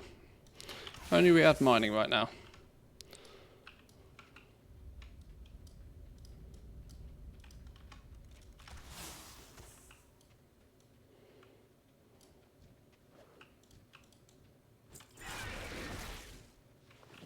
Okay, they don't appear to respawn particularly fast. Meaning this could be a touch more of a slog than first anticipated.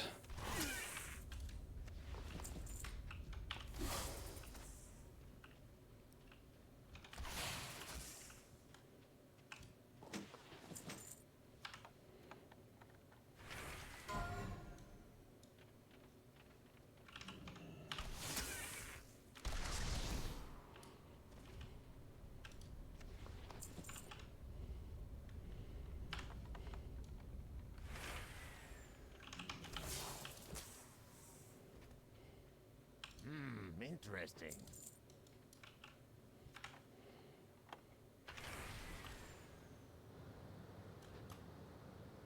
Okay.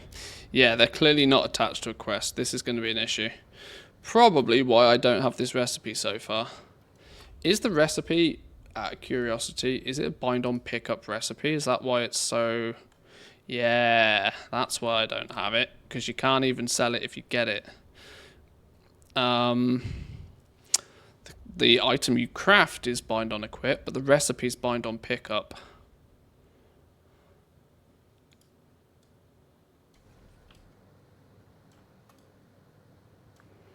Bind on pickup from a mob that doesn't spawn very fast. Okay.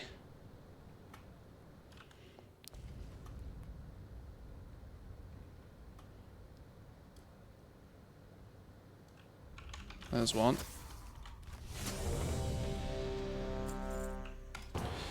Recipes usually drop within 15 to 30 minutes of farming them in my experience.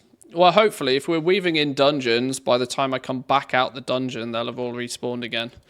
So by the time we've done a few time walking dungeons, we'll have killed 2 birds with 1 stone. That's the plan.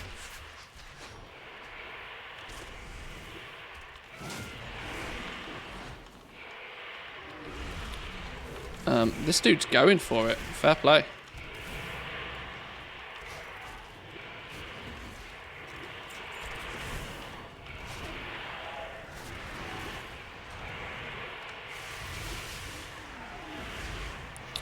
How'd you like this?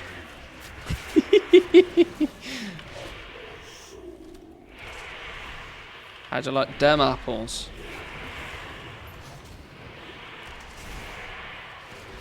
It's mean, I know. But he was going ham from the word go, so I don't feel too bad.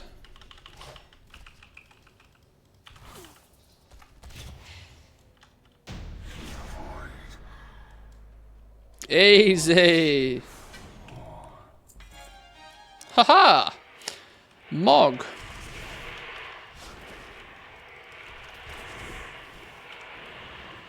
How did my pet die? Is pet doing pet things? No, pet's not taunting. Can we maybe nuke the ones healing? Just a thought.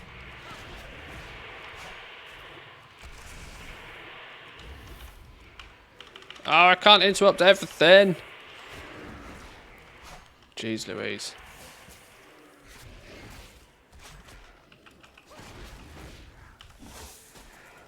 Then again, I can't get too pissed when, you know, I'm randomly barraging for lols.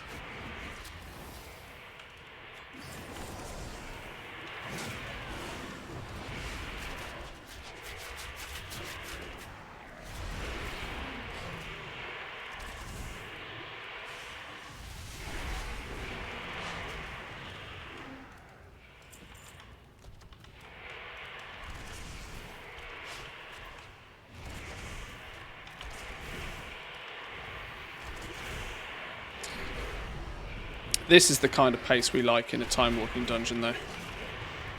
It is appreciated when people know what they're doing.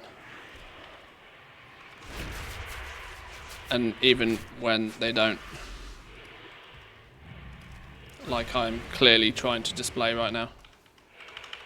do you mean there's nothing to attack? There's everything to attack. Oh, Cockosaurus. Really balls that up there, didn't I? Ow, stunned as well.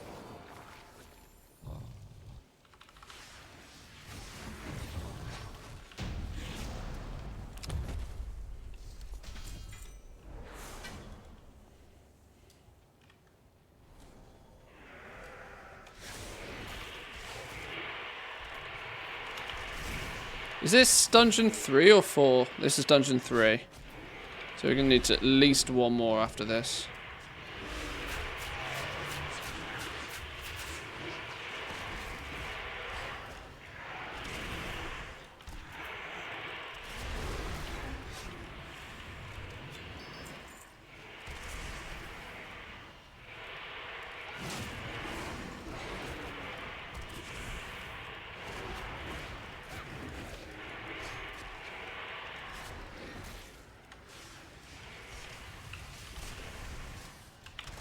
Damn, he's going for it. Oh no, I've been silenced and my pet's dead. This is all falling apart. Well, there's only one thing for it. Barrage everything.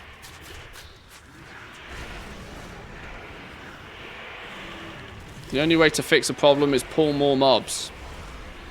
More mobs, more AoE, more DPS. More win. Simple, right? It's logic. Beautiful.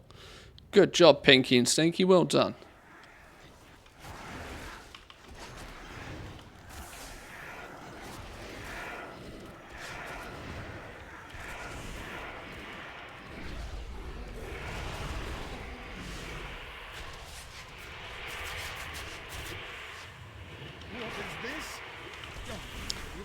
What is this?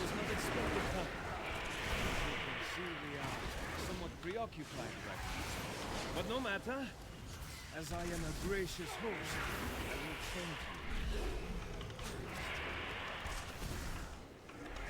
you. Oh no, horrified.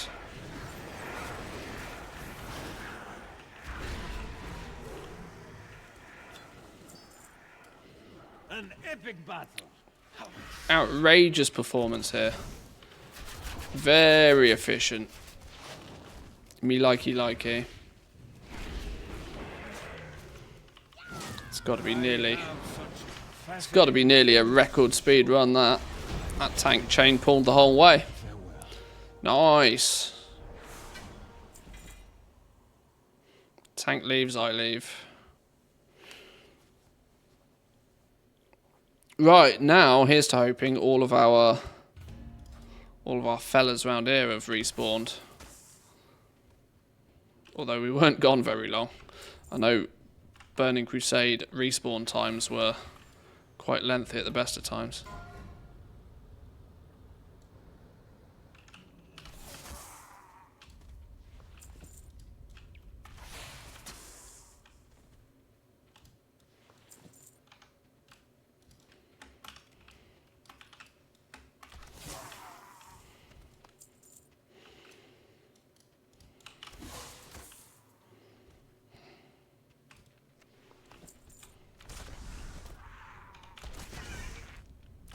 Doesn't drop from these Hawkeyes, but just in case killing them speeds up the respawn of the Shadowmancers, I'll kill them anyway.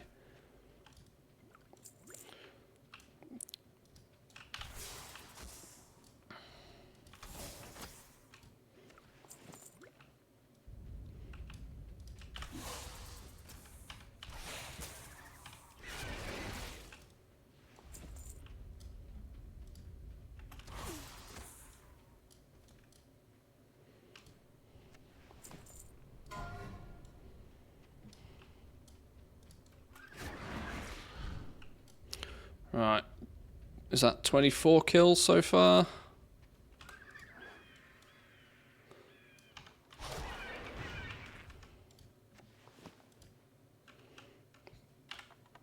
There seems to only be like 10 or 12 of them around here before I have to wait for respawns. Hawkeye, just to be safe. New Assassin's Creed comes out tomorrow. Is that tomorrow, is it? That's crept up on me. I've not played an Assassin's Creed game for a long time, you know. I might tap up our friend Gumdrops and see if he has any spare keys.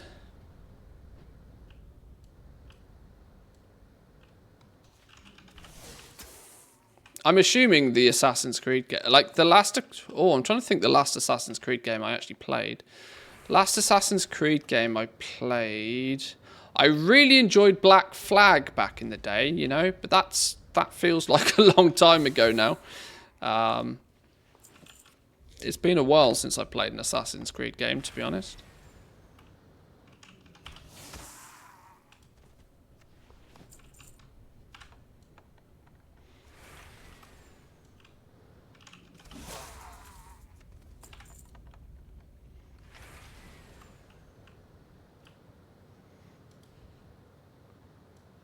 What are we up to?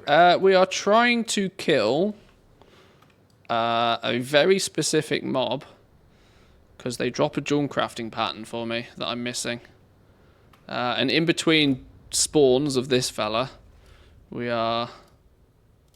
In between spawns, we're running some time walking dungeons. The queue's only about 4 minutes on time walking dungeons at the moment because everybody's doing it for the XP thingy.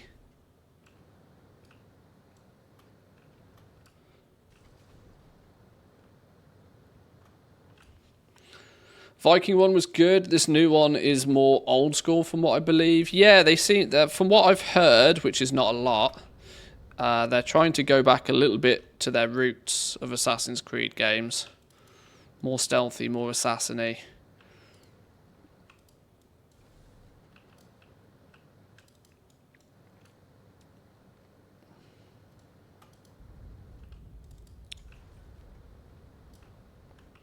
But yeah.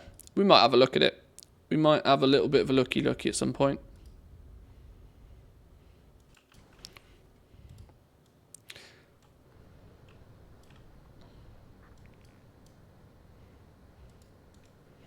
Oh, we're totally waiting on respawns now.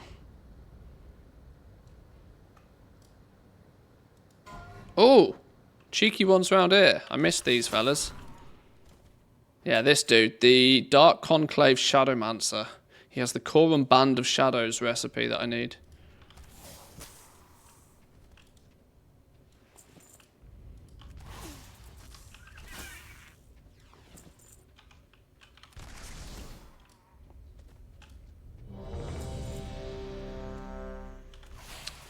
That was a named mob. So that makes me think there might be some quest attached to this. Let me kill and loot this last Shadowmancer before I accept this dungeon queue. No. Up to 30 kills on those now. Even a 0.4% drop rate means I'd only have to kill those a couple of hundred times, which, yeah, in between respawns shouldn't take us too long. Where are we now? Shattered Halls. Yep, cool, excellent quest, complete quest. No real reason to do these other than completionist sake.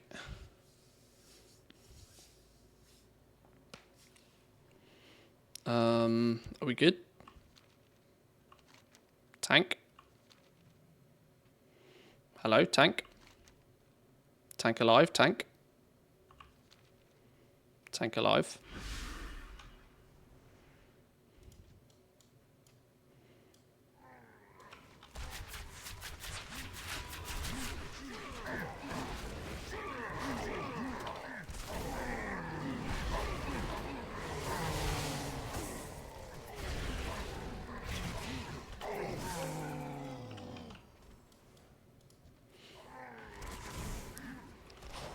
This should be our 4th dungeon then. Should get second week's achievement for this.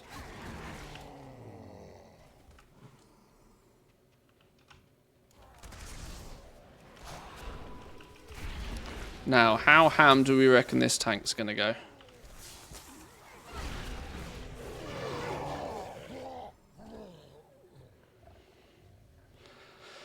I hope Blizzard will do something with the minis achievement. Lost mine due to a bug.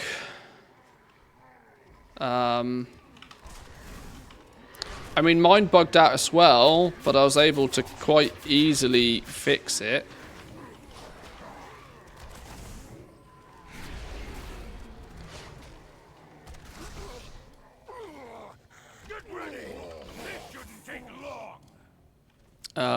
Being that if you actually use all of the toys and click on them to scroll through their different appearances, it kind of resets the quest progress, and you can then complete it properly.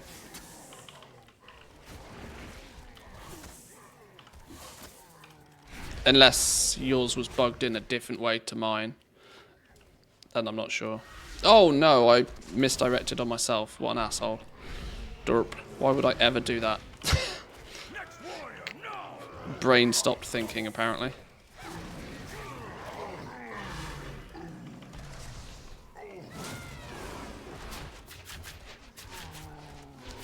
Oh, mine consumed 2 foils. Oh, well, if it's done that, I have no idea. Sorry.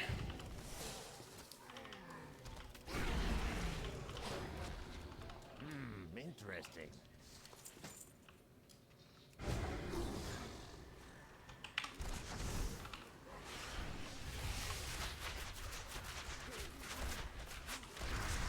Looking at Wowhead, it's happened to a lot of people.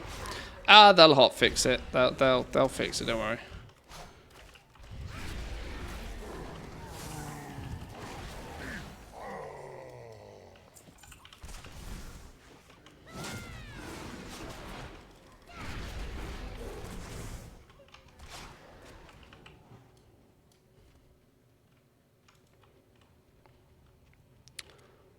Into the slime we go. Oh, shit. That wasn't actually the direction I was meant to misdirect him, but I guess it all worked out fine in the end.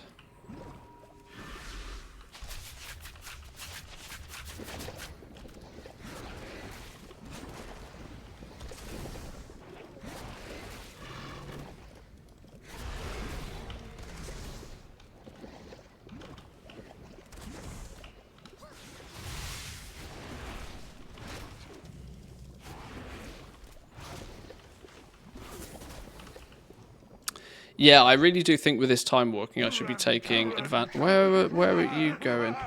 I really think I should be taking advantage of leveling some characters, because with the amount of, well, 3-4 minute queues for DPS is a dream come true, because that never happens.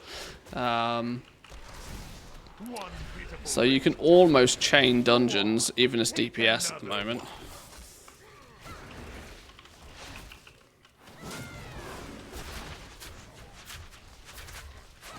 Maybe at least leveling up my 60s to 70 might not be a terrible idea.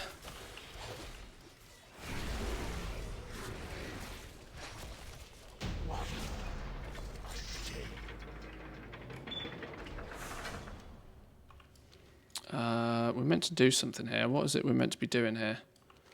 Check we're not meant to fell ember. Is that a pick something up situation? Invaders have breached the defenses!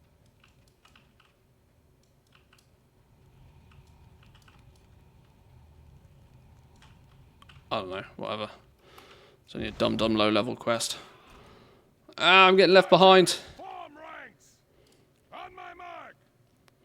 You taking advantage of the Dream Surge gold buff? I got 8k gold from 4 world quests yesterday per alt. I would do, but I'm not very desperate for gold right now. So world quests would have to give me 20k each for me to be bothered to do world quests right now, if I'm honest.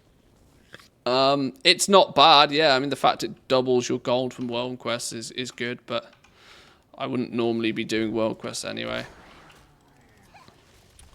I'm more than happy to wait until 10.2 to make any serious gold again. And I have my strategy on how I'm going to do it, so...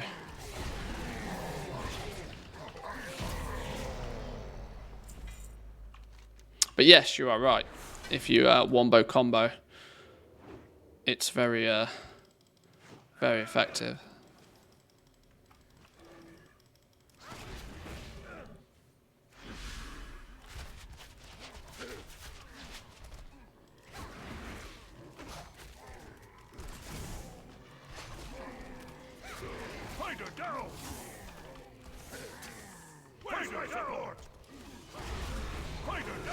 My group's clueless. They're all standing in front of a closed door.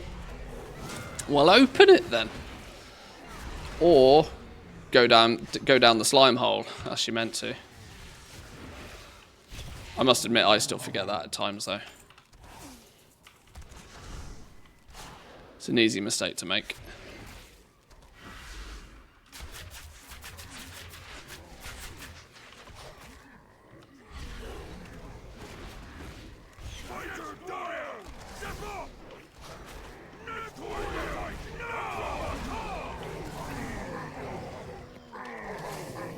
Why did we pull that dude? I'm not sure. What's going on here?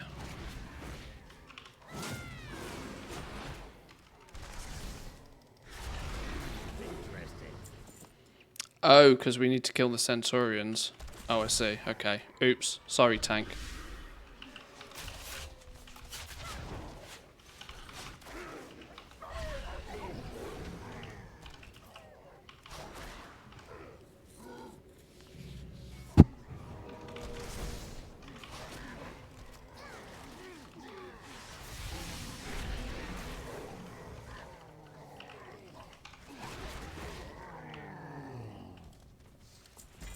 Ooh. Oh. I was like, ooh, world drop BOE. 40 gold. Lol.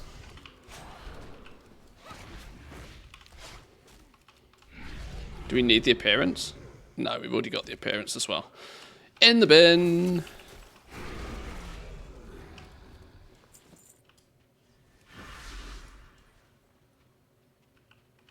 If you knife, me let you live.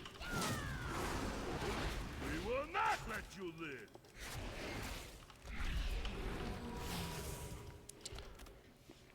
Group is fast and requeued, all good. I take that back, just died.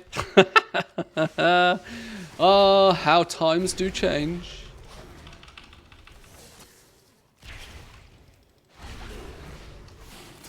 Pug life will do that. Everything goes from hero to zero very fast sometimes. It's fun. Down this section, for example, when your healer gets incapacitated and your tank just keeps going, and then your tank dies, and then your assassins tag everybody out, you know. So many things that can spiral out of control very quickly.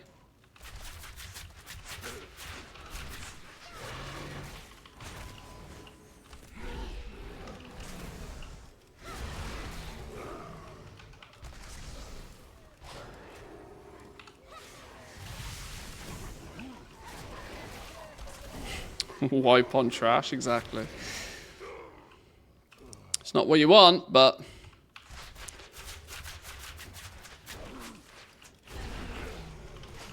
This is one good use of barrage. I can pull them from their stealth.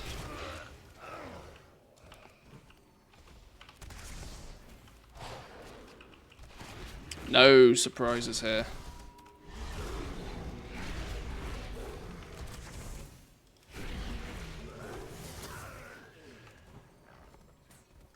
I am called Bladeship for a reason, as you will see.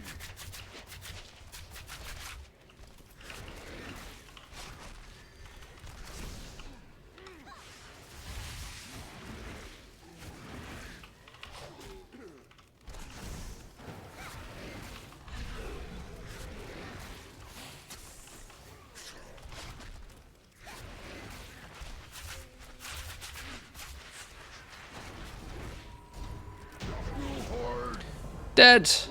Down he goes.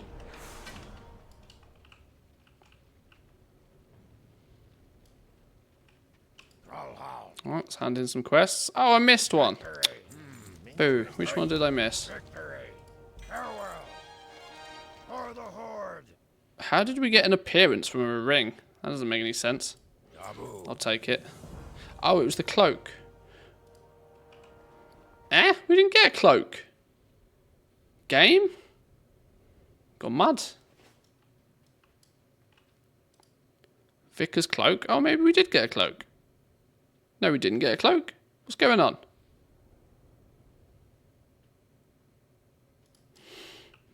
Okay.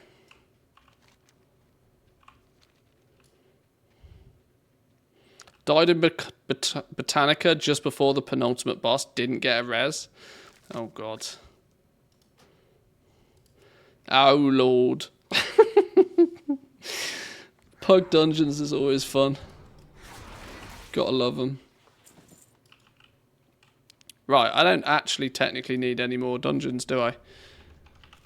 Let's try and kill as many of these as we can then. Hey! There we go, on kill number 33. On kill number 33.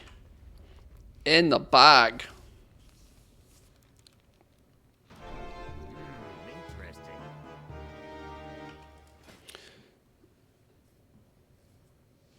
Look at the region market average value of these. 10 mil. Literally nobody has ever bothered crafting and trying to sell this by the looks of things. Not ever, ever, ever.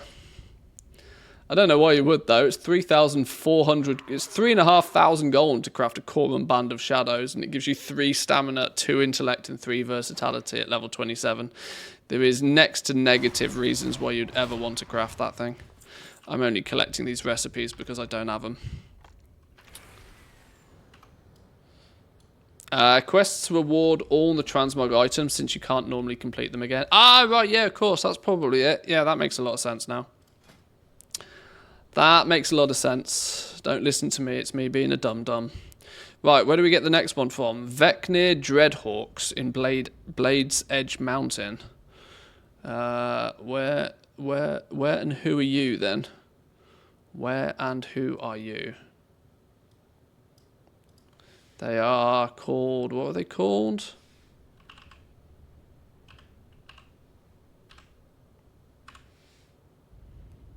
Vecnir Dreadhawks.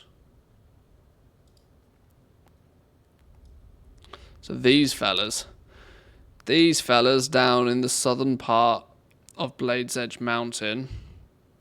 Apparently there's 19 spawn locations for them. Can give me my Korban Band of Leaves. Same sort of drop rate. Also known as terrible. But let's go give it a go.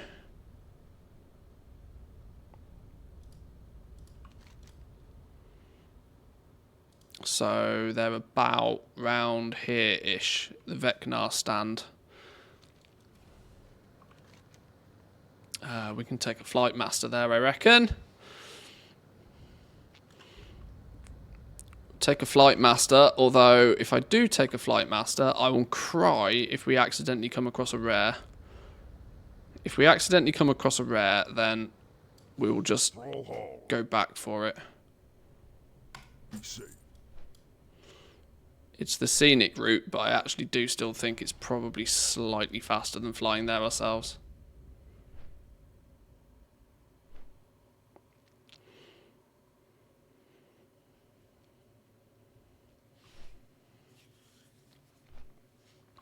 Yeah, I should probably be focusing more so actually thinking about it on anything that can give me an advantage rep-wise. Burning Crusade rep gains from combat and quests increased by 50%. I'm wondering if there's any Aundor and Scryers shenanigans we need to do on alts. I'm pretty sure there probably is. Especially on my blacksmith, thinking about it. My blacksmith is probably seriously poor.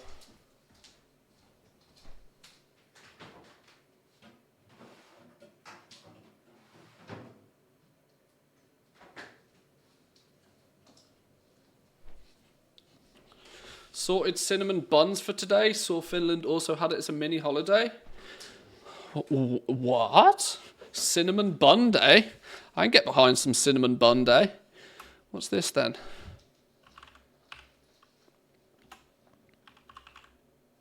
Cinnamon bun day. Wednesday, October the 4th is cinnamon bun day. Fuck yeah. Cinnamon roll day or cinnamon bun day falls on the 4th of October each year. It's an annual theme day created for marketing purposes in Sweden and Finland that was institutionalized in 1999 by some dude's name who I can't pronounce. Buns, all the buns. You know what we do here? Is we go to Wikipedia and we send that to the wife.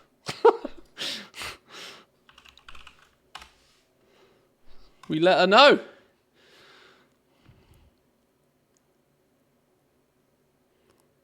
Oh, flipping Nora's.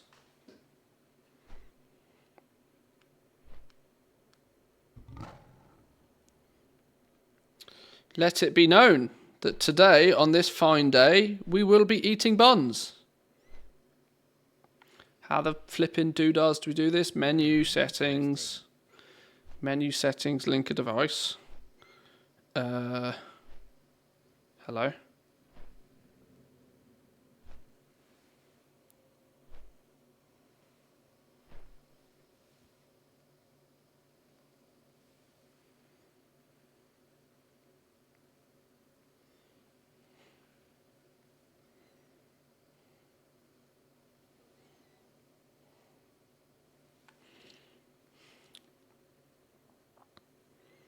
Right, we're in.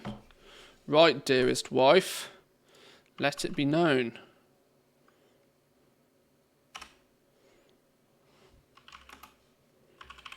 We need buns.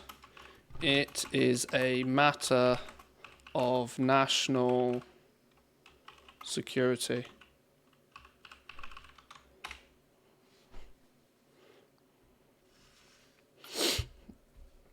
Okay, are we there yet? Are we there yet?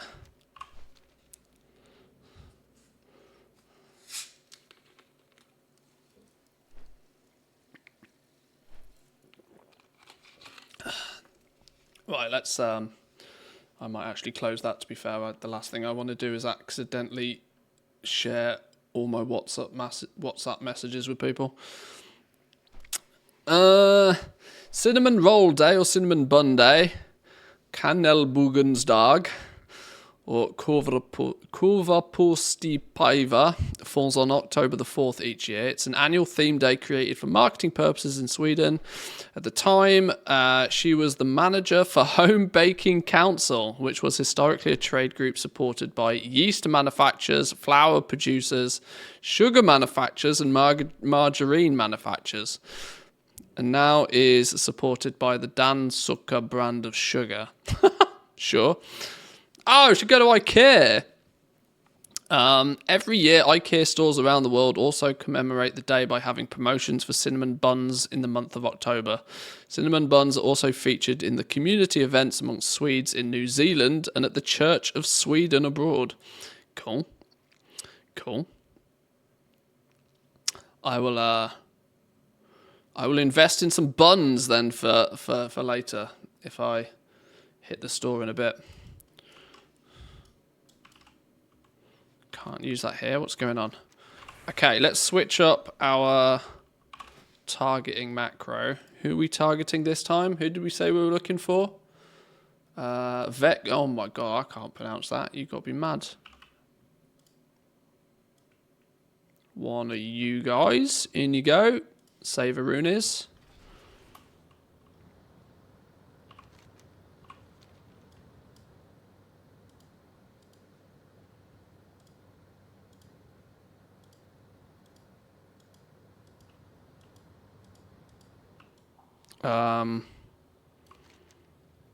Deciding lack of beepity beeps. Oh, these fellas.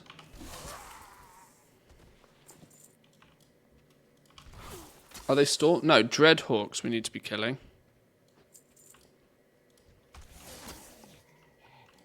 These are Stormcallers.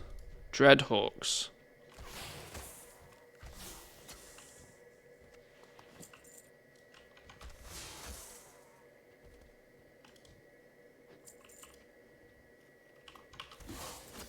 Queued for the wrong dungeon? Oh dear. Oops. Easy done though. We've all been there.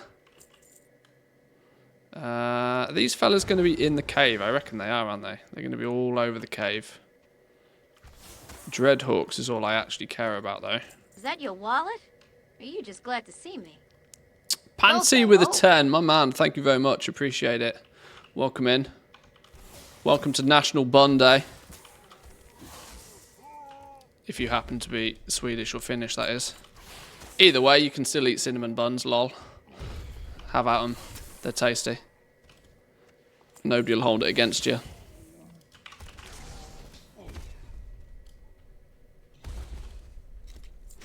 Never lucky. This cave's not as big as I was hoping. And these are the wrong ones. Oh! Ornate Corum rifle.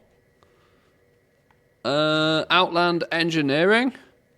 Ah, I'll take it. Was not what I was after. But either way, all good.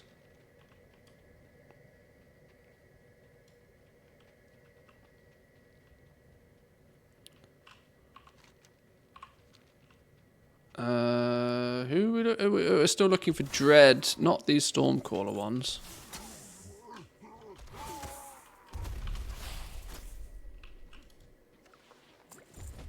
What are you doing? What are you doing? You're having a hard time up there, I tell you. I don't think you're meant to be there, friend.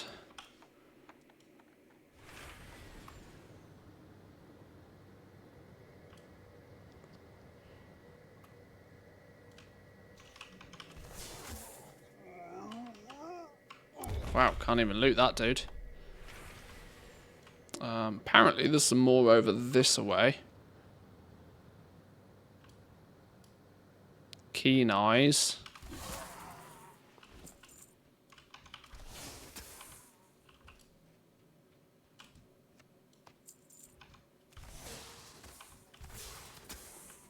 Get rid of all of these fellas. There's a Dreadhawk. Go on. Never lucky. Go on.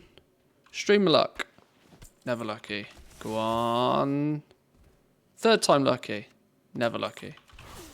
Go on. Stupid game.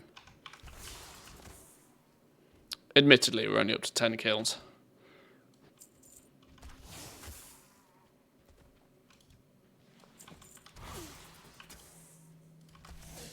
These ones don't count. These are stinkies. Right, any more for any more? Yes.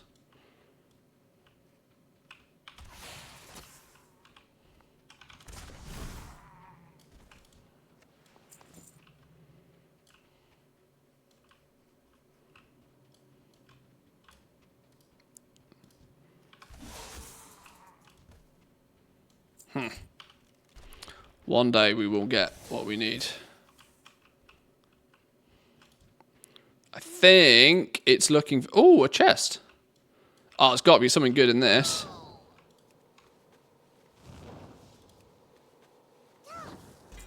The Essence Focuser. Well, it would have been good if it wasn't 11 gold. Sad. Okay. Who in the right mind is farming TBC content so much that this is 11 gold? 11 gold. Hang on. 11 gold. Okay. This must just be really easy to get then. A world drop unique appearance. There must just be loads of them.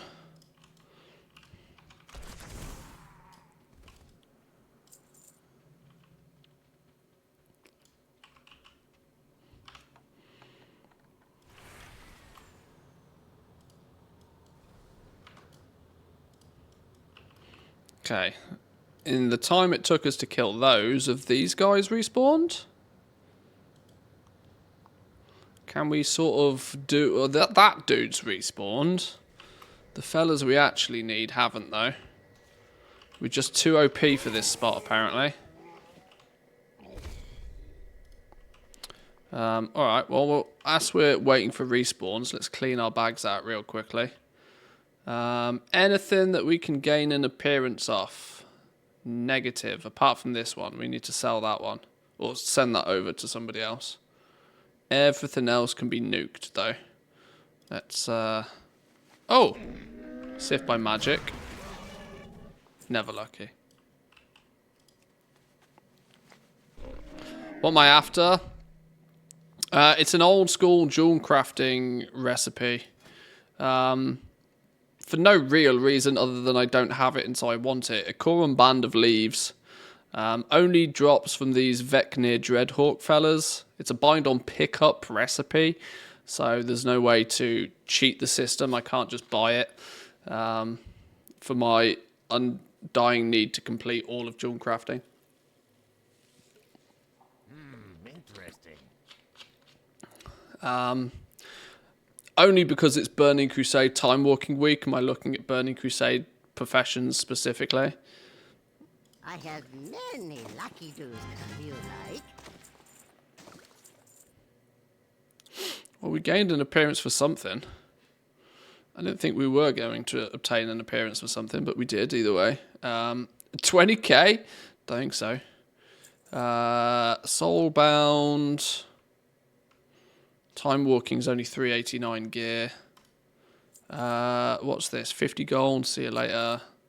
Bagels? Ooh, bagels, buns. It's all about the food right now. That we should send off somewhere. 30 gold, trash, time walking. Ethereum prison key. Apparently we need this for some reason. Just transmog shit though. Sell. I don't want it. See you later. Time walking. Ring. Time walking. Stupid gem. No idea what that's for. Random pet. Too cheap for me to care about. Send that to an alt. Too cheap for me to care about. Soulbound. Trash. Send it somewhere. Trash. Okay, there we go. Oh, that didn't take too long. Oh, and these have started respawning. Nice. Is it Storm? No, it's Dreadhawks we want. Dreadhawks. Give me more Dreadhawks.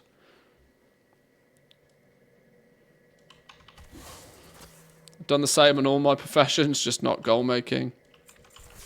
Yeah, this is, like I said, the likelihood of me ever crafting these recipes is slim to none. But just by virtue of me not owning them, I kind of want them.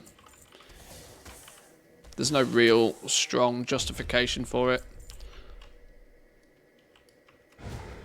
Right, let's see if they've spawned in here again.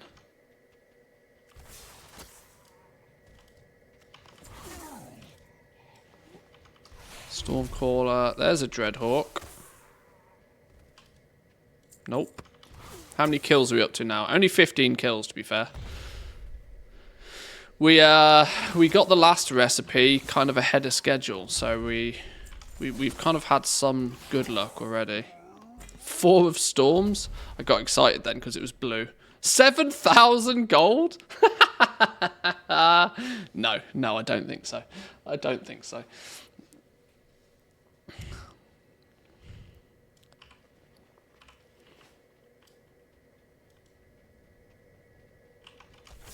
Dredger, Stormcaller. There's a Dreadhawk there. Korum Lockbox might be something that has something cool in it, maybe, possibly, if I ever were to think about unlocking it. Who are you? Oh, you've got a quest on you. Or you're part of a quest. That means... that's an indication that these dudes should be respawning at some rate, at least.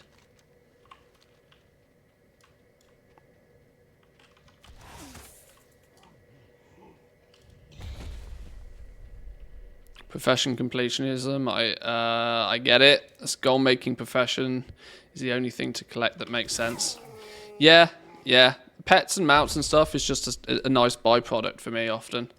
And obviously transmog. If I'm out doing this, it's nice to slowly chip away at the transmog collection, but it's not a primary focus.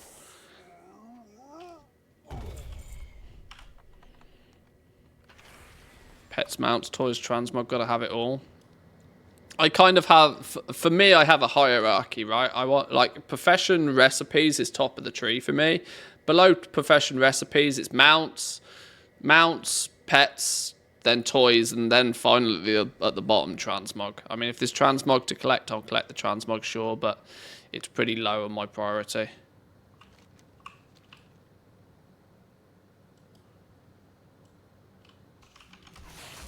Dreadhawk.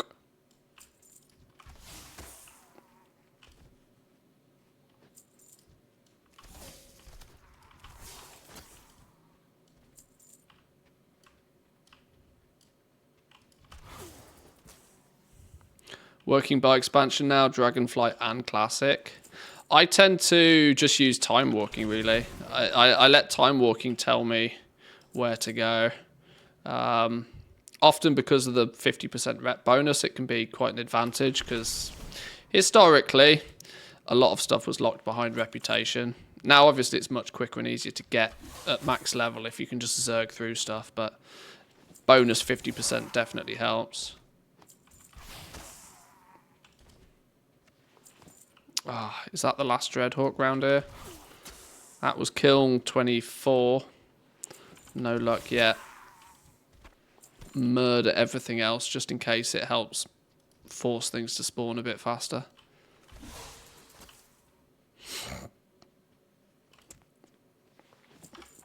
I was mentioning this the other day. I kind of want to do a full dungeon world tour. Not strictly focused on transmog, but generally just to get a goblin-esque overview of what each dungeon might be worthwhile looking at for. Sort of documenting whether, you know, if you are a skinner, what dungeons are particularly important to you. If you are a miner, what dungeons are particularly important to you, that sort of thing. Documenting things a little bit more than just, oh yeah, Alderman, ultra rares, Zul'Farrak, general shit, you know?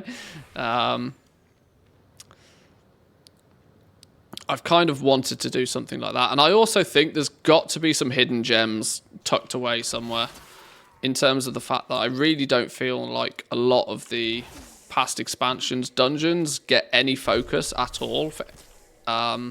Whilst there's got to be some goodies to be had in there, whether it just be from materials to world drops, even if you can get a really good high, you know, kill rate, complete a dungeon in 4 minutes and kill like 500 things, you're just boosting your chances at a world drop or something.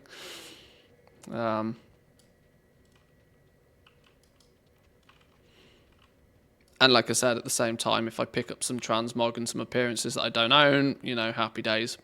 Win-win.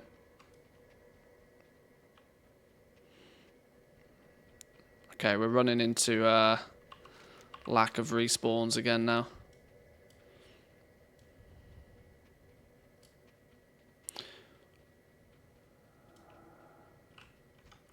The majority of the focus is always on vanilla dungeons, though, and I kind of get why, but this also leads me to believe that there's so much focus on the vanilla stuff that there's got to be some opportunities elsewhere.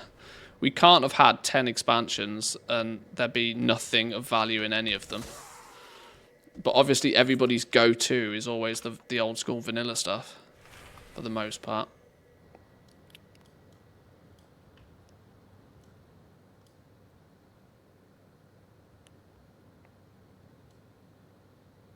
Okay, we're too fast.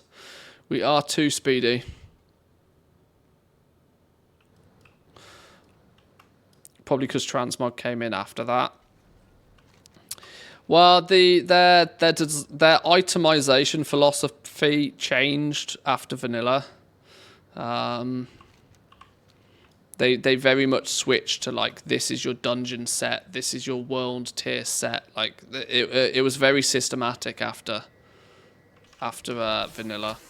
Vanilla was very loose and wild. They just, you know, made a bunch of shit and threw it in, which is why there's a lot of choice, a lot of variation. But that doesn't mean there's got to be some good stuff out there. Okay, I'm waiting on respawns here. This is going to be a bit more of a grind. Though, boys and girls, I'm going to leave it there for now. We'll probably be streaming again later on this evening. I I usually stream twice on a Wednesday just because it's a busy day. We've got PTR to have a little bit of a look at. There's also the Eastern Cup Dragon races that I'm interested to go and have a bit of a play with. So we'll probably be doing that later this evening. I'm going to go take a break for a couple of hours, get me some food, probably find a cinnamon bun or two. And I'll catch you all later. If anything crops up, either way, we'll be back, worst case scenario, tomorrow. So thank you all for joining. Hit the follow button if you haven't already. Come say hi over on Discord. Check out the YouTube channels. We have recently broadened our horizons into Warcraft Rumble a little bit, and also I am now putting all of the VODs on their own YouTube channel, just because then they stay there permanently. Twitch deletes them after 30 days, and it's always annoyed me. So I'm archiving stuff on its own separate YouTube channel as well. So, yeah, have yourselves a good afternoon, boys and girls. I'll see you all later. Peace.